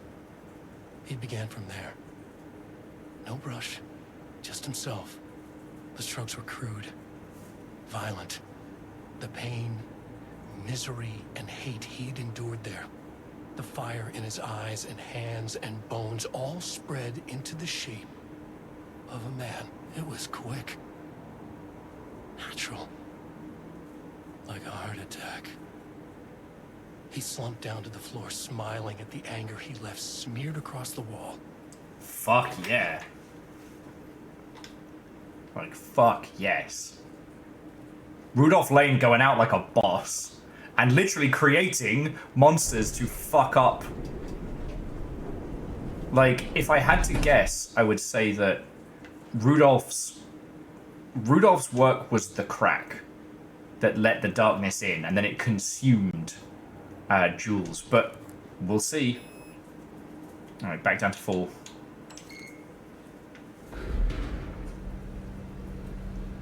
I say back down as if I've been there. Sublevel 4.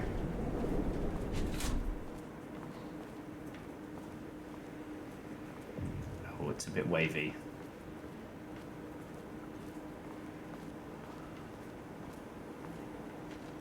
I hear things, but I do not see them. Oh, this is bad. This is very bad. Ooh, nice office.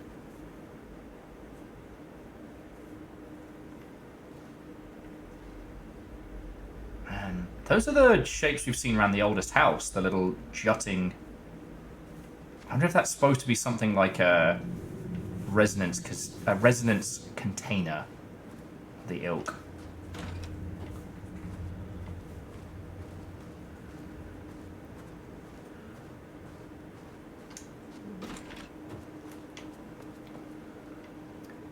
Alright. You know the music. It's time to dance. Sorry, I really like the idea that,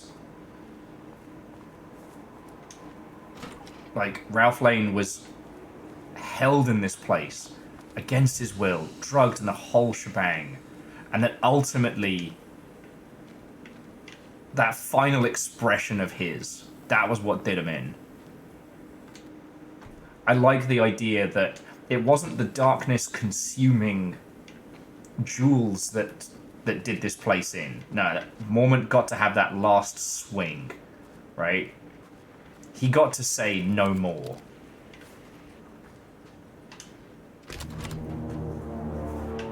Come on.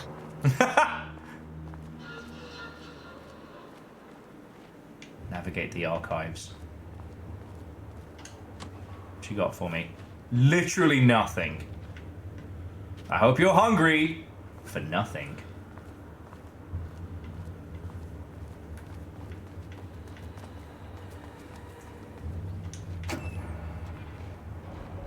Oh. Black rock powder. Need to keep an eye out for more of these. Hang on. So Blackrock rounds, Blackrock rounds. It didn't give me any more. But it was Blackrock powder. That's weird. I do quite like the idea, though, of getting a chance to use one of these rounds on someone.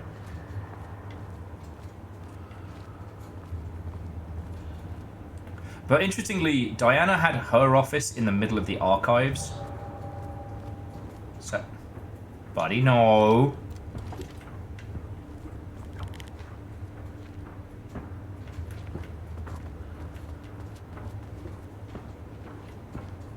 Am I weapons free to splat these guys, or do I want to be saving my Blackrock rounds?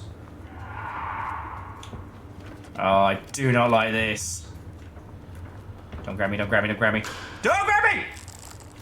No!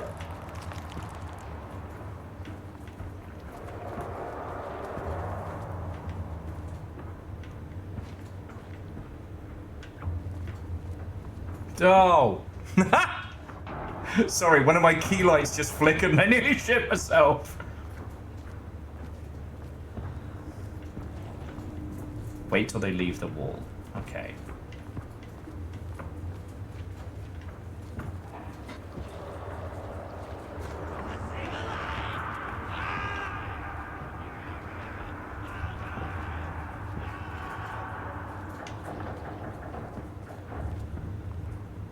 Alright, so I want to save at least a round or two for...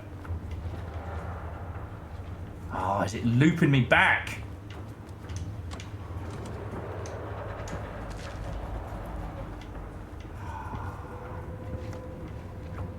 Alright. It's alright, Estevez.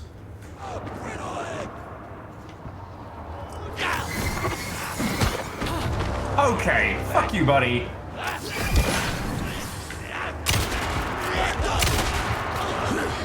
Oh, fucking Barry!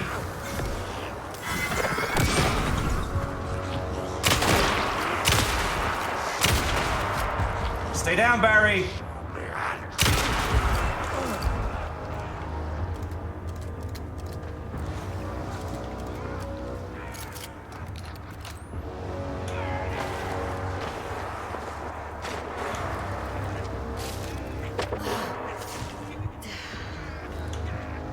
Okay, hold that thought. I'm gonna deal with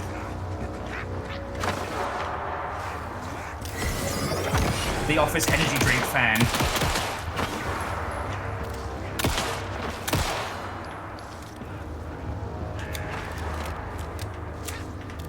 No more pre-workout for this guy.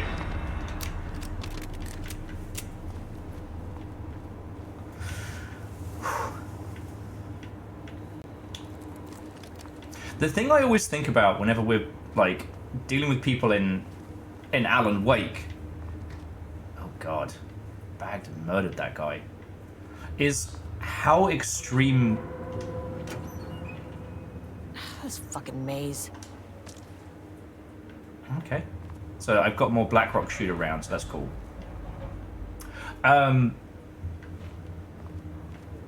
How, I want to say stereotypical, how ridiculously over the top were they? So like, Diana being the extreme of a scientist, Jules being the short man syndrome taken flight. Sorry, my apologies. That's the wrong term. I didn't mean that. What I meant was like the Napoleon complex, which is ironic because Napoleon wasn't actually short. That was British propaganda. That still perseveres to this day. Okay, I know one of you fuckers is going to jump me.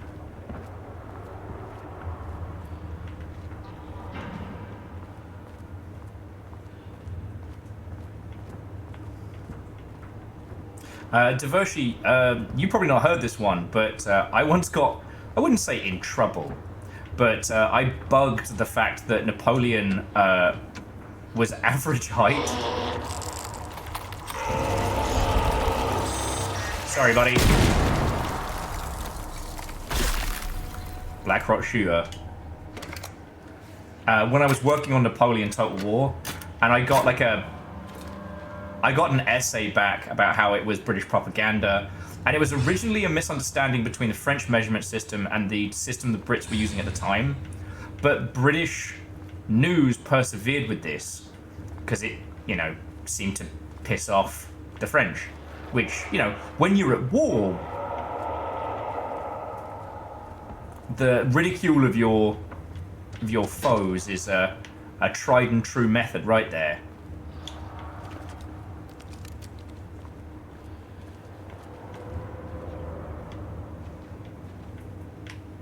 Shit's making me nervous. Anyway, I bugged that Napoleon was regular height, and my bug report got smacked down in a very specific way. Alright, there's nowhere else to go but forward. Beep!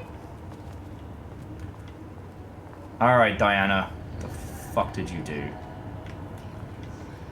Hang on. Office first, right. I was about to ask.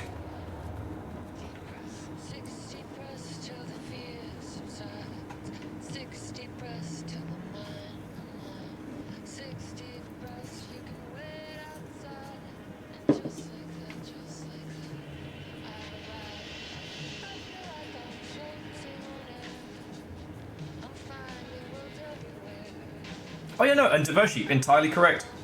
Although the initial Napoleon is short did come from a misunderstanding between, like, French measurement systems and British, but then the British press ran with it.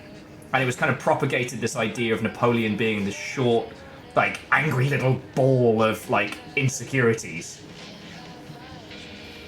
And so far as the Napoleon complex entered into the lexicon,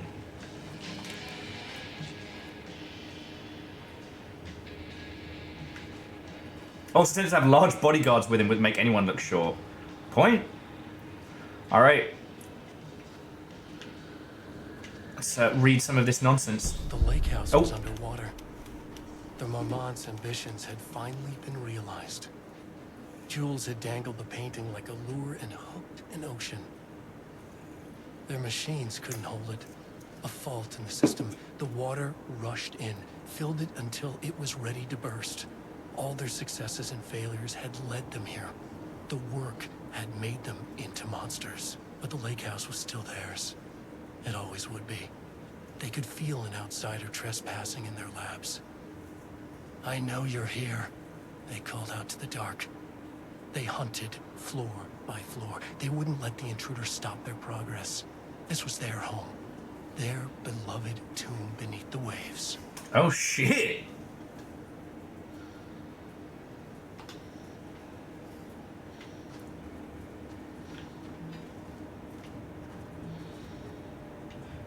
Okay. So look around for a bunch of papers. September 13th, 2023. Notes regarding the concept of the tortured artist. A romanticized image of the sensitive artistic temperament, yes. But there may be truth in the cliche. Man, Diana does not like artists. I've been unhappy here for years. But the aggregate data shows his art's viability score trending upward over time. If Jules hadn't neglected to hold regular psychological exams, then we could have quantified the subject's emotional state, creating a sort of distress rating to compare against the art score. I'll make this a sub-goal of my study of Edward Brooker. Once we set the variables and establish a control reading of his art and mental state, then we can begin inducing negative emotion. Limited food and water, perhaps. An increasingly tight living space. This is how Jules lost his subject power. Need to be careful not to leave any sharp objects in Booker's cell. Fucking Diana, what the shit? So, she was going to torture Booker to create a literal tortured artist. What the fuck?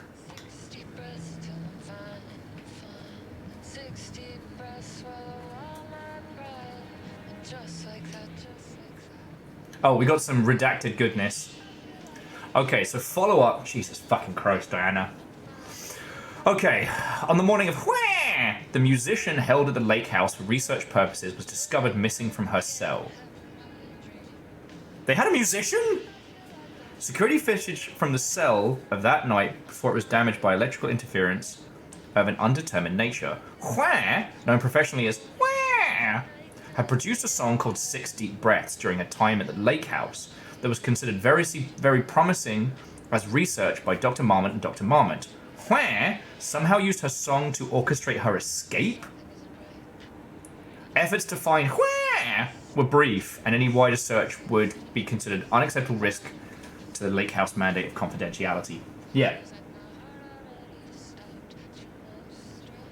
Yeah, so, yeah. Jules was fucked up. Like, he had his whole thing. But Diana was a different kind of monster. There's nothing but the result. There's nothing but the research. Booker's not a person to her, and neither was Lane, right? They're just part of the experiment. Like, the concept of the tortured artist hits her scientific mind like, oh, I need to torture the artist to produce art. Jesus, yeah. Yeah, Edwin, we found the FBC's milkshake duck department. Diana is a monster on purpose.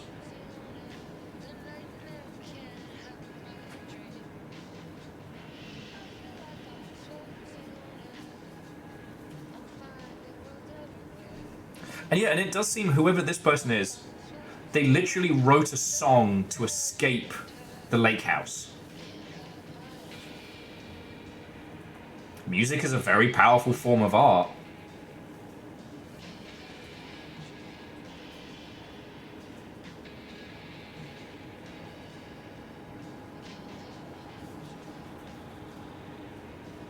True art requires suffering? Sure, I can do that, says Diana. Mm-hmm.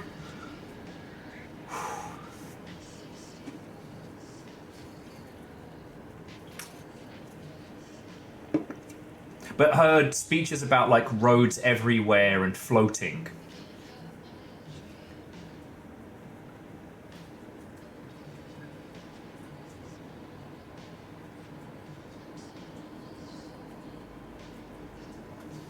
Ferengi-leaning morality. Yeah, but with science rather than pressed latinum being the output. Whew. Some great reading before we go to bed. Okay, and the other one is action to be taken. So A, an investigation is currently ongoing as to whether any staff in the lake house were involved in the disappearance of Hwang. Do we know who Hwang is right now? The Waluigi noise? Am I forgetting somebody from Alan Wake 1? Anyway, B, an investigation is currently ongoing as to whether the subject used the song they created as a Hwang means of escape. All material related to and work produced by Hwang will be stored in the archive for further reference. Online checks for public reappearance of Hwang are to be performed weekly. Known web addresses associated with Hwang in the past,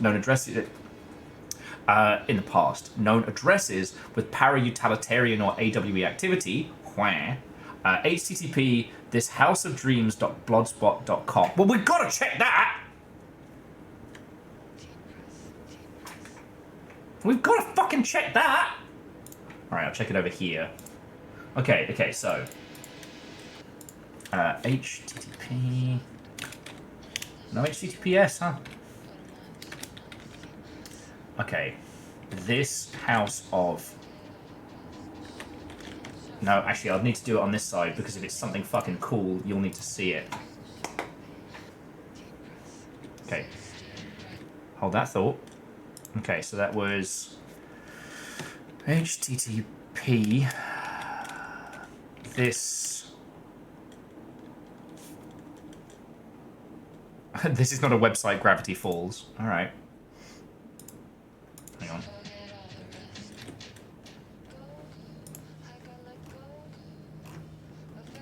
Okay, thishouseofdreams.blogspot.com.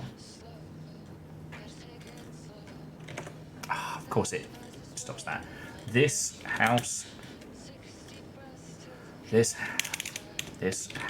of dreams.blogspot.com. Blogspot, not splot.com.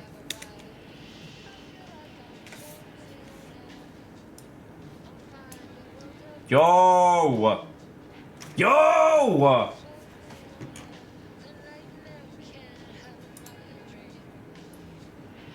This goes back to 2012! Hang on, let me beast this shit up. I had another strange dream, very different from the previous ones. Not a nightmare, quite the contrary. The diver from the photos appeared to me. Zane's back, bitches! Zane's back! Also, this is 2012, so after Alan... Was that... Oh!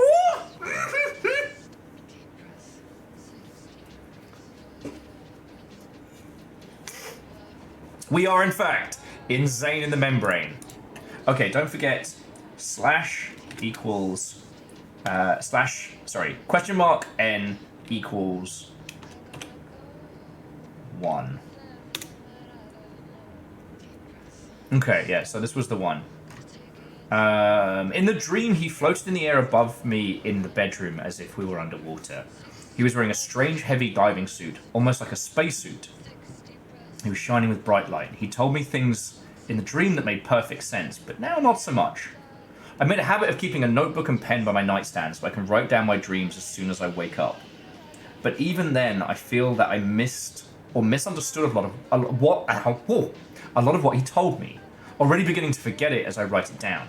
Also, when I read through my own notes, some of them make no sense. But afterwards, and still now, I feel shaken by a powerful emotion.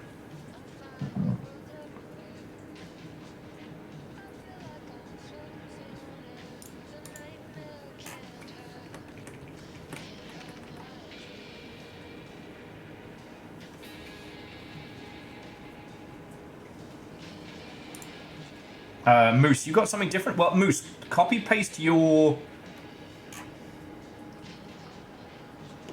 copy post your... Jesus, sorry. If you throw the link that you got, I'm going through this one, but yeah. Basically, whoever this Samantha is... My blog's The House of Dreams. Samantha was contacted by Poet Zane.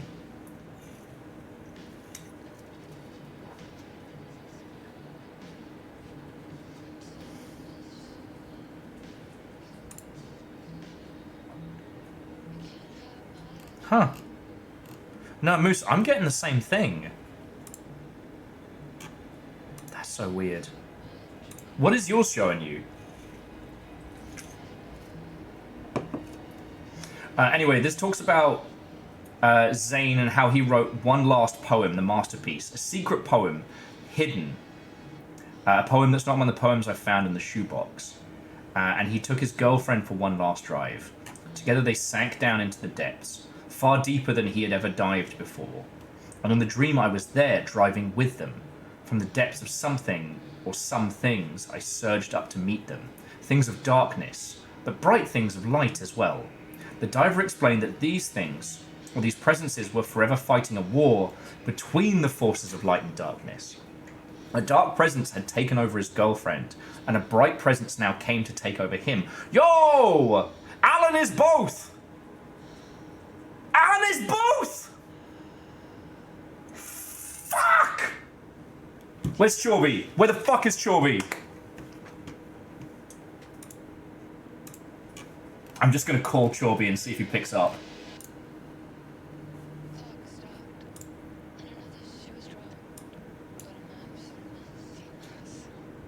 I'm literally calling Chorby right now to see if he picks up.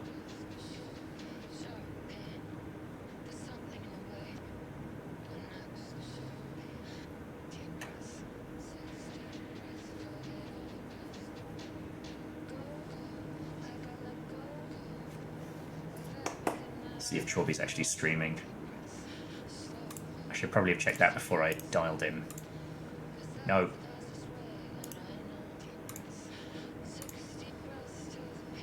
Okay, Chorby's not streaming.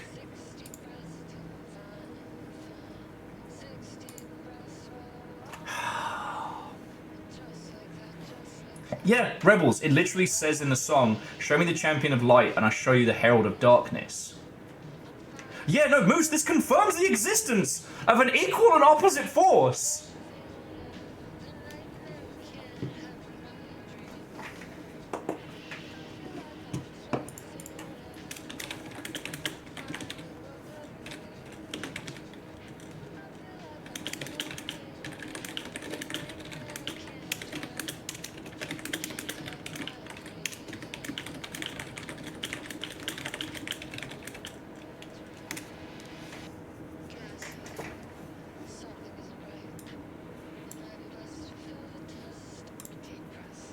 Yeah, which means the lake definitely has a secret third thing. Because we've only dealt with the fucking dark we've only dealt with the dark presence! How is there more shit? Chornerus, oh, Krill, I'm trying to call Chorby. I'm trying to call Chorby.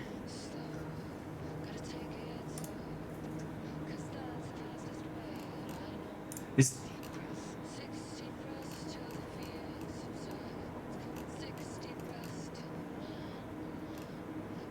Wait, where's the Chorby server? Where's the Chorbin zone? Okay, sorry about that. This is...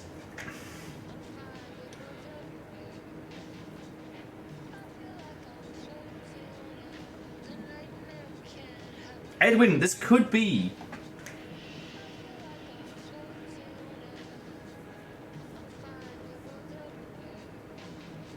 We know, so Moose, Zane as the bright presence absolutely had screen time in Alan Wake 1, but I always assumed he wrote himself. The diving suit was like his literary device, right? Filled with light.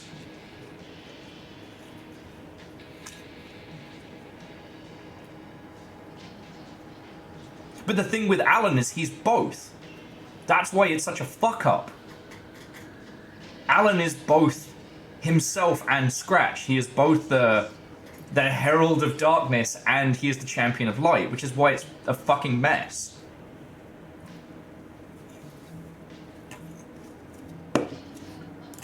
Oh.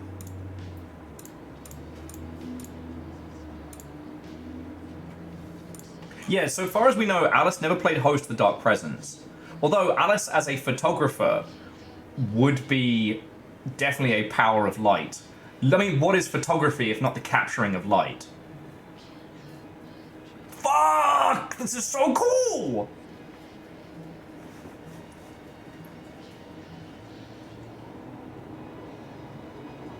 No, Chaunerus, I'm glad we're all getting to discover this together. Oh. Shows a hell of a week to quit huffing glue. Okay. So, I don't think we've got a Chorb.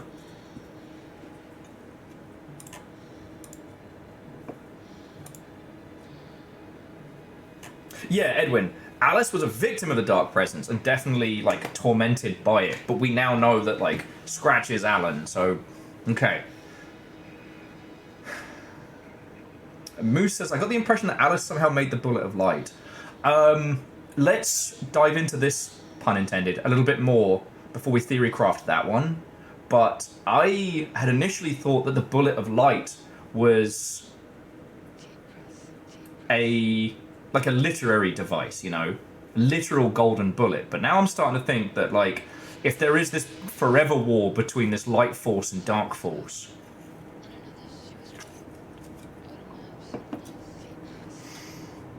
it also would explain why the lamp was so powerful, you know, the clicker and things like that. You know, that is... Those aren't objects created by the darkness. They're empowered by the light. But the creative effects of Bright Lake also... It's called Bright Lake!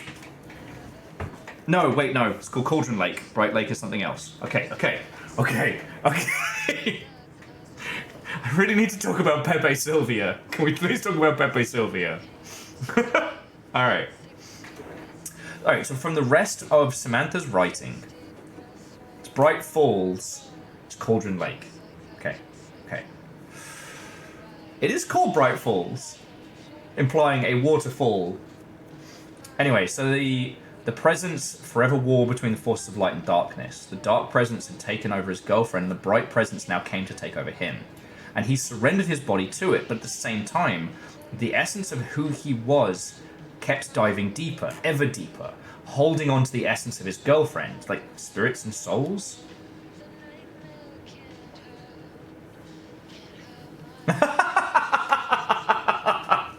Oh shit. Sorry, Shauna said, avoiding ending up full Pepe Sylvia is half the reason I couldn't do the ARGs without other people. No, that's fair. Like, if I did this shit without you lot, without streaming this, you can better believe, like, there'd be paint smeared on the walls. There'd be pictures of Alan, like, taped up.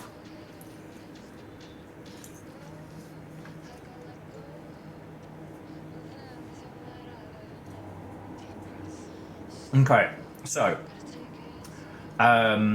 Zane and Barbara's souls remain somewhat intact.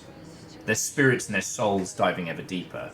The diver, or what was left of him, spoke the words of the secret poem. The poem described a new world, an island in this sea of darkness, a safe place. A safe haven, a paradise, a baby universe. The nature of the dark place was such that anything dreamed up there, any dream or work of art would come true, just as true as anything in our world could be.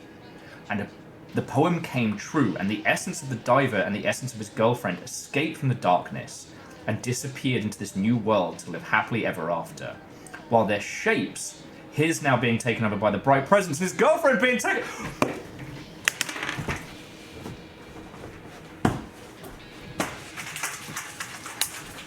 Fucking Zane's alive! Oh my god, Zane's alive!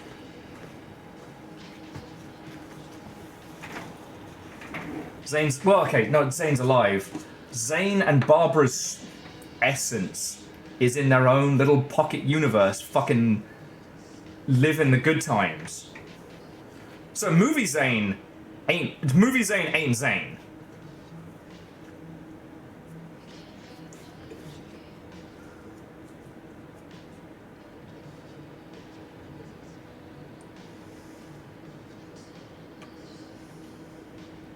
Yeah, they're shapes.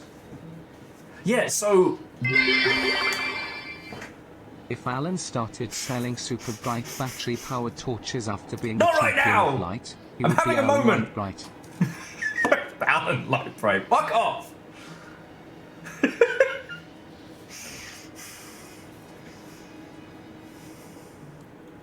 Yeah, so Edwin, that's what Samantha is saying.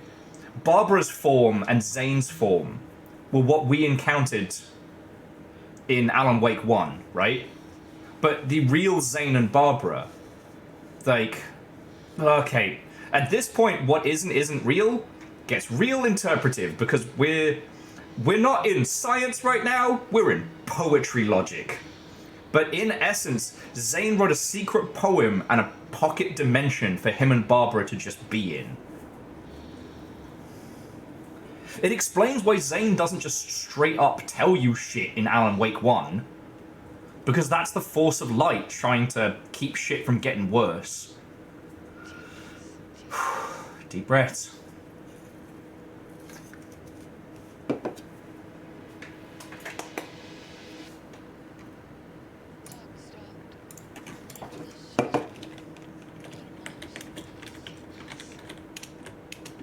I'm just gonna message Chorby.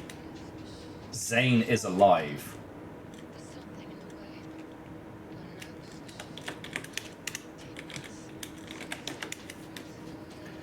Yeah, Chornerus, and I can absolutely understand.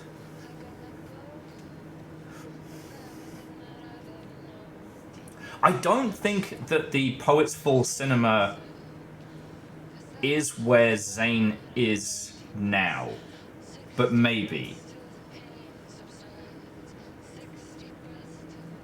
And yeah, no, Edwin, we're reading something that wasn't written by Alan. So this is, and this isn't someone writing in a way that affects the lake. This is, yeah, so this is more truth. Now, the only other...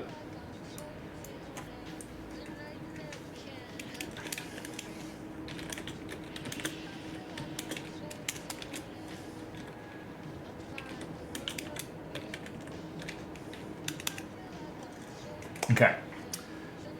Okay. So this blog post is from 2012, right? So this is before the events of 2. Meaning that things like Movie Zane and stuff like that could have been things that Alan created after. But this is someone who communed with Zane in some way. Definitely one of the artists involved. Do we know anything about Samantha? Okay. Okay, you know what? Stay focused. Stay focused. Pepe Sylvia, Pepe Sylvia. This name keeps coming up.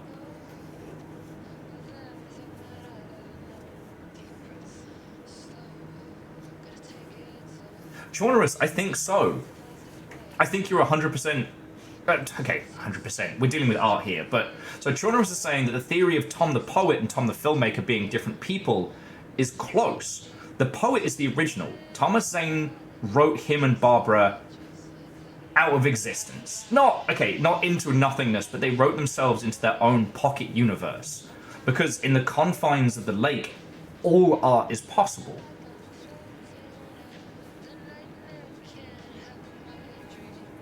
And yet, Zane the filmmaker did not behave in the manner of the Bright Presence. No light powers at all. And yeah, looking at the other post, this is someone who got the shoebox. And yeah, Edwin, Remedy are very specific when they pick performers. It's super weird that it wasn't the same person.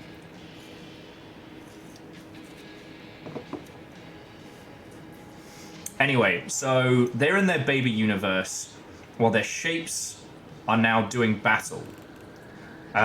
Samantha goes on to say, when I woke up, I felt overwhelmingly happy and privileged to having been shown this. I'd never been so moved by a dream, and I didn't think it could even be possible. Even now, though I've forgotten many of the details, the feeling remains. A feeling of hope. Even though I've forgotten many details, I know that something amazing is coming, and something wonderful is going to happen. At the same time, I know that when it does, it will be something totally different from what I'm expecting. Something I never could have imagined. And I know it might take a long time before it does happen, but no matter how long it takes, I'll be there waiting. And she wrote that at 10 o'clock in the morning. Okay. So this was the most recent one, right? July, diving deep. But then, like, this... Oh, God. There's a ton of poems. Good friend passed away unexpectedly. He was taken by the dark presence. We keep his things in a shoebox on our mantelpiece. These are Zane's poems. Dark presence has been underlined. What's written next to the poem, E didn't find this funny. E. Who's E? I was surprised to find such revulsion could shine in someone's eyes. How I hate your kind, he said, and sat down to dine. On him. Title page, Return by question mark. Fuck!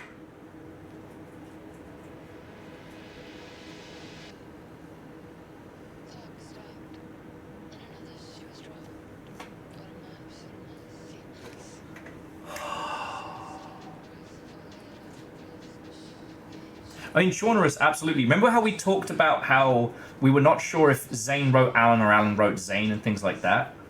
But, like, the remnants of Zane's work couldn't be completely erased, and Alan was part of it.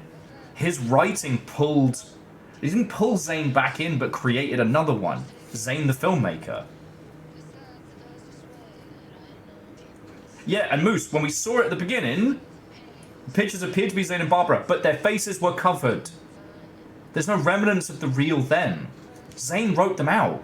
Zane wrote them a happy ending out of all of this.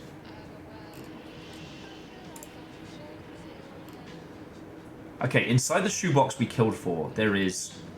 we don't know what. Neat stacks of $100 bills, jewels like stars. The dreams of those who slept in this town. The dream of this town. When we opened it, the dreamer will wake. We'll be part of... And we, all part of his dream, will be gone. Our wishes will come true. The power to punch the hole in the universe. Inside this world we killed for, there is a coffee thermos, a flashlight, a box of ammo, 2 pages of poems, countless worlds. Inside the shoebox we killed for, there is no cat, poisoned or otherwise, dead living or undead, uncat, baleful spirits, all the evils of the world, no hope and nothing. Darkness. And here's some notes. The lines, a coffee thermos, a flashlight, a box of ammo, and 2 pages of poems are all crossed out. Written below, E can't see it. His view is too narrow, limited. He's not a lake. It's not a lake, it's an ocean. There's these, are these Alan's fucking... Ooh!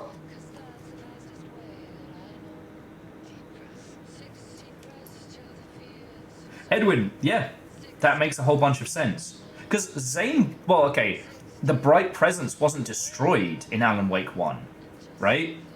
Barbara's form was obliterated, and I guess that set it off. Countless words, countless worlds. Moose says, I can't figure out who E is. Oh, yeah, no, Moose, that's easy. It's Alan Wake. You know, the well-known writer.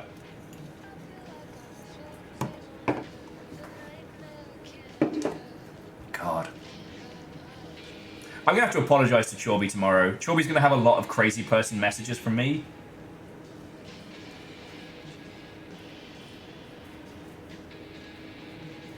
It's not a who, it's a what. It's ecstasy. The only E I can think of is Emil Hartman. Yep, no, Edwin, nope, nope. My fucking life. Anyway, so it's not like it's an ocean. Darkness before the act of creation, before the Big Bang. darkness upon the face of the deep, upon the face of the waters. Before light, before primeval atom, and before word, before the poem, it can be a creator, the creator. It's happened before, it'll happen again, many times crossed out. More than anything, his dearest wish, he wanted to go from here to leave, but he could not change his heritage.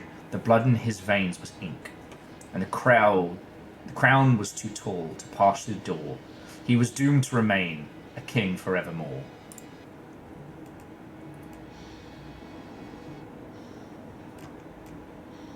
Okay, so this one, tightrope walking would you choose, a safety net that traps you, that kills the thrill, thin weave of wires, slices your flesh.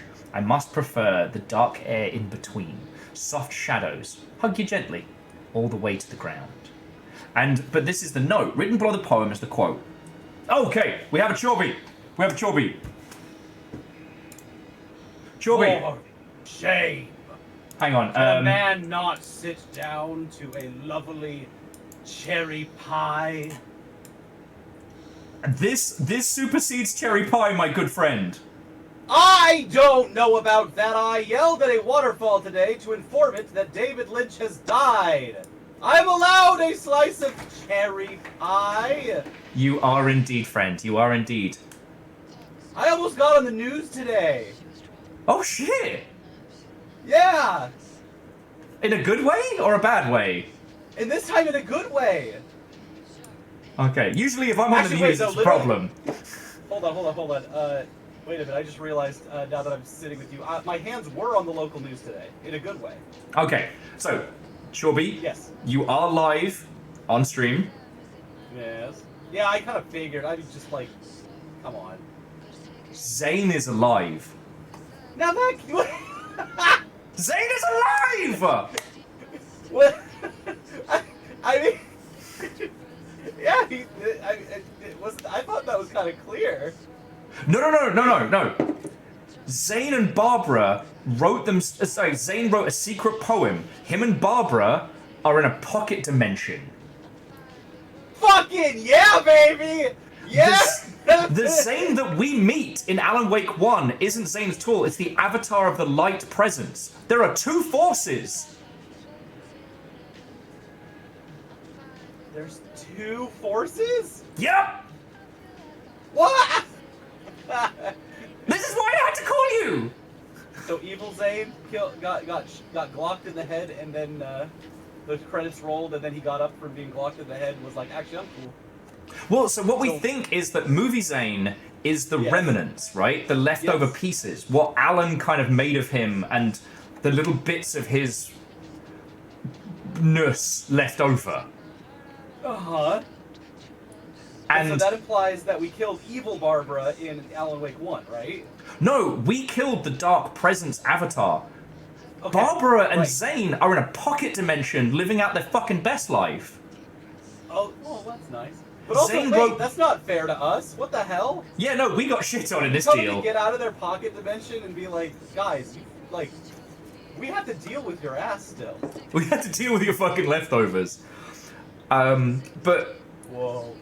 Okay, and to understand this, so this isn't a spoiler for the lake house, but in one of the documents, there's a redacted person that they mention, but they don't redact their fucking blogspot account.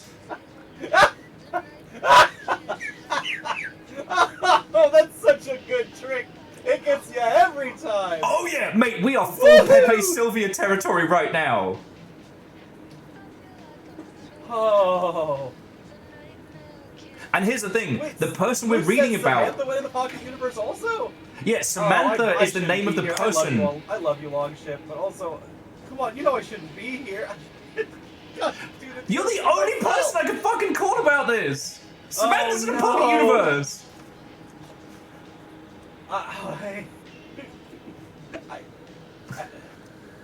need to be very clear with you, and I'm going to show you the picture just to make sure it's in living color. My hand is on the news with the cherry pie that I am really trying hard to eat, and I have sat down for like the 4th time tonight, and I'm just like, Alright, now nothing will happen tonight, and I'll get to enjoy my David Lynch cherry pie that I got from Tweets today. Because I just happened to be there, and the guy dies right when I'm showing up. It's uncanny. Yeah. I've been trying to chase this pie the entire day, like an action character, like an action adventure character trying to chase some kind of MacGuffin that keeps getting just out of reach. And this one's the weirdest one yet. I gotta tell you. Dude, as Edwin says, the man himself, Lynch would absolutely approve of you getting an unhinged phone call at 11 o'clock at night about a fictional character who wrote their own pocket dimension and is actually alive.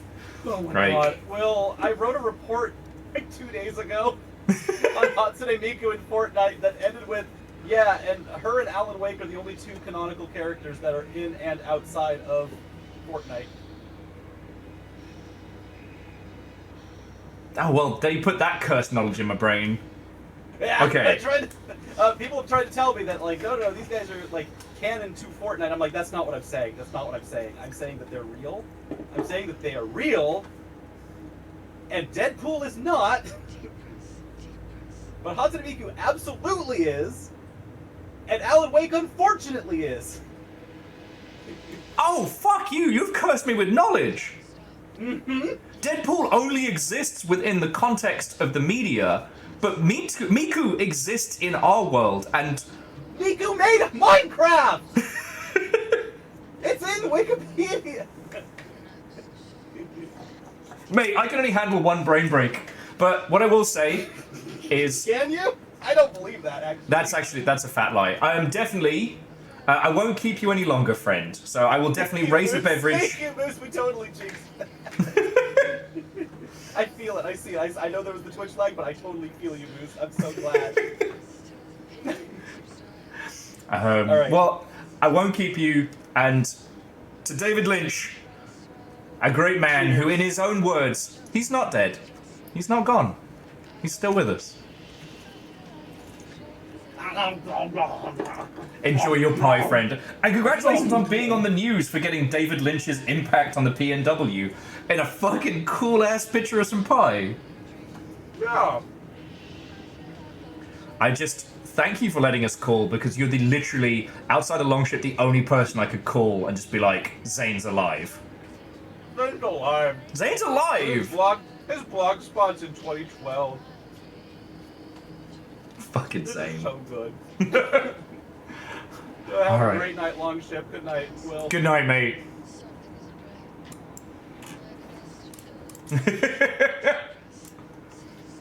Yeah. Well, Moose, I choose it to be a point of celebration. And the fact that we are immersing ourselves in something like this, I think is a wonderful celebration of the impact. Oh yeah, sorry, Chorby. Yeah, we get you tomorrow for science, but I don't know how much the rest of the science team is going to want to talk about Alan Wake. Because you and I could just fucking go off on one. But also, by the end of this whole section, I'm going to have memorized 6 deep breaths.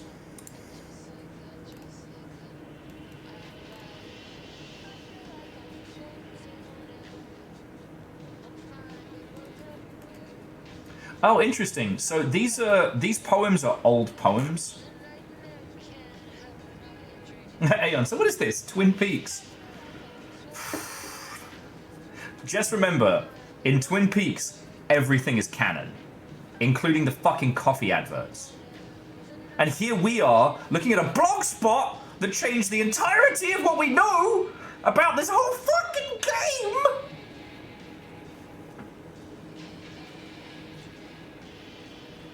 Yeah, Moose, this is how we know! And here's the thing. Written below the poem, Be Offended thought this was about her. Of course it's not. I came looking for my princess. Instead I found a witch wearing her face.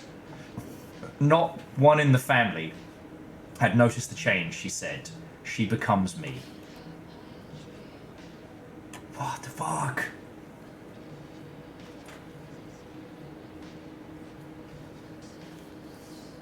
and not Zane of Hypnospace Outlaw. We talked to him about that. Yeah. She was right. She was fucking right. So Aeon, Twin Peaks is the inspiration for shit like this because it is...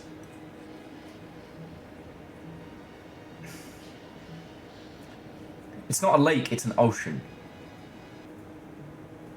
It's easy to look at the surface themes of Twin Peaks and go, oh, it's just weird. It's not. It's not a lake, it's an ocean.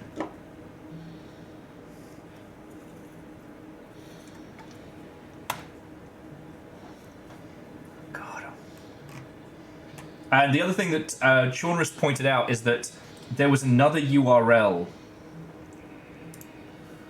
So, yeah, so this points out that there were 6 new poems in the shoebox, as well as something else. Not a poem, a title page. I suppose it seems to come from a different batch. All these pages seem old, as if they've gotten wet at some point. Link! At any point, here are the photos. Yeah, so these are the things that we've just read. John Fowles, what are you drinking in the water or the where? E can't see it, okay. E didn't find this funny. And yeah, here's Return by Scribbled. Quick point, friends. Quick point. This is a post from 2012. And that is the title page of Return by Alan Twatting Wake.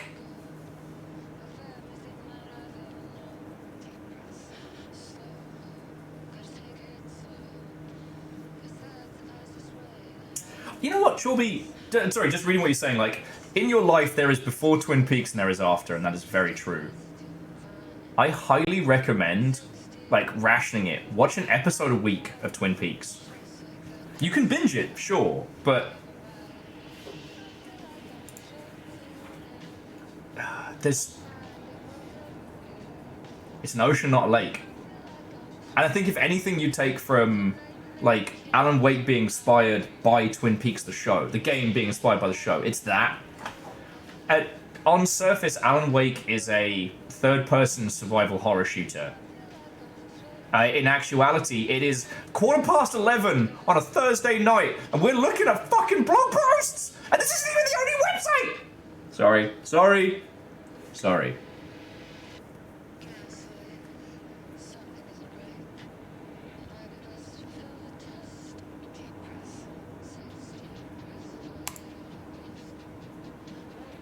Return by Scratched Out. Campbell's Monomyth. Departure, Initiation, and Return. Fucking hell. So inside the shoebox. When I found the shoebox again, there were more poems. What the fuck is this? That's not the clicker, but it's a switch? Can't explain where this new stuff came from. Someone broke into my house and put it there. A big metal light switch.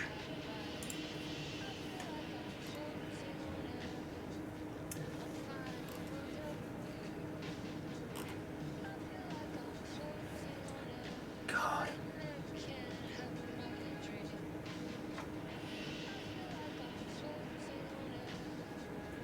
Because, yeah, Alan goes in the water in 2010, right? And we know he's been spiraling this whole time. We know that time is wibbly inside the dark place. The very fact that Alan is summoned but shows up earlier, but that isn't Alan, that ends up being Scratch. But they're the ones that do it, and it shows up like, oh.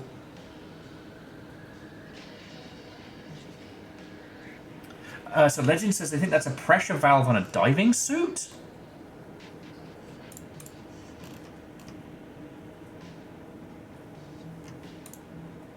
Does that help? Fucking hell. Talk about shit we would have not have found. Okay.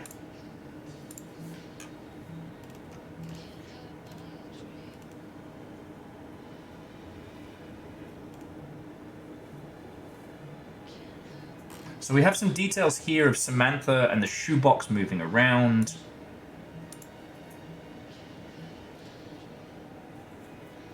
What the fuck? Called 911, men outside, shadows, dark, coming, help. I've been very busy, too exhausted. Apart from the nightmare the other night, which had to get off my chest immediately. On a more positive note, the house is slowly looking really good. Been living here for a while. Photo of my fireplace. Antlers. I got yard lights. Now I only need to get them installed. If I'm being honest here, I'm playing for time. Writing this, not looking forward to going to bed. I was listening to the beautiful and brilliant Florence the Machine earlier to the song No Light, No Light. Made me think about the nightmare again. So, whoever the Samantha was, she was around Bright Falls. She was haunted by the darkness, but also another person who was given access to the shoebox.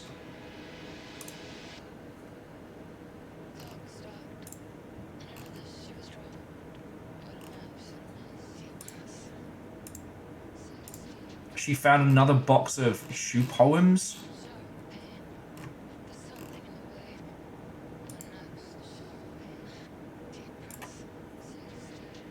That right there being very visually representative of the writer's room. Maybe we need to... God, maybe we need to deconstruct this a little later. Alright. I'm going to put that over there for now. Let's see what the other website is before we continue.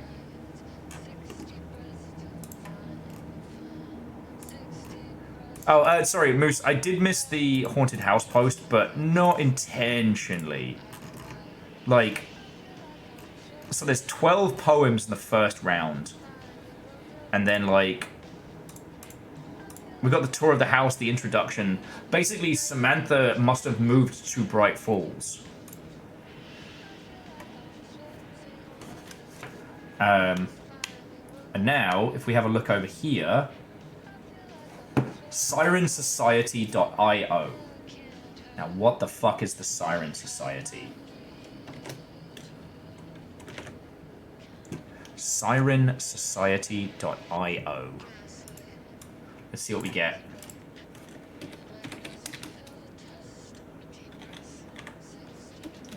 SirenSociety.io.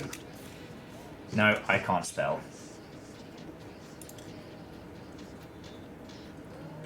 Don't leave the dyslexic in charge some days. Siren Society. There's an E in there. Of course there fucking is. It's getting grumpy at me because I'm alt-tabbing all over the place.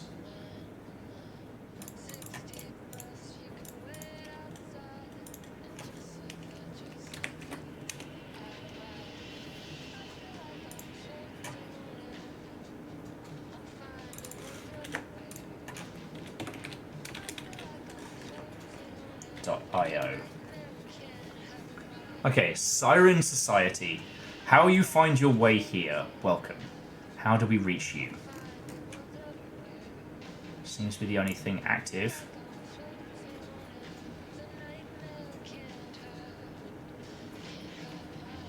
You all want to get fucking weird with this? You have found your way to the Siren Society. Fucking hell.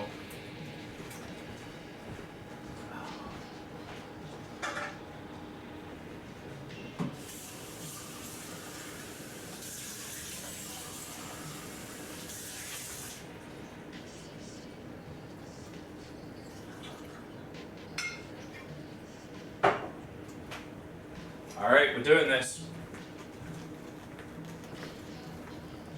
Okay. I'm going to need to obscure this just so I don't end up doxing myself. But I'm doing it.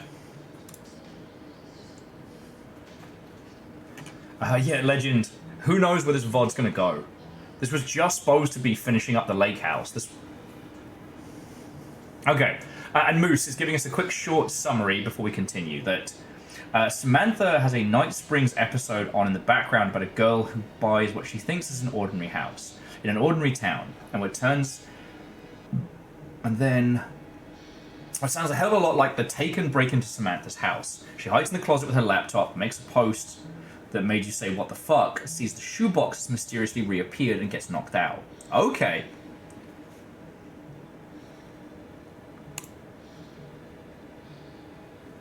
Okay, thank you for signing up.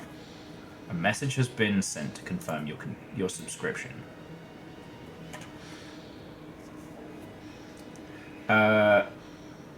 Repossessed says, say yes to consent to SMS messages. What the fuck? Sure.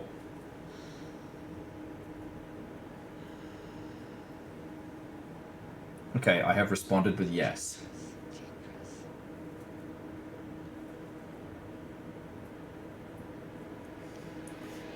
Alright, let's see what we got email-wise. Okay, please confirm you're a fish.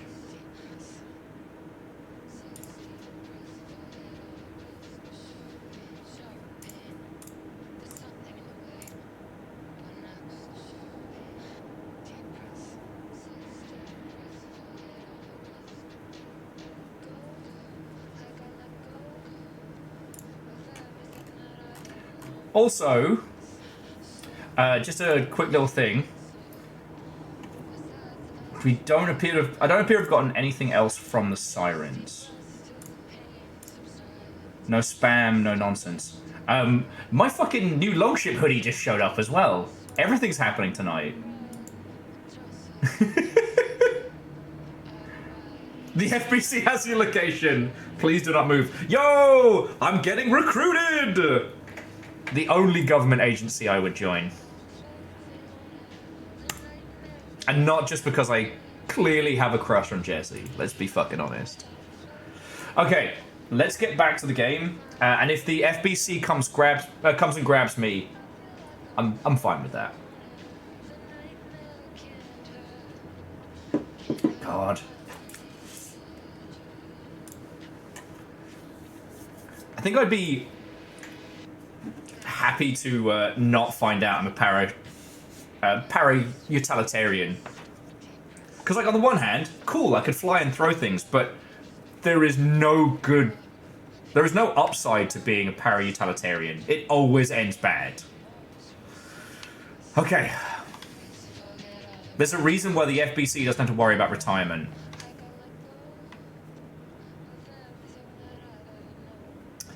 Okay, so we're back on game stuff, and this is probably going to be brutal, because this is Diana Mormont on Endif. An interesting fact about bees. Most bees are allergic to pollen. When they're exposed to pollen, they develop hives. Endif, you'll fit in right well here. Sorry, we've just gone full Pepe Sylvia on additional stuff around Awake 2, so... Actually, you know what, Moose? That's a good point. Odin and Tor, definitely para-utilitarians. They had a good time. All you have to do is chug moonshine made out of spooky water and you're fine. But yeah, this is probably going to be fucked up because the definition of art, a study by Dr. Diana Mormont, who we know is a fucking cold-hearted monster. To truly comprehend the threshold within Cauldron Lake, we must first understand its attraction to art. However, even the definition of art is varied, as the range of crafts that fall under its name. And to that end, we must open a track of research dedicated to defining and quantifying art, ultimately rendering the concept into a unit of measurement. To begin, let's try not to understand humanity's definition of art, but rather Cauldron Lake's preferences.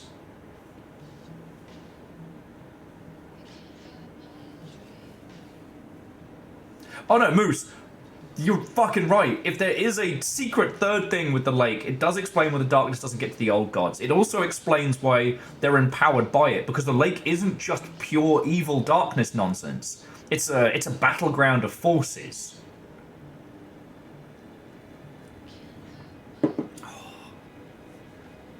I'm gonna cut back on my drinking, said Will, lying. To begin, try not to understand humanity's definition of art, but rather Cauldron Lake's preferences. Past cases of Cauldron Lake's threshold effect in reality have centered around writing, Wake 2010. Cinematography is also suspected, but not directly confirmed, Zane 1970. Except for, we know Zane is fucking part of Alan's bull. Fuck! I'm good, I'm calm. I'm calm. So what about other mediums? We will need to test the viability of painting, poetry, music, photography, sculpture, dance, and so on. Not to mention the myriad of genres and methods within each medium. See, I find this fascinating because by examining Alan Wake artistically, we know what kind of mediums would work well, but it's not something you can quantify. What about crafts outside the most common artistic expressions? Does any act of creation on a high level of experience merit the title of art? Baking, woodworking, etc. What about non-physical mediums? Why is music and art and philosophy is not? This is like being trapped in the worst bar conversation of your life. Does something become art due to its medium, its quality, or perhaps simply through the intent of its expression? Or an equation made up of all three? God. Do not leave me trapped in a conversation with Diana. What would be the order of importance? What thresholds must each factor reach for the equation of success? Is a hot dog art? The darkness was kung fu fighting. Oh. Clearly there is much to determine. We must begin with developing a methodology using a vast range of arts and create a generative creative endeavors, both physical and mental. Then find ways to test their potential connection to Cauldron Lake's threshold. Cauldron Lake is an enigma, with many layers to pull away if we are to understand it and ultimately bring it into control. That's FBC fuckery for you. The work will take years.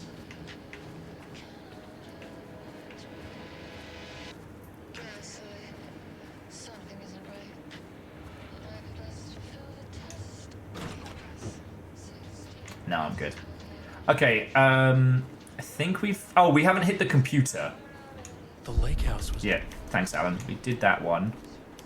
And thankfully they once again stuck it the post-it note.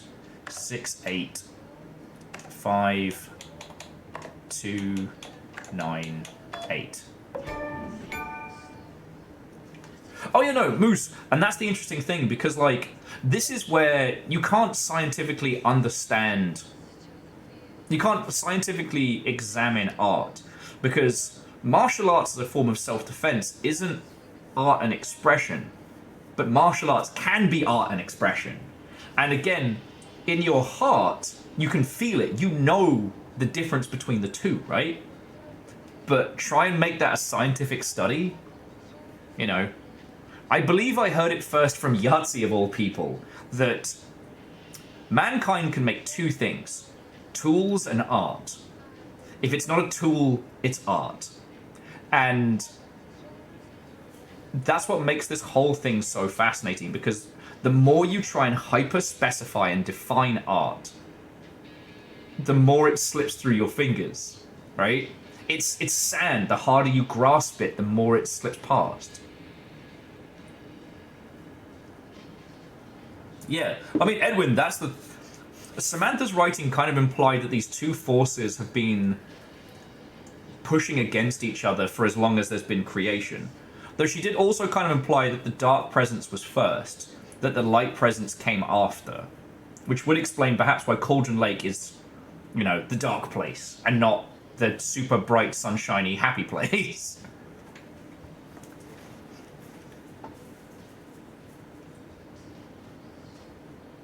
Oh, yeah, no, Moose. And this is what makes it so fascinating.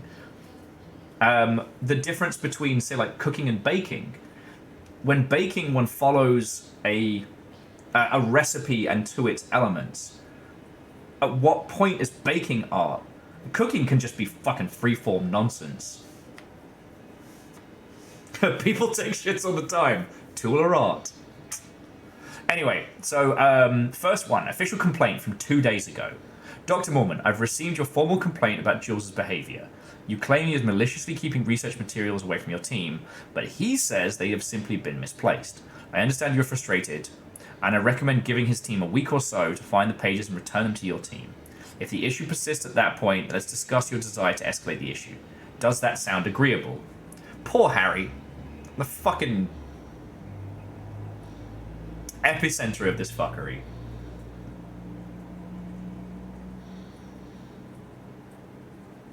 I'm sure he says that, but he's a fucking dick.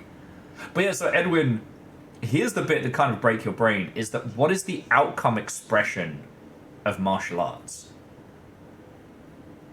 Right?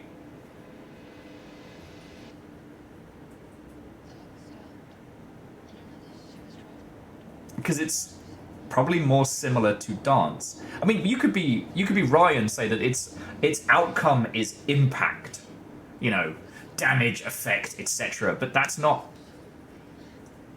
I don't think that's the full truth of it, right? Yeah, Nova, we went full Pepe Sylvia. I called up Chorby, who I think is up in Not Bright Falls, desperately trying to eat pie that was on the news.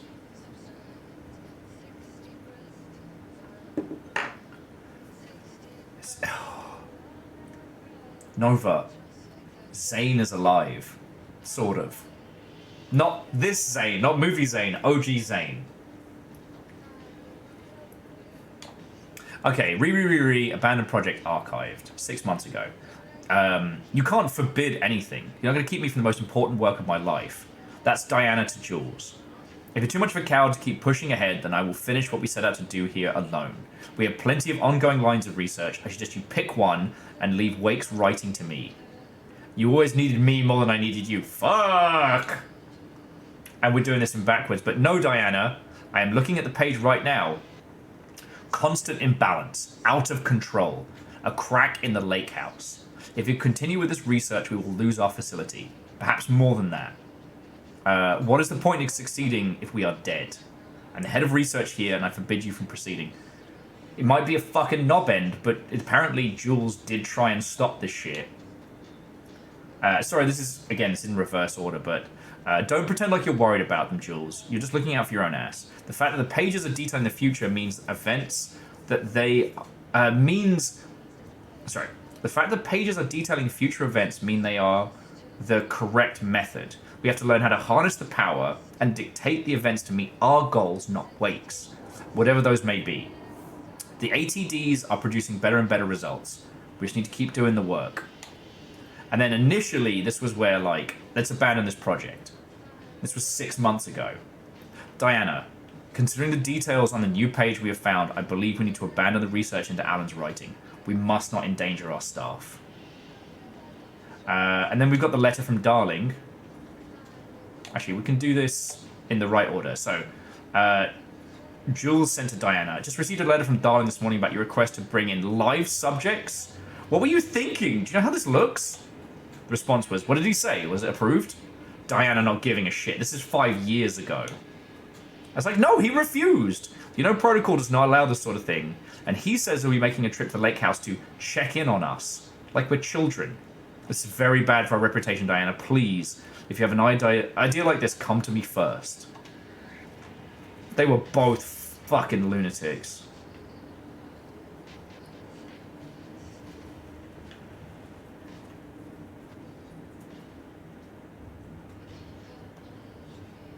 No, Edwin, I wasn't... I hope it didn't seem like I was questioning, like, the martial arts as expression to try and trip anybody up.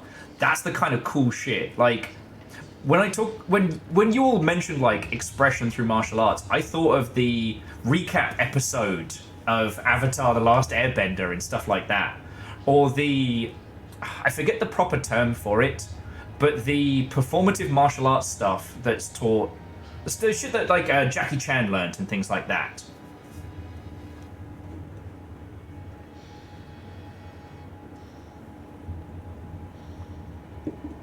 Yeah. Oh, also, I don't know if you've noticed, but we currently do have a lot of paint on us. And so then it brings into question of, like...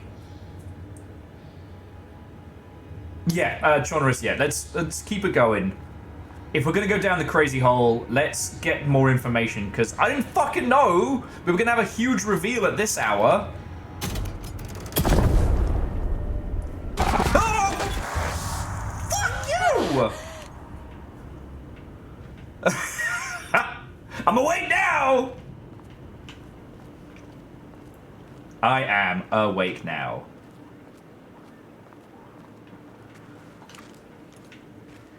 He booked the lab. Some big experiment tomorrow. I can't find the details anywhere. That bastard is hiding them. All those years, he steals credit from my ideas and my work, and now he's scared of being plagiarized? Oh, that is really fucking rich, Jules. Oh, and he's reportedly misplaced the manuscript pages I need for my work. Suddenly, the exact pages that I need to reference have just vanished. He is actively impeding critical bureau research. I mean, if he can do that, then what is stopping me from going down to that lab?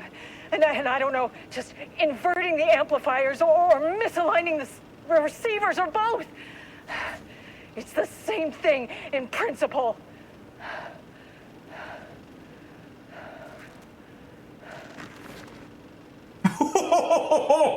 Edwin, savage. Also, This doesn't look like Lane's style. Different artist. there's a couple of things in here that they definitely weren't there before. So this is not the same note that we got before. So this is from Casper Darling to the Doctors of Mormont. Something to get you started. And I quote, I couldn't stop thinking about this new direction for the lake house after I got back to New York.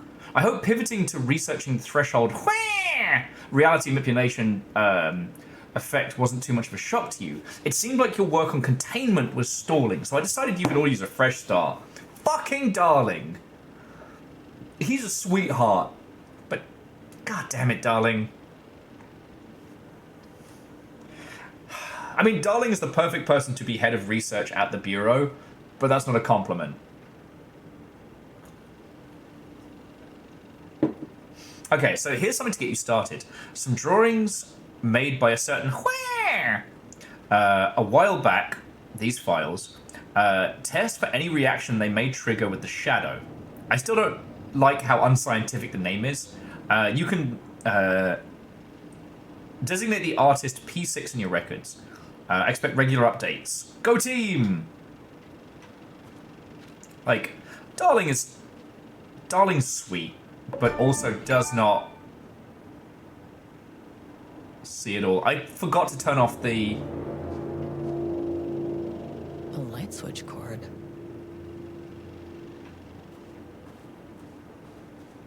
I forgot to turn off the achievements noise. But if I'm being perfectly honest, I'm not hating their involvement. Alright, let's see what it does. And thank you, Nova. Quick lesson on light switch cords. If you find one, pull it 3 times. Oh, okay, so that's 1. That's 2. No, tell. Hotel. Holiday Inn. Yes! The Ocean View Motel is a dimensional intersection. The doors from the lobby can lead anywhere. But I didn't end up in the lobby this time, which was definitely unusual.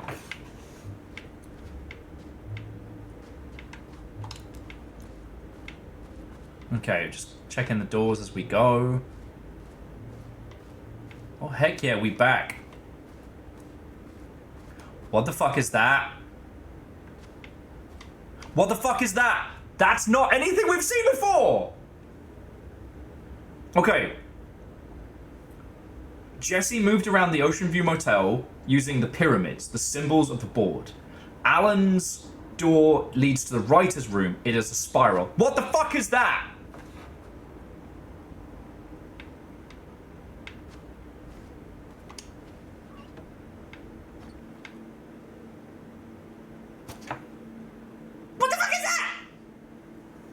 Sorry. To all of you that have stayed up this late to go this hard, like...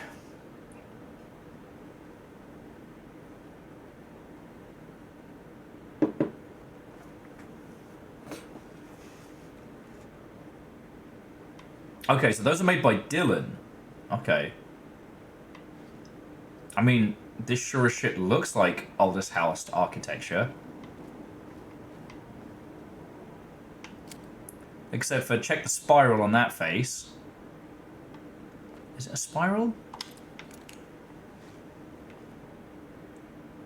Fucking looks like a spiral. That's definitely a picture of the oldest house from the outside. The Panopopicon! The Pantopopticon!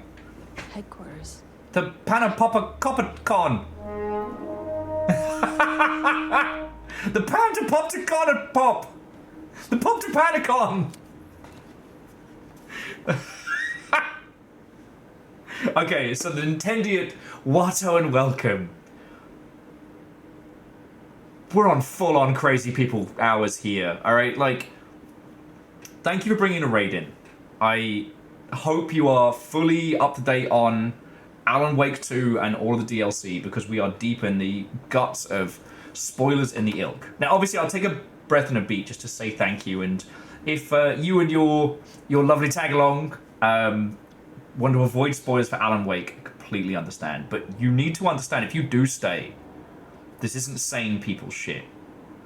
We just crawled through a blog spot from 2012. I called my friend live. Shit's wild. I've signed up.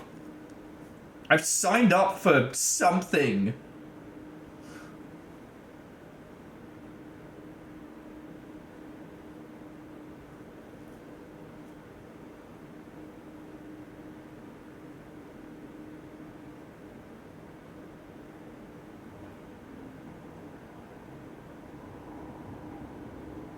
Friends, so you know the thing we signed up for?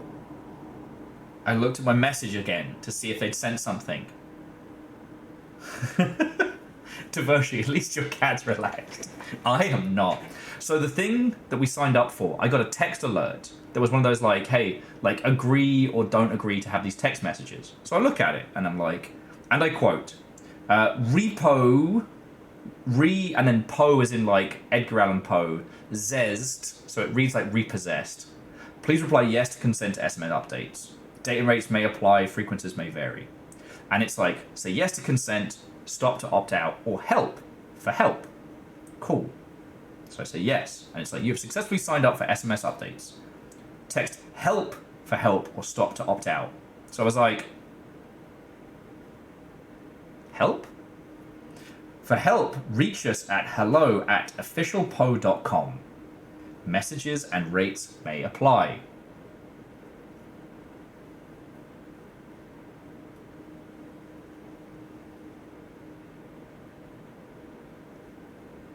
Moose, what the fuck? So, okay, so Nintendo, I hope you had a great stream. Please tell me about it, but just know what you're coming into. This is Crazy People Hours, Alan Wake, ARG tier, insane stuff. We've trained for this shit. We trained with the Black Watchman. We trained with so many puzzle games. And the thing is, like, who is this guy? Like, I think it's two different people. Oh, shit! It's Jesse, and it's the previous director. See? The red hair and the spiral? The core of the glasses?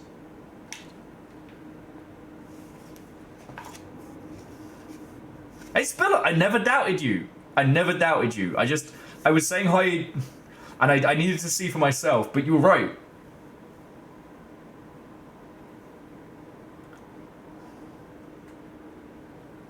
So the spiral only appears after Alice is brought into the oldest house. Literally day of. Meaning, that's what folded the FBC in. Alice, you fucking legend.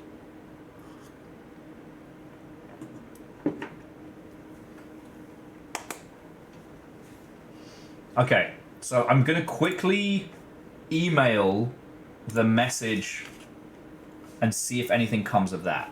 Because, friends, we're deep in the paint. There's no... If this is our last fucking stream of Alan Wake, we're going deep. So, okay, so hello at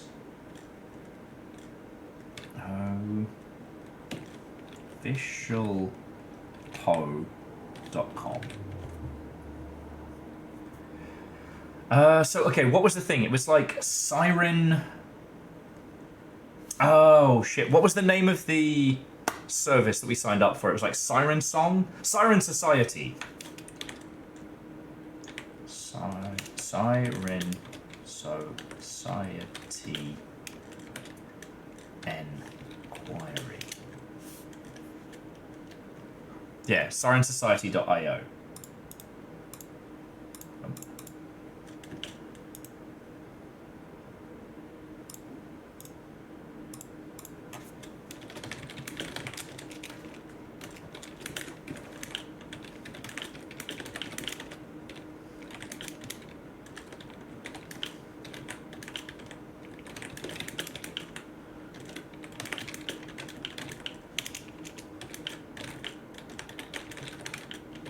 Alright, so what I've said is, I just signed up for the Siren Society newsletter, but I wanted to ask some additional questions.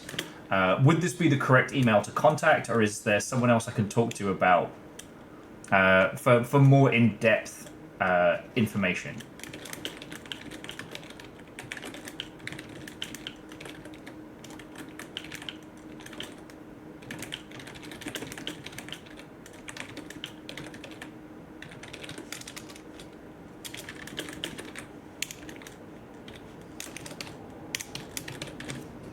Okay. Alright. Sent. Now, with most ARG type shit, it's either instantaneous or it will be days.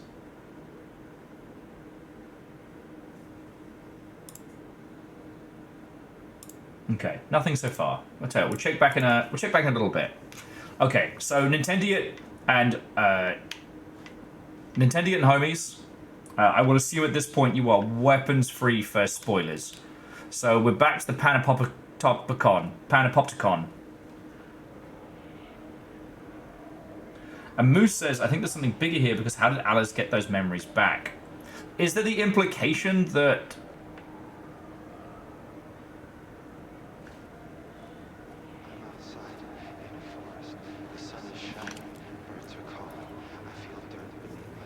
Sup, Damien? Dylan, sorry.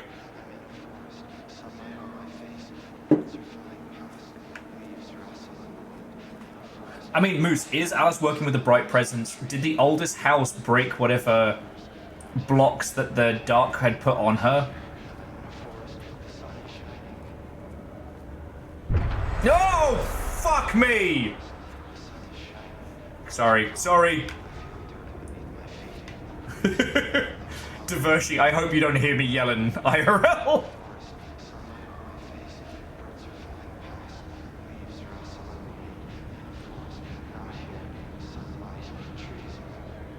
That's not Dylan.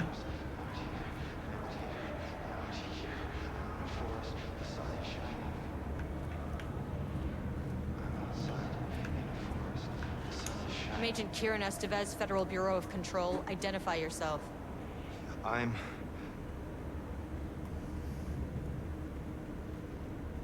It's quiet. Who are you? It's been a long time since I've seen anyone. Okay. Why are you in a cell? This is an FBC containment unit. Why is the Bureau detaining you? I'm where I belong. Who is P6? What I meet here is either a painting or a paracriminal. Are we in the Panopticon? There's a sign over there for the Panopticon. The Panopticon's only in New York, in HQ. Is this the oldest house? I think that's where I am. So you are inside the oldest house. Is anyone else alive?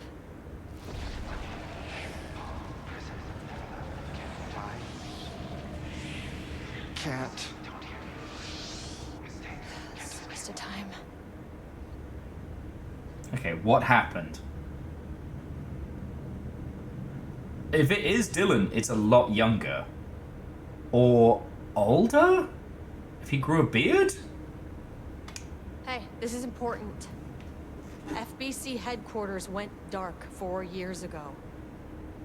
What exactly happened in there? We were attacked.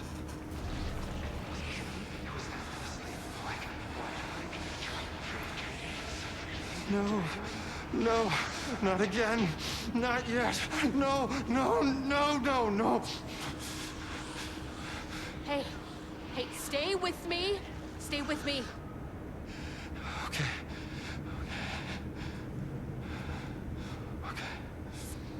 Brave of you to assume, Spiller, that time hasn't been fucked with. So, post-control Dylan. Maybe? Dude, I don't even assume it's Thursday anymore. What attacked the oldest house? I need to know. Something's changing. Outside. Can you feel it? I can hear it. It's getting worse. You can't stay, can you? Hold on. I need to know if it...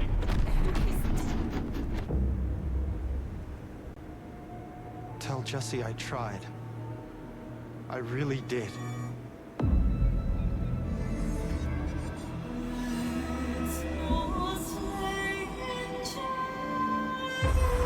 Yo, if that didn't look like New York getting fucked up.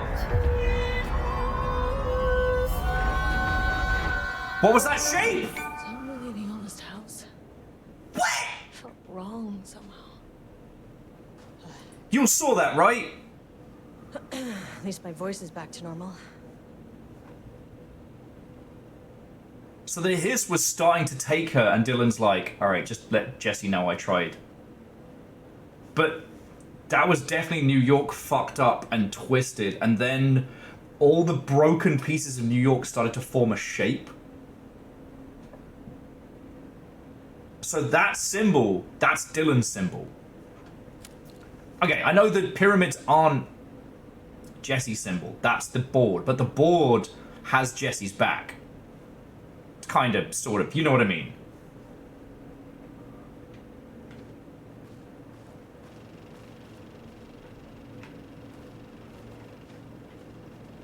Fuck it, now what?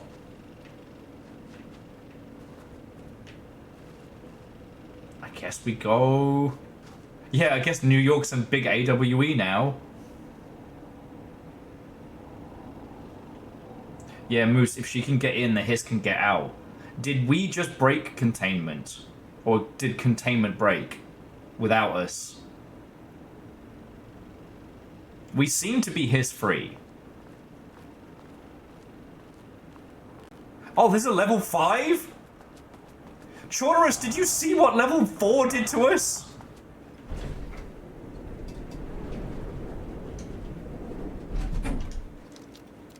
Jesus Christ. Me before stream. I'm gonna cut down on my drinking tonight, you know? I definitely went too hard yesterday, and I definitely paid for it. Me, after 6 hours of Alan Wake, I need wine, I need barbiturates, I need, like, the skin of a toad.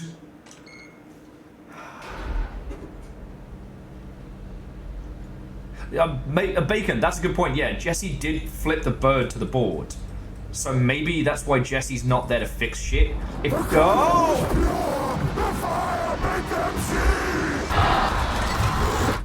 Fucking hell! 1, 2, 3.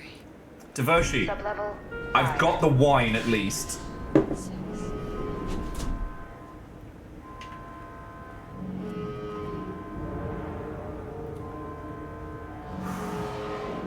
So, Will, what do you do for a living?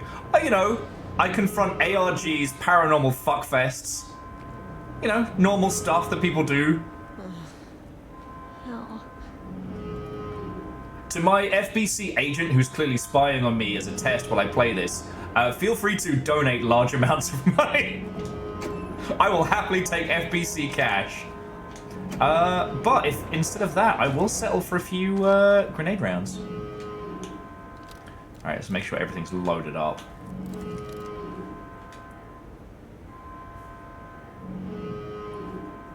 Nova says, with your screaming, can we get a loud piss? Actually, not to be a little bitch about it, Nova, I am going to nip to the loo very quickly before we do whatever the fuck is about to happen. Let's FBC how this all goes. That's the fucking Longship t-shirt. It's I FBC what you did there.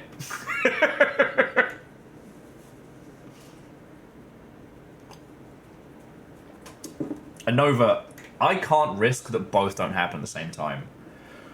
Also, I'm getting a splash of water on my face. I need to breathe for a second. Like, the fact that Zane succeeded, and that's why he's not been helping. Like, the light presence has been helping, but that's also why it was being so limited. The lamp, the switch. Even Cynthia didn't know that Zane was gone. Like, she still had that hope, but she still held his lamp. Moose, if I fucking can. Like, I get the chance to be at a thing with Sam, like, I don't know if I'll be able to be even vaguely chill about it. This is everything that people should be aspiring to when making games. Okay, not everything, that's a bit...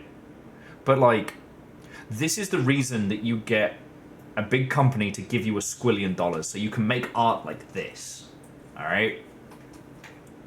I'm not saying every game needs to be Alan Wake or this level of, like, lore-coded narrative nonsense.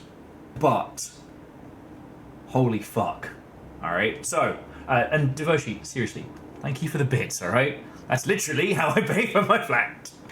I'm gonna hit a quick pee break, and then we're doing this. Alright, there is no map for floor 5. It's just us. Oh, also, geometry shifting bullshit, fucking elevators. Have you seen the details that she's added? Spatial reoccurrence, painting production, like, throughout this, Estevez has been making mental notes. And I think that's pretty fucking cool. Alright, back in a sec.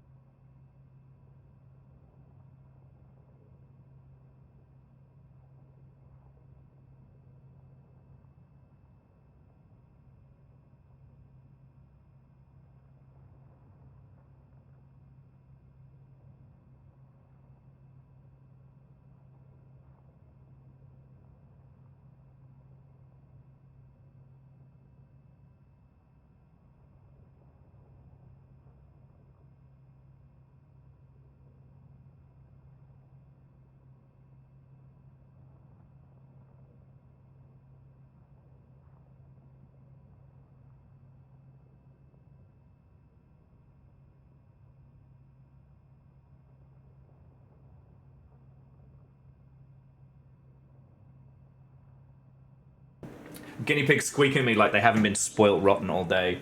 Friends, I did it on reflex. So I went, took a slash, threw some water on my face, and I was like, all right, okay, we can do this. And I literally did you're an FBC agent, Will, you can handle this. Wait a second. Wait a fucking second.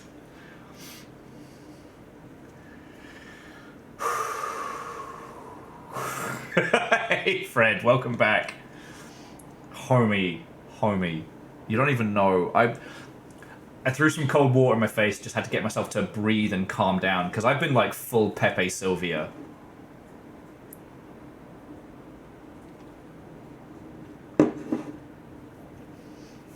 And Spiller, I don't think that there are...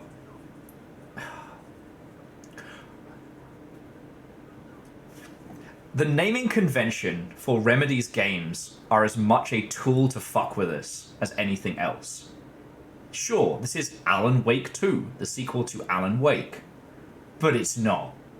Like...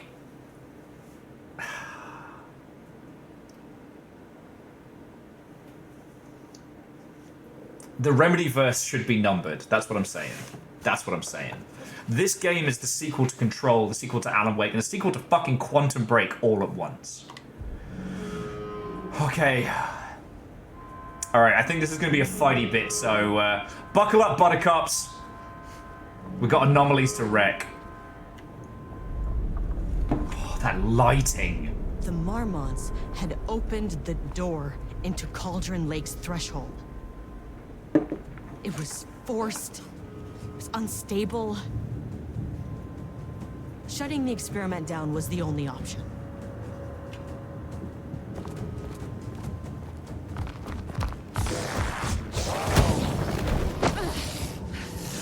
Oh, Jules, you're taking a fucking round to the face. Yeah, Moose, exactly.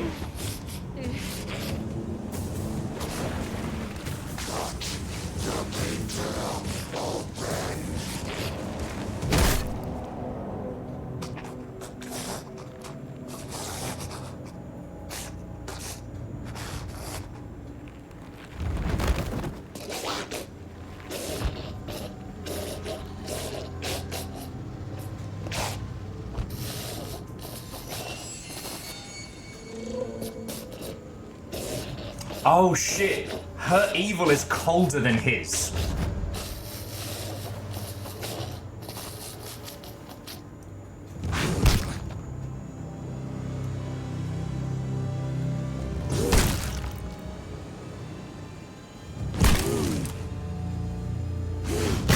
Oh, fuck!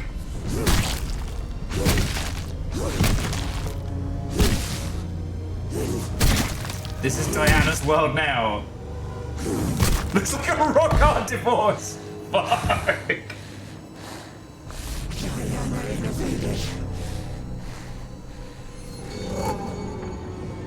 Typical fucking Marmonts.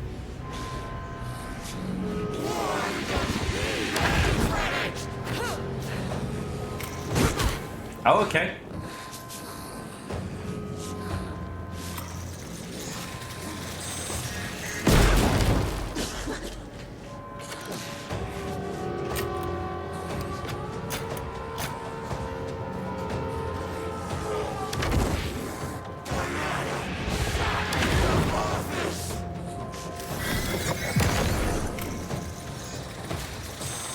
Get a fork. All right.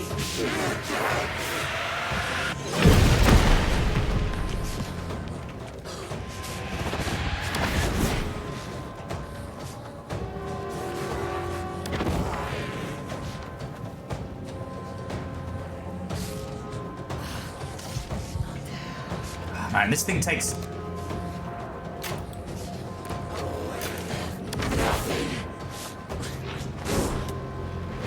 Wow! My fucking head! Diana! Don't be a twat about it!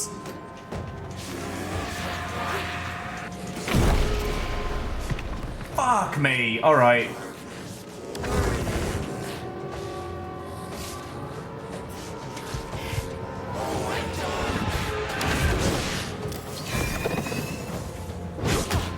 Ow.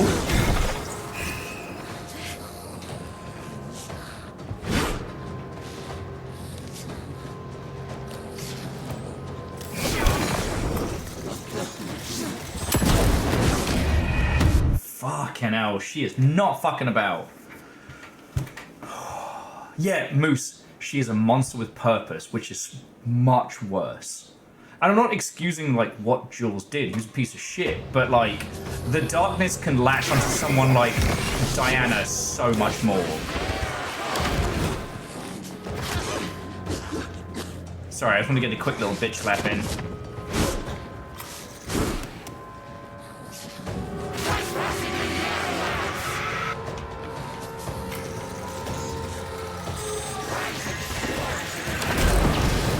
Fuck.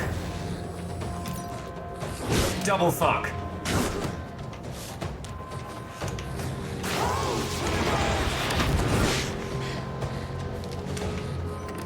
And fucking reloading this thing is like War and Bloody Peace. She rocked him like a hurricane. I could only hear that in the context of DBZ Abridged, just so you know.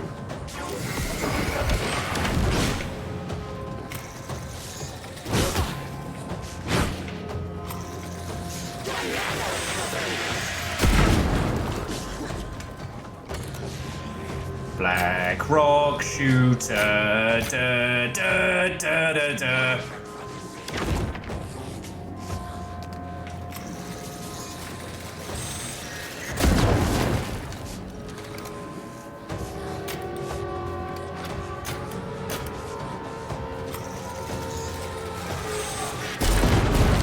Why did you idiots think this was a good idea? Where'd she go?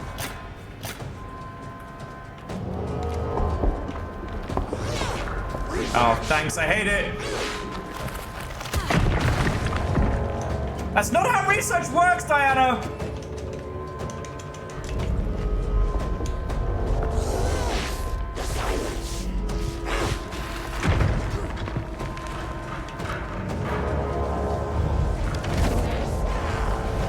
Like I needed more problems.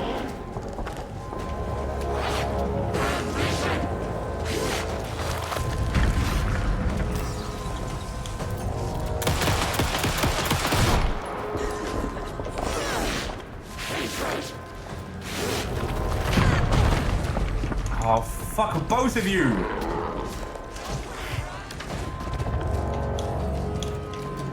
Homie, I don't want to do this! Don't you get down, Mr. President, for her! Alright, we got one more round of Black Rock.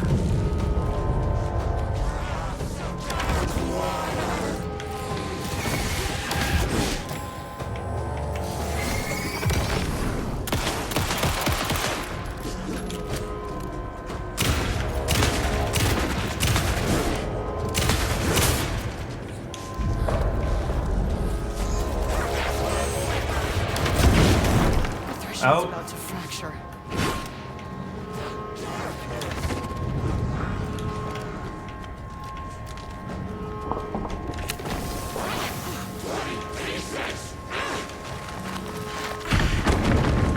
Oh, I'm in so much shit!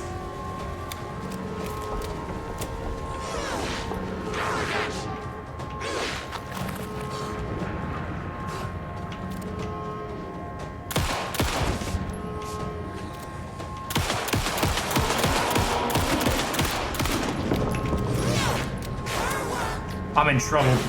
I'm in trouble, friends. This is fucking hard.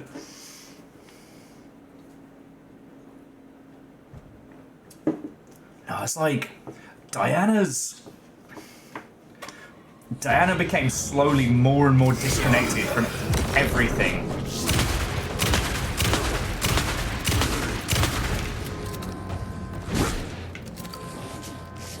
Alright, I'm gonna stop trying to be clever.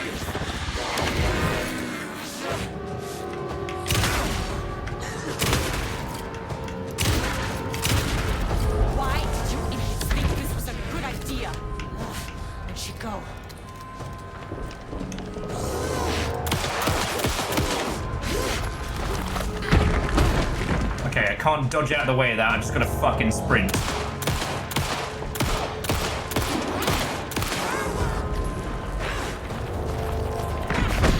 God darn it. You are the worst!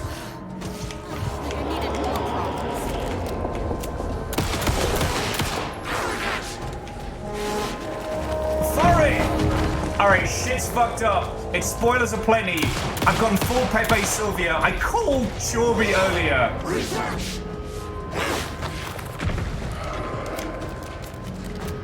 How are you? Jet Set Radio Futurist better? Fuck yeah it is. Don't get me wrong, I love Jet Set Radio, but... The threshold's about to fracture.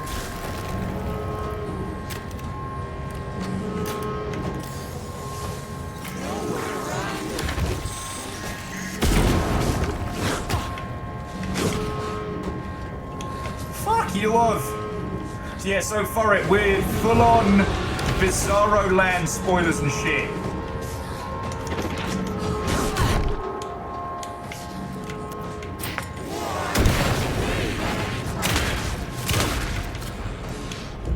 Oh shit!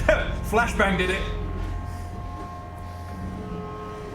But yeah, for it, I am in love with Jet Set Radio and Jet Set Radio Future. So I would be more than happy to talk about it, but like... You're angry, I get it. You know what the Marmonts did to you, to Rudolph Lane. Okay, you know this. Alright, cool. I can to make sure this kind of thing doesn't happen again.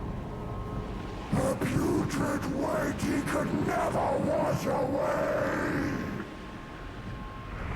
The Marmonts are dead. I don't know if that's any sort of consolation, but it's done. The pain, it was all over him! The threshold is tearing itself apart. I need to shut this down. Look, I'm sorry.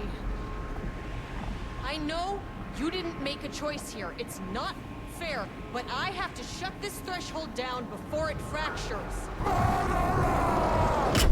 Aww.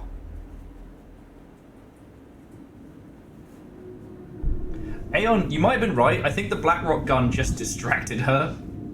Felt good, though. Oh, for it. We found the ARG site. I have emailed some weird shit like, we are deep in the paint tonight. For it. Zane the Poet never died. Agent Estevez stood in the forest just outside of Bright Falls. She watched her team detain Alan Wake and Ilmo Costa, stuffing them into black SUVs.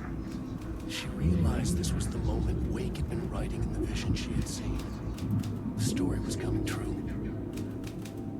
She pushed the thought out of her head. It had been a good tip, a way to find Wake. Nothing more. Alan Wake!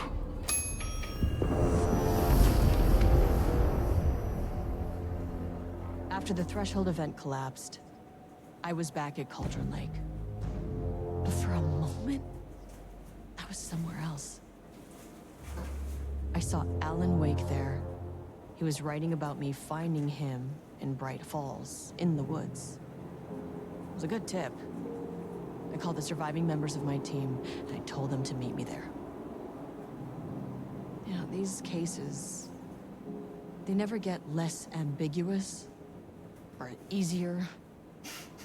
This one, this was tough. Booker thought he was in a fucking LARP until about 3 seconds ago. Are monsters, threats. But the Marmonts were monsters way before the Shadow got to them. So at the end of the day, what's the difference? The real monster was man! The real monster was man. Oh, but yeah, for it, virals. I hope you had a fucking great time. I could definitely go for some, stop playing that radio, y'all. I'm trying to get some sleep. But instead, we went down the ARG hole and we emailed some random things. I gave a website, my phone number.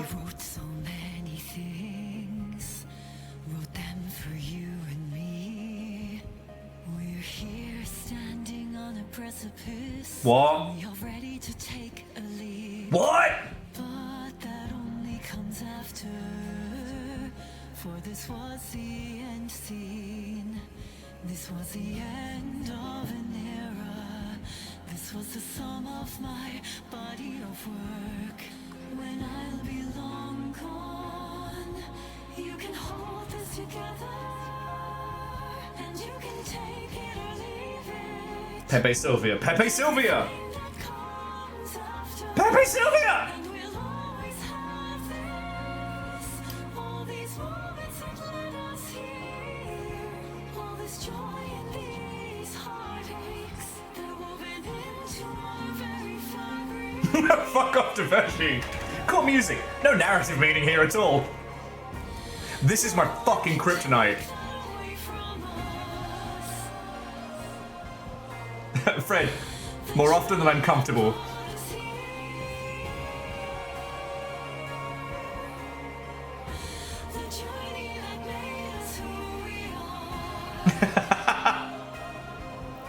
Okay, firstly, Devershi, my fight song is the Mouth Dreams SpongeBob We Will Rock You smash up, and that is a well-known fact. Secondly, this is really good, but it also means that like even like the Night Springs themes and shit like that may have been Cauldron Lake affected, and this was not supposed to be more Alan Wake stuff. This was supposed to be our calm end to this long-running series. You know, we had Wine and Cheese last week. We got into the pit. We deconstructed it all. And here the fuck we are!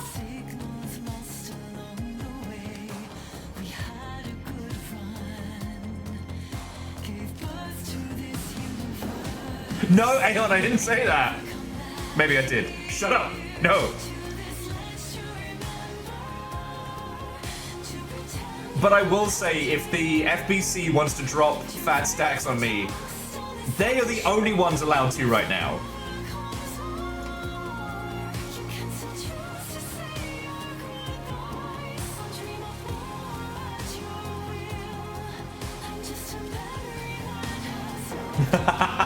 Yeah, wine and wine. There we go, Fred.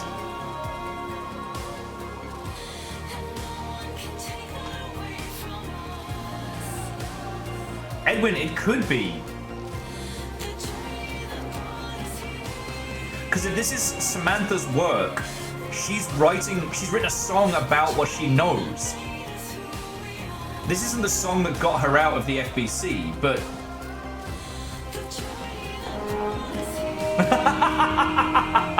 Everyone's here! Night Valen, what ho and welcome! Now, is that turn up God, or is that turnip God? I think the pronunciation there is very important. Watto and welcome, friends. We just finished the very last bit of Alan Wake content we had, the Lake House DLC.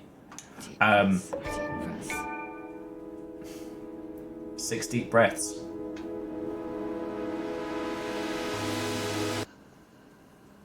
Clock stopped, and another shoe was dropped. What a mess.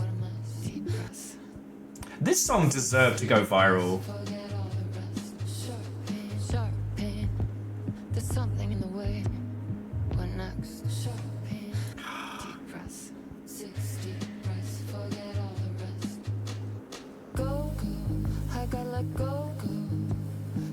This was fucking powerful. This is... Yeah, no, Edwin, it definitely was Dylan. I think the confusion was on my part, not on your part, but yeah. So, Night Valen, how was your stream? What were you up to? I do want to say, friends, if you're not following Furrit, if you're not following Night Valen, like, please, please, please change that.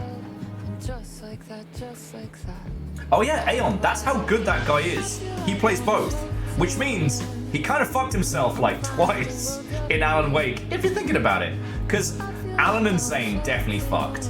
And I do not doubt the fact that Darling and Zane fucked.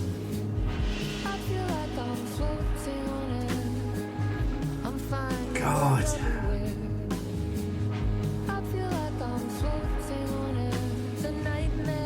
So here's the thing, friends. We know the next game is Firebreak, a 4-person co-op Left 4 Dead style shooter where basically the janitors in the oldest house try and unfuck the situation. And we're gonna see screenshots of it. I'm gonna be like, oh, that's so funny, friends. It's just a shooter. Oh man, we're gonna have such a fucking whimsical time.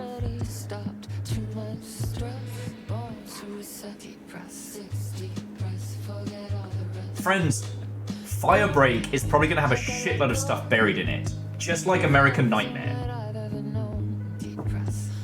I gotta start putting my team together.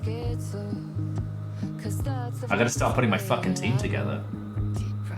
I need sickos, lunatics, and lore hunters.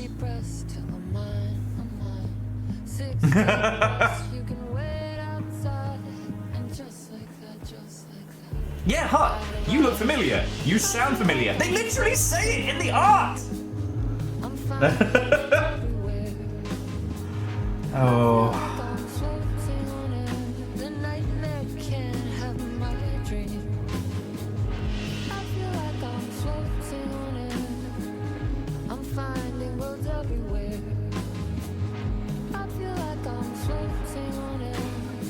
This is the kind of shit that we have a games industry for. But yeah, Night Valen, I hope you had a really good stream. I hope it's all going good, friends. You kind of came in... You didn't come in as I was at, like, peak unhinged bullshit. But...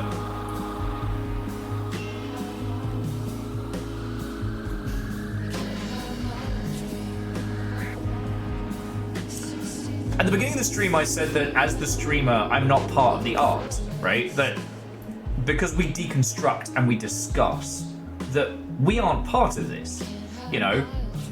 We try and empirically understand the industry and we try and shamanistically... If Alan wanted the Jarldom, he would be Alan Snipe, and yes, Snipe. Bacon, thank you for the 200. Fucking terror. But... and Chaunerus, I'll do my best. Trying to get one of the 3 Dans is like a superpower. I've only managed to get all 3 Dans together once, and that was for Show and Yell. Keyword Studios. But yeah, jumping back. We should have Dandelion. Well, because here's the thing. If we're bringing sickos in for Firebreak, it has to be Chorby. It has to be. Chorby literally sent me, in a fever, the Finnish independent movie that inspired Zane the filmmaker. Yeah, no, Keywords is an outsourcing crew, yeah. I think I know them. But, sorry. I'm just floored. The little snippets we saw of what has happened to the oldest house, and then it looks like they don't beat the hiss, or something inside the oldest house does actually break containment. It looked like New York got fucked. But there's also the possibility of a New York contained within a box, you know? And also, to whichever of the mod team did these shout-outs for Night Valen and Furret, thank you. And please, please, please, friends, do give them a follow, alright?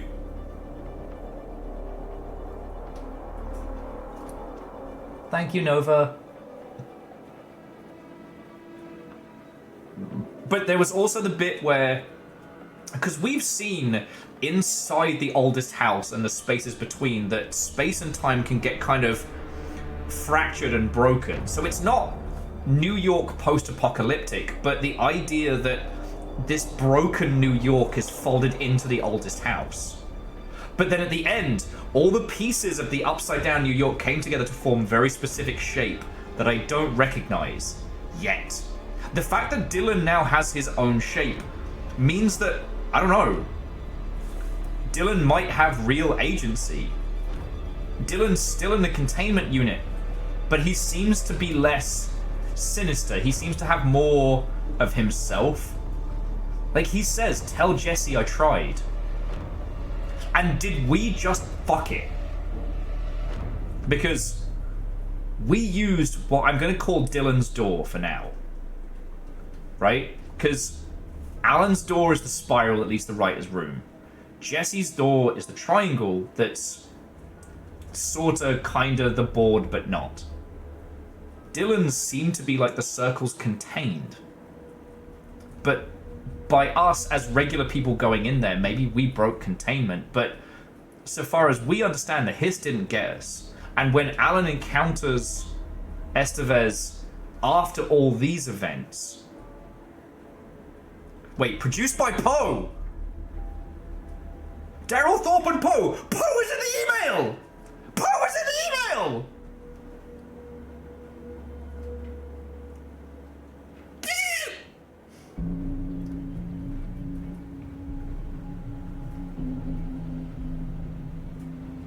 The email I just sent from the text is, and I quote, hello@officialpoe.com. How many fucking levels are you gonna get us with, Sam?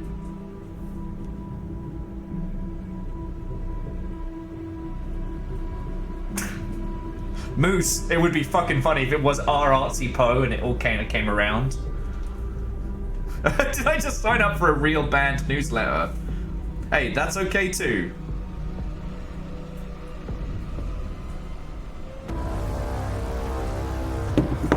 Fuck me running.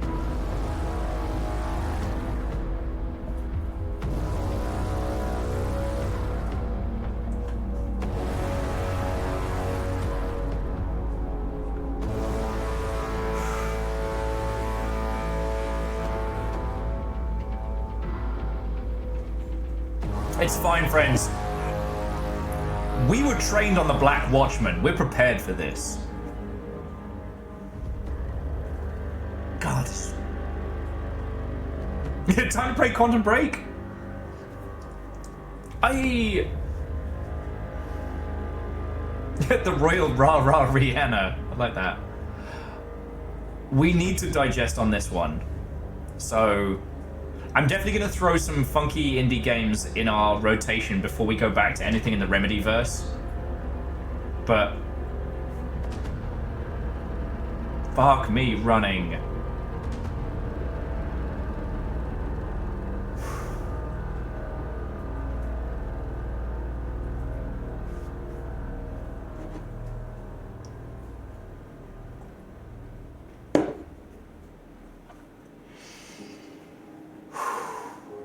This was good. Fuck, this was good. But no, I really did think that this was just going to be like fun little snippets, interconnected tissue. I didn't think this was going to be the setup. And honestly, playing this after Alan Wake was way better.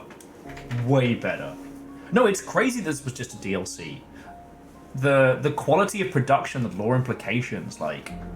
the way that Remedy make their games, the seamless intertwining of live action and story, the fact that the narrative is all there, the fact that such a huge piece of lore was hidden within an ARG that is referenced in one little snippet, in one document. Fuck me.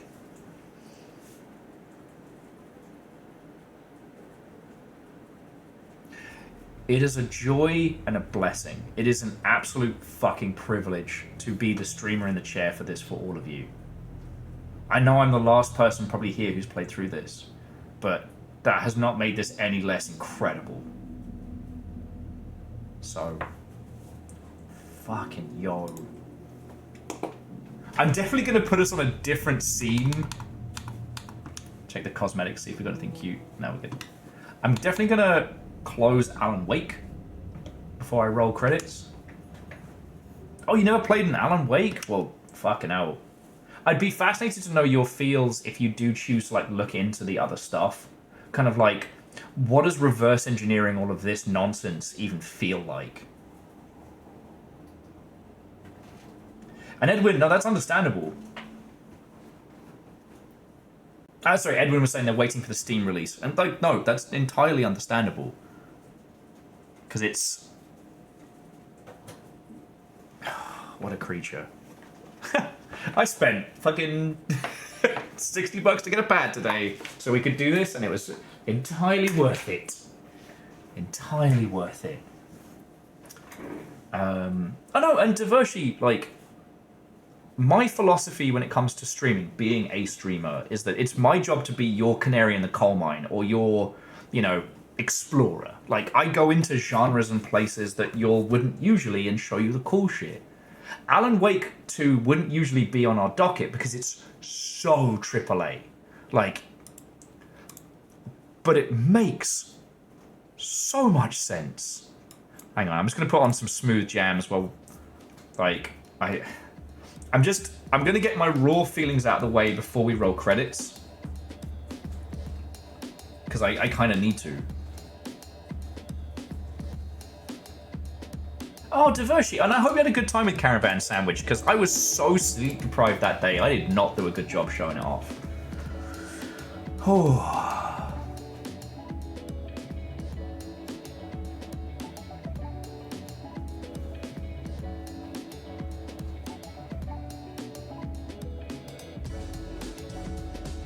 So, Edwin, the thing I've realized is that, so Alan Wake, at least Alan Wake 2, uses jump scares as punctuation, not as fuck you. And I think that's why it works so well. Because remember we did, was it Crowded Followed, where the jump scare is essentially a punishment because the monster gets you. Alan Wake uses jump scares to punctuate the darkness, the characters. There are so many times where it could have jump scared us in a way that would have been more befitting of horror, but that's not what it's about. Right? I thought Estevez did a real good job of being like, fuck you, towards the end. Like us, knowing that Lane's horrified spirit trapped in a painting made of blood was going to, like, fucking scream at her. But it's not because Lane's trying to shit her up. It's not like Lane's trying to give her the spoops. Lane is frustration and anger and fury and hate painted onto a wall manifest. Right? Alien Isolation is a game that breeds fear. Alan Wake 2 is a twisted SCP-like setting that uses jump scares as punctuation. And they also, I appreciate the fact that they allow you to just turn that either down or off. And that's the point where it made sense, right? If you turned off the jump scares in a lot of horror games, there'd be nothing left, right? But not in this. I can't believe we found new lore. I can't believe it.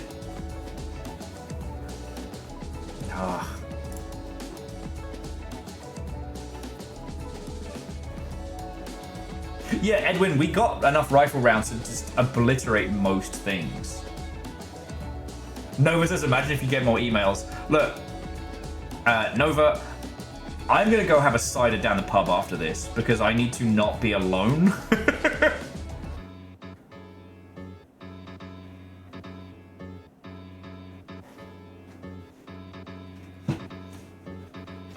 Like...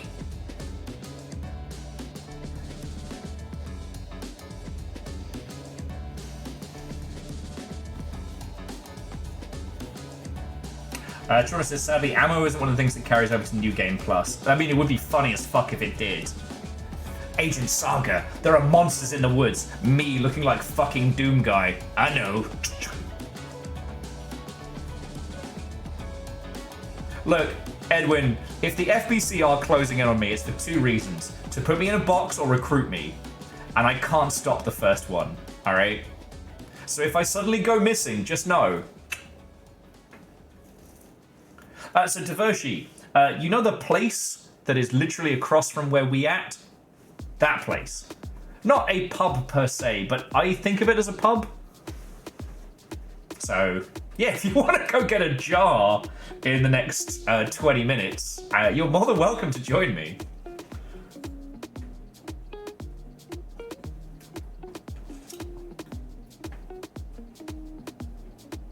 No, so, like... straight across, not next to, but yeah. So Chona says, That was Alan Wake 2 and the teaser for Control 2. Personally, I'm a bit excited for Control 2, but Firebreak is going to determine if I'm excited to play the game or if I'm excited to study the lore of the game. Oh yeah. So Chaunerus, I think that's the point where I'm going to try and get a team of specialists together, because a 4-person co-op shooter is a kinetic and frenetic experience. It's going to be fun, it's going to be fast, because Remedy's not going to make a shit game, right? But, oh, Mental Monk, we went back into the paint again on Alan Wake. I've seen things you wouldn't believe. Blogs on fire off the coast of 2012. Email addresses unlocking lore. Memes like Tears and Rain. Yeah. Although I'm not allowed to do any streams longer than 11 hours anymore. That's my new rule.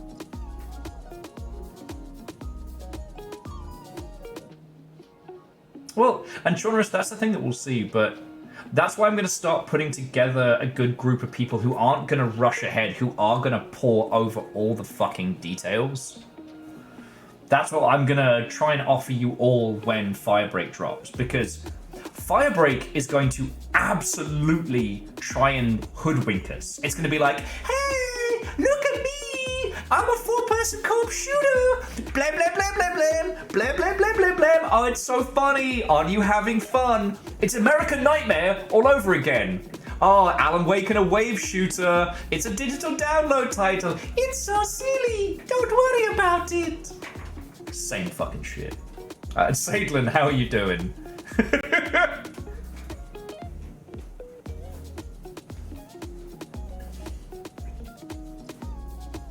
Well, Divershi, I'm only going to get a pint of cider and stuff. I'm not drinking tonight, but if you fancy it, I'll be heading down probably, a little bit after I close out stream. Aeon, I don't know what that was an impression of. That was just... Fuck.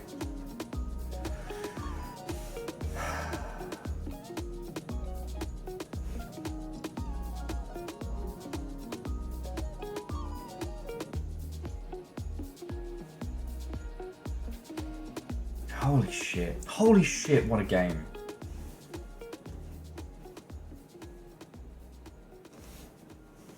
Holy shit. Yeah, and Mental Monk, the thing about the Control DLC is it's both fun and really good lore narratively.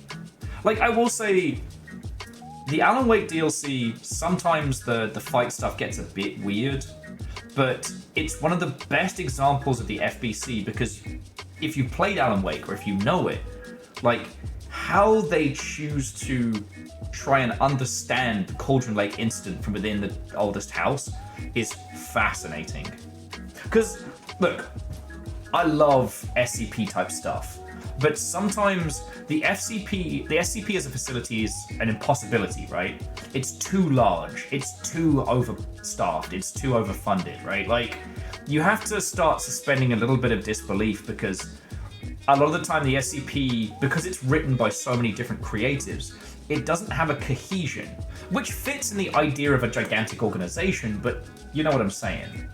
The FBC makes sense as an agency. I hesitate to call it a government agency, but it operates like one. Because, like, it's paid for by the US government, but the US government has literally zero oversight on it, so...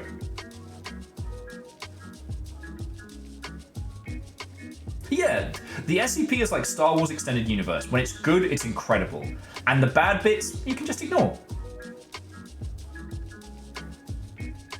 And it's interesting to see that Remedy have probably understood the SCP as a concept more than anything else. Hey, no, Chaunerus, I'm going to roll credits in a second. Look, Chaunerus, I want to say an extra special thank you. You've essentially not just been like a facilitator and lore hound, but you've helped us all, or you've helped me show everybody Alan Wake 2 in the best way. Kind of, not quite director, but I don't know, ringleader and facilitator. And I just want to say an extra thank you for that. Like, I mean it. Like, this is an incredible game. And just like certain dishes, sometimes experiencing it the right way is what matters. So, like, thank you. Oh, and Salen's making fight stick controllers in CAD. Go you. All right. Look, I need to digest on this before I can give you any of my real thoughts and feels. I can't go from raw to where we at now, but I'm gonna roll credits and say thank you. But like, just to say again, like, I get to do this every day because you lot throw in bits or you do donations or what have you.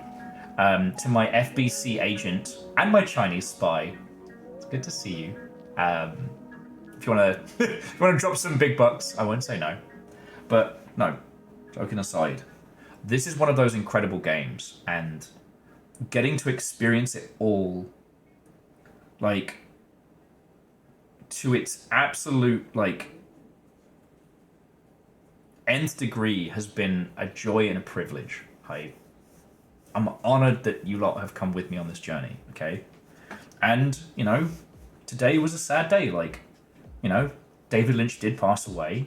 In his own words, he ain't gone, but, you know, we all feel it. But to say that his works inspired Alan Wake is a drastic understatement. Like, the very fact that everything is canon in Twin Peaks, and then you deal with something like this where everything in Control, Alan Wake, Quantum Break, the DLCs for all these parts interconnected, everything is canon. And I cannot wait to see how they fold fucking Max Payne in. Even though Casey is Max Payne without the gun Carter. But look, sorry, I'm fried as. I'm just trying to say thank you, all right? I'm just trying to say thank you. So, to that end, I need to thank the following people directly because, you know, without you lot, I'm just a bloke shouting at his fucking computer by himself alone. And, you know, you keep me and the guinea pigs alive. So for that, thank you. So, okay, so to Joe Glory, DBT Gaiman, to Greg the Egger, still think it should be Gregor the Egger, but that's just me. Thank you for following. I hope you come and talk video games with us in the future. To the Snail Simulator, the developer of such game. To Scotty Doggy, Smithers the Parrot. Fuck you guys! And Joe Glory, whether you were gifted a sub or celebrating, fucking thank you. Numbers and Vert and Flow, thank you for the donations, because I can use those immediately, you fucking legends. And to Akira Zero, Bacon Avenger, Some Numbers, Scotty Doggy, Eriman, the Dice Goddess, Divershi, not David Schrei, Fearless Son, Vanderbeast, Edwin, Verdant Flow, Joe Glory, and Holy Bus Crusader. Everything that you put in bits and donations wise is literally how I survive, so thank you.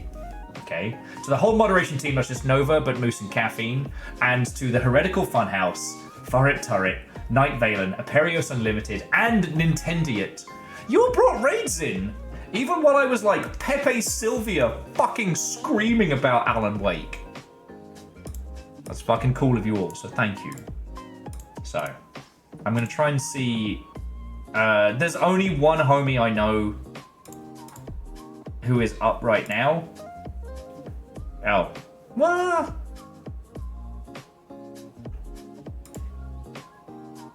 Okay, friends, I got...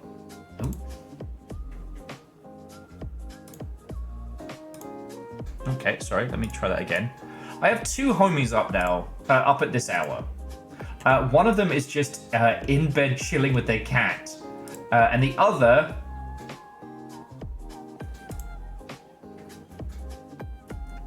I think is playing Skyrim, but they're currently dancing to some 90s bangers.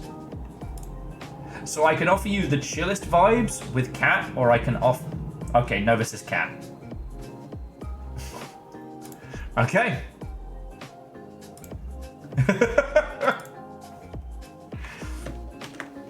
Well, Mental Monk, there will come a time. There will come a time. All right. So I'm going to pass you over to Annie 8. Annie 8's just chilling in bed.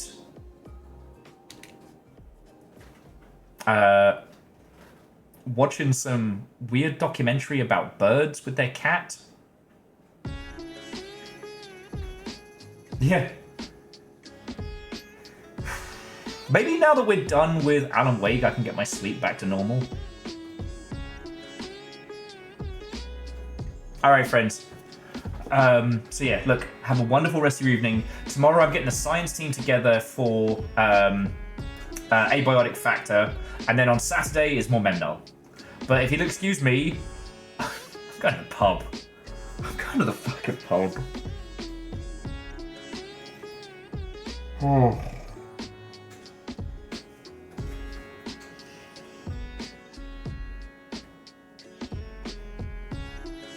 What? Hitmans? You can't come drop that on me just as I started the raid! You fucking... Is it on Steam Workshop?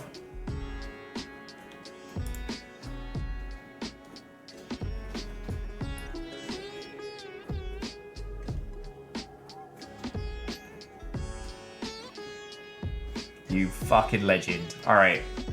Alright, well the clock is moving out. I'm just grabbing that now.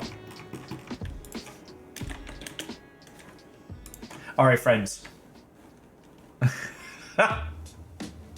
And Will immediately forgets to stop the raid. That's what you did to me. Head man.